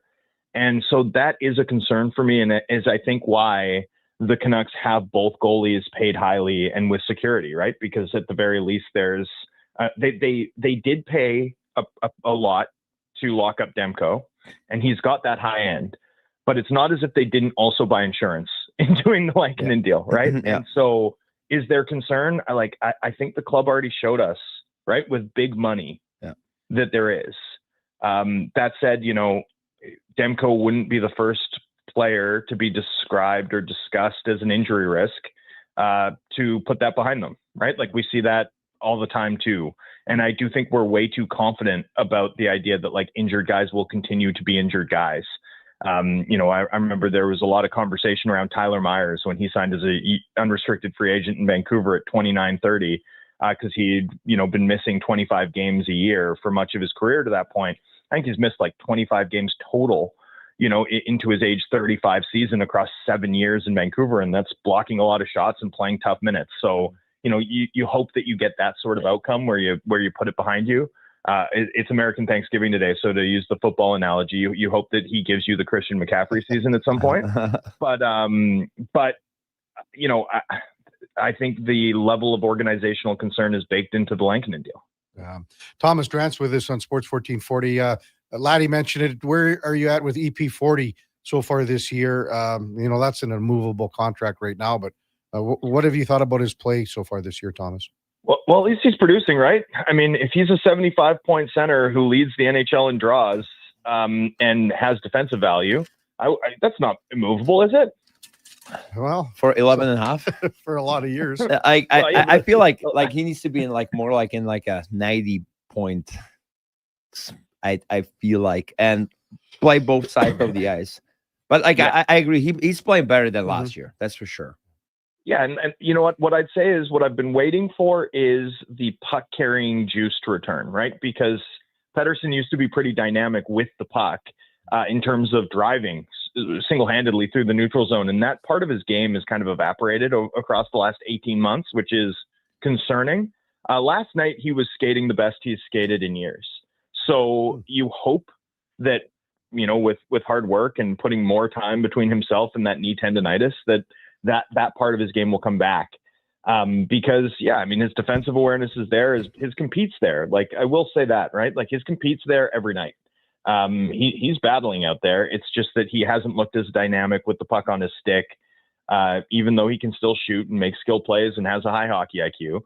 And as for the immovability of the contract, gentlemen, I'm serious. Like, we're going to enter this world in the next, as soon as next summer, where every team's going to have 25 million in space, and they're going to look at their unrestricted free agent list, and the top center available is going to be Christian Dvorak. And it's going to be like, do we want to pay Christian Dvorak 8 times 5, or are we willing to get and roll the dice on Elias Pettersson? I think honestly, we're going to get to a world real quick where I don't know that any contract's actually going to be immovable. Like, I really believe that. Like, I think and realistically, I mean, Scott Gomez got traded early in the cap era, right? So that's I always say the Scott Gomez trade and the Roberto Luongo trade to Florida are like the proof that I always go to with like, no contract's really immovable as we've seen in the NHL. But I think the Pettersson one's I think they're going to be okay with that, provided that he remains baseline productive, just because of the dynamics. Like, teams are going to have so much cap space and frankly, not enough players worth spending it on based on our paradigm at the moment, right? In terms of what we think players are valued at, right? Laddie's got one more for you. Yeah, just the last one, the obvious one. Well, I would have one more, but about the management, but whatever. About Quinn Hughes. How confident are you that he's going to resign in Vancouver? And I'm not confident. You're not, hey? So what is going to be the course of action you think that the management is going to choose? Yeah, and to be clear, it's not that I'm not confident either way, right? Like, I have truly no sense of this, but this is a elite young defenseman who's known nothing but losing and coaching changes throughout his career. He's got 2 brothers that play for the same team, and he's going to have a lot of control over the situation come July 1, right? We see that all the time where players become pre-agents, right? Even before they hit unrestricted free agency, and their willingness as extension eligible guys to sign long-term or not, as we saw with Mikko Rantanen too, right? Like, that tends to be a moment where we have to watch closely in terms of what star players want and where they begin to be able to dictate sort of the terms of where they'll play, which, by the way, I think is healthy for the league. I wish that happened earlier in players' careers, to be totally honest with you. So, yeah, I mean, I don't have any insight into specifically how he's thinking, but I won't be surprised if he decides to exercise those pre-agent rights, to pick a destination. I also won't be like gobsmacked, jaw on the floor, if he decides to stay in Vancouver. But, I would say my level of confidence isn't high. What does that mean for the club? I think that means that the club's going to have to make some really tough decisions about their long-term future and when they think their next window to win, what the next great Canucks team looks like. The fact that if you end up having to move forward without Quinn Hughes, that's a huge blow because he's a really unique player. I mean, he's a special defenseman, easily the best defenseman in franchise history. But, I don't think there's like a huge risk of him losing value if you do it at the deadline versus waiting till July 1st. If I was the club, the one thing that I'd know for sure, like in my heart, is that I'd want to hold Quinn Hughes through July 1, because I'd want to have the opportunity to paper him, one of those 18 times $8 million extensions, right? 18 million times 8-year extensions, right? Like I'd at least want to put a sheet of paper in front of him worth $130 to $140 million and hear the words no from him directly before I actually pulled the plug and traded a player that special, right? That for me is how I would handle it personally, just because you can have whatever conversations you want with a player. At the end of the day, the data point that I'd want, like that I'd need before I actually moved on, is to hear the word no with that much money on the line. Yeah. Hey, Thomas, thanks so much for some insight here with the Canucks. Enjoy Thanksgiving weekend and football today and no hockey and whatever else. So take care, man. Hockey tomorrow. Yeah, you got that right. Tons of games Black tomorrow. Friday hockey, man. Black Friday hockey the whole day with maybe a couple of college football games scattered in, plus a Black Friday football game. I mean, the next 72 hours of sports watching are elite, boys. I cannot wait. Hope you all enjoy it and hope your listeners do too. Thanks for having me. Yeah, thanks Thomas. Thomas Drance from The Athletic. And our Puck Report brought to you by Fountain Tire. And again, it is tire changeover time. Check them out at fountaintire.com. Duke's couch is going to be dented from watching all the games. Okay, I want to ask you this, Andy. Well, it's already dented. He's only owned it for a week. I want to ask you this. So we were watching all the NFL previews in here, right? All morning since you got in. Duke turns it over during that interview to the women's curling. I can't even. Did you lose some respect for the Duke here? As opposed to watching a bunch of guys sit at a desk here, lead up to kickoff. That's still not for another. Whatever 25 I say, minutes. it's a lose-lose situation, because if I'm going to comment on this, I'm going to be called sexist and all this. So, Duke. But see, Duke is also in love with what's her name from Home and Rink? Emma Miskew. And she's not playing right now. She's not playing right now. They're already through the so finals. that's why he was trying. He was hoping. No, she's playing on it tomorrow. Okay. Well, but he didn't know that. No, he knew that. Of course, I knew that. You knew that. This is to decide who goes to the Olympics. Olympic trials for our country in one of our national sports.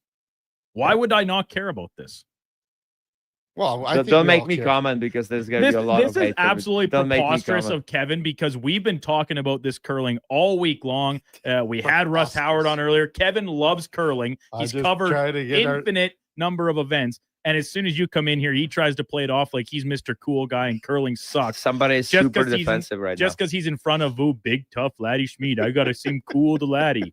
See, me, he's going way over the line right now. He's lost it. I'm comfortable enough in my own skin that I don't need to pretend to like stuff just to try and impress somebody. So I like. So you actually enjoy watching curling? I love curling. I do too. I've played my whole life. I've watched it my whole life. I watched way more curling in my youth than I did hockey. I would rather watch darts. Well, darts is exciting. 180. Darts is the best. 180.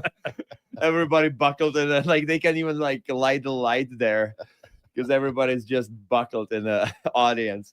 I'm just trying to get you going, Duke. Just trying to get you going.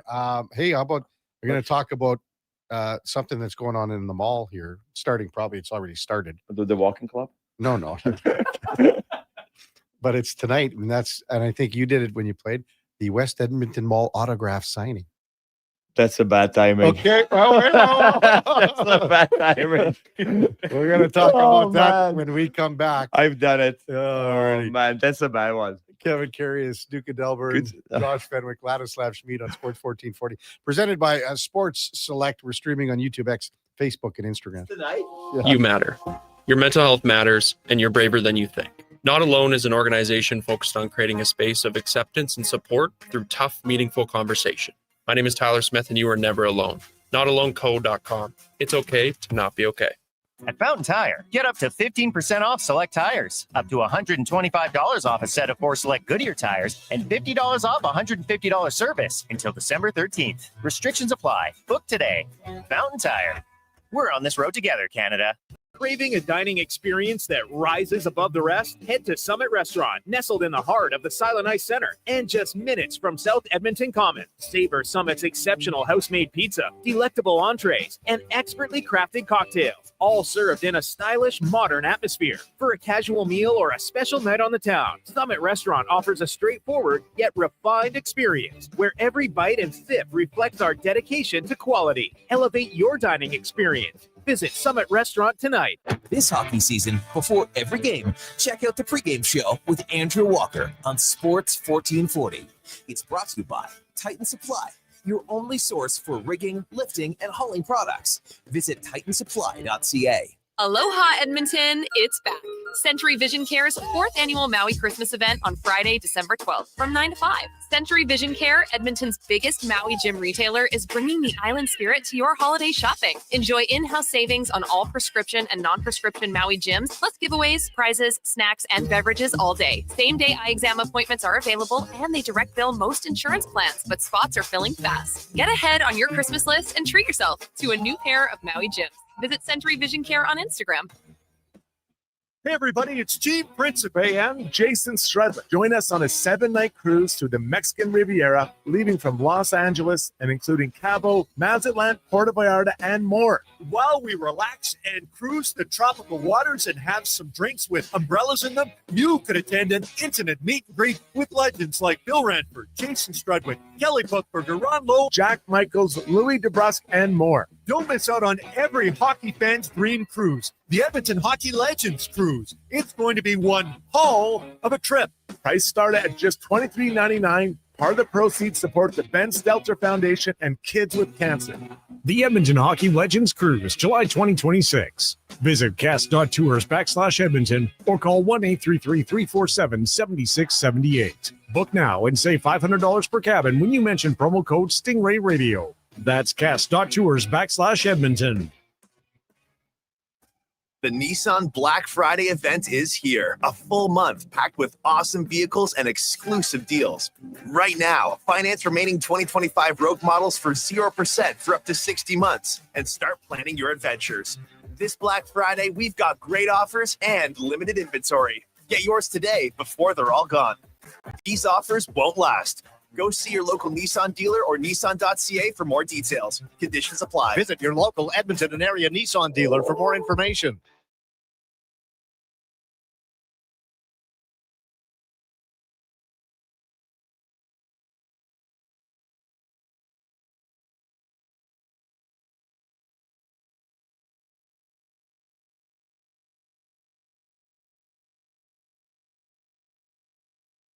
Have your sports curiosity cured with the Kevin Karius Show. This is Sports 1440.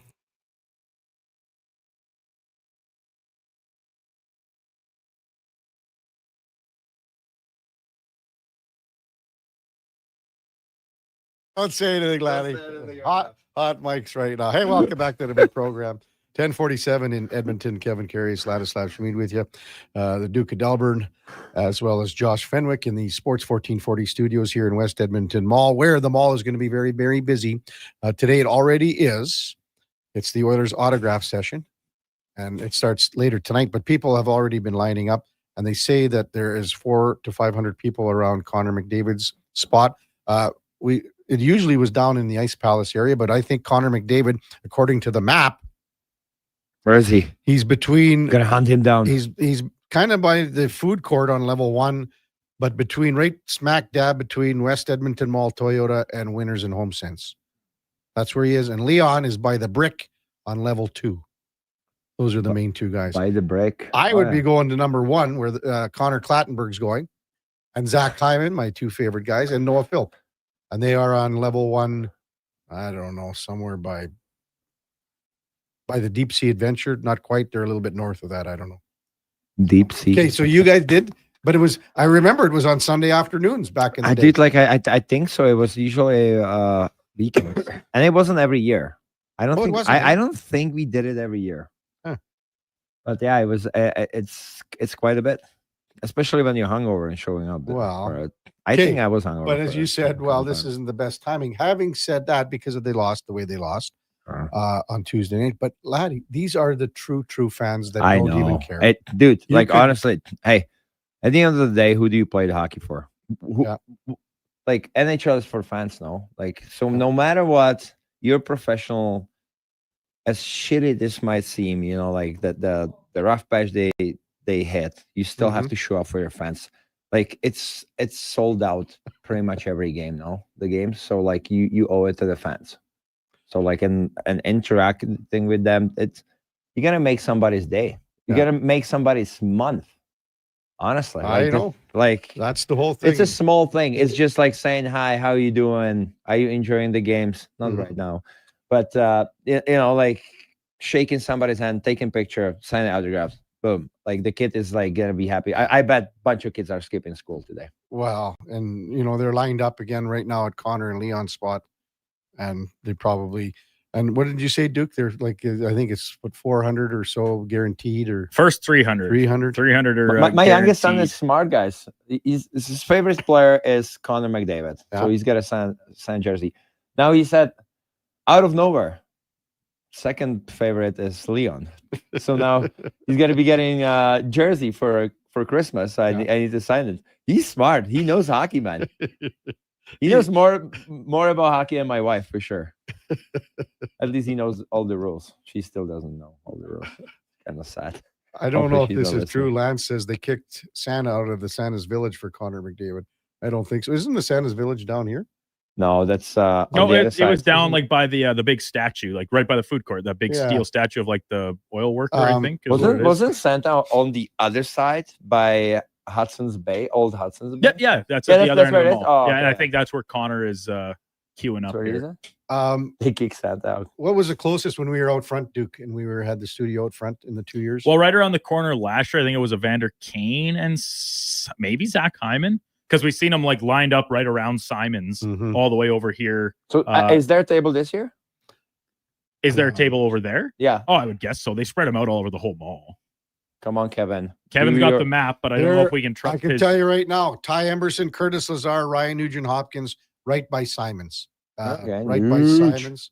And then even down that walkway, Duke, will be Manji, Matthias Janmark, David Tomashek. Ooh. Maybe I'll go get Nuge to sign my Red Deer Rebels jersey. Did you hear the little chirp that he threw at you? You didn't even notice that. Oh, Duke? Yeah. When, just now? Yeah. Like Kevin's got a map, but can be trusted. I don't know. It's like my wife when she parks at the mall. It's like, where's my car?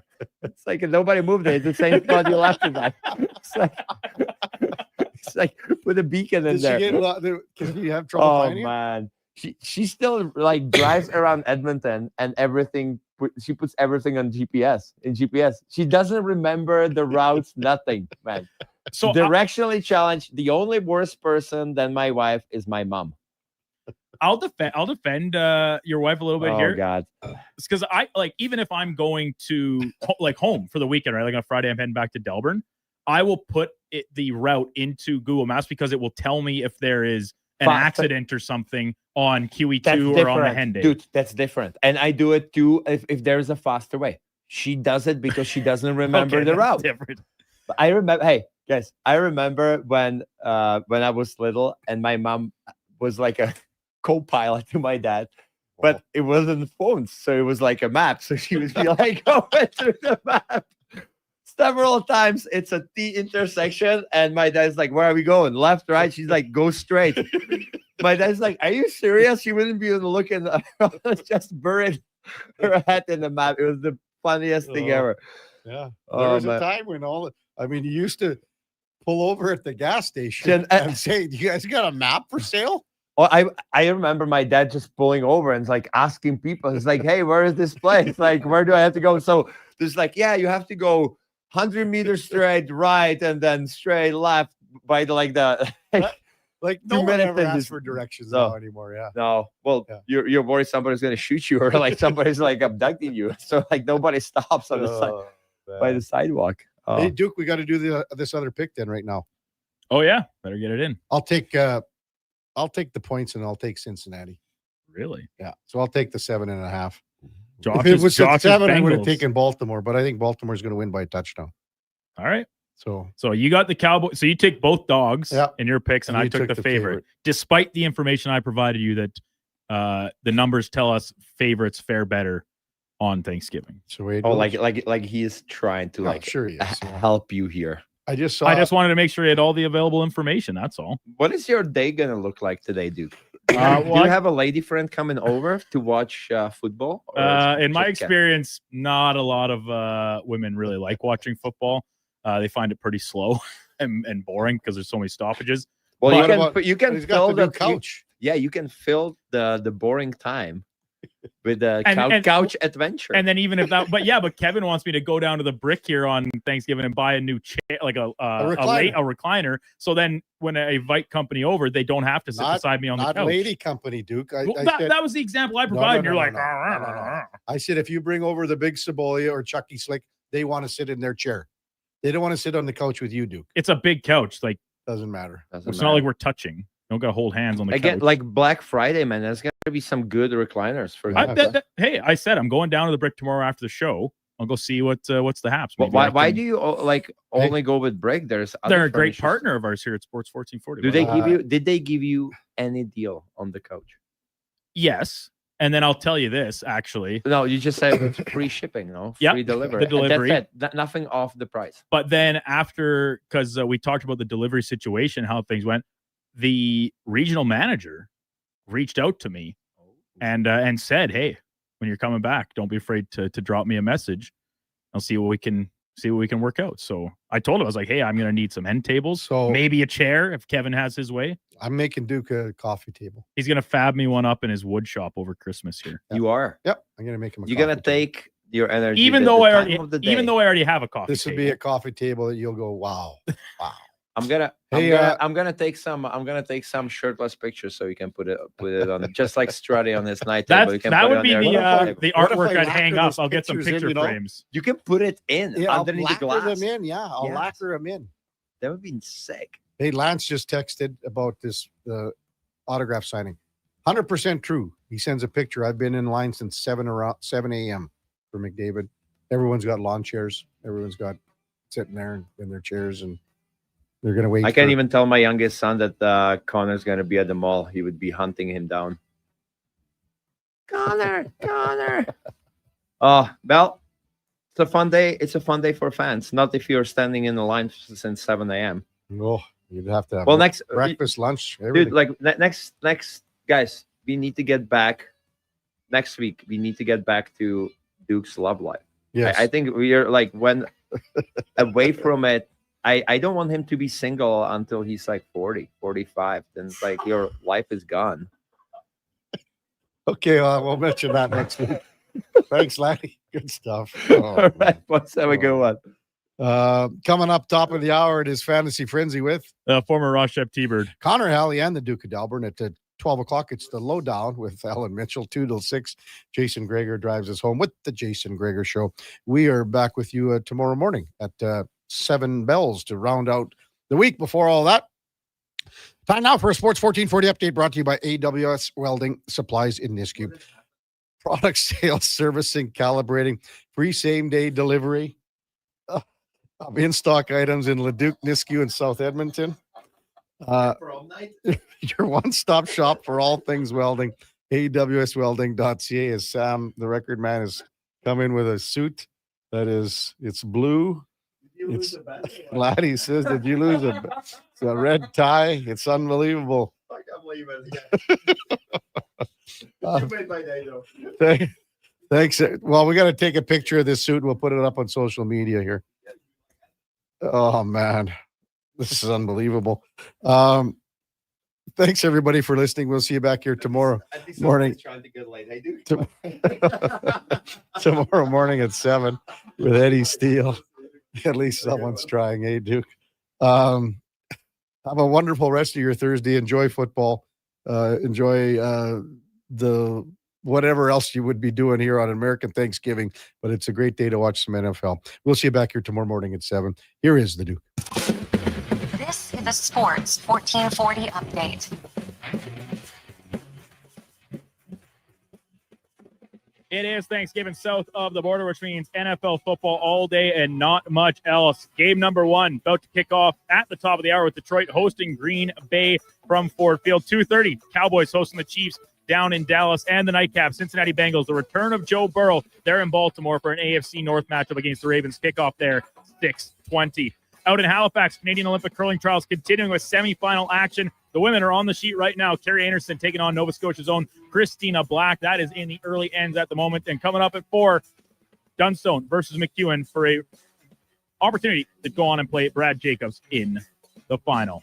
Coming up on Sports 1440, it is Fantasy Frenzy with Hallie and Douglas. I'm Brandon Douglas at your Sports 1440 update.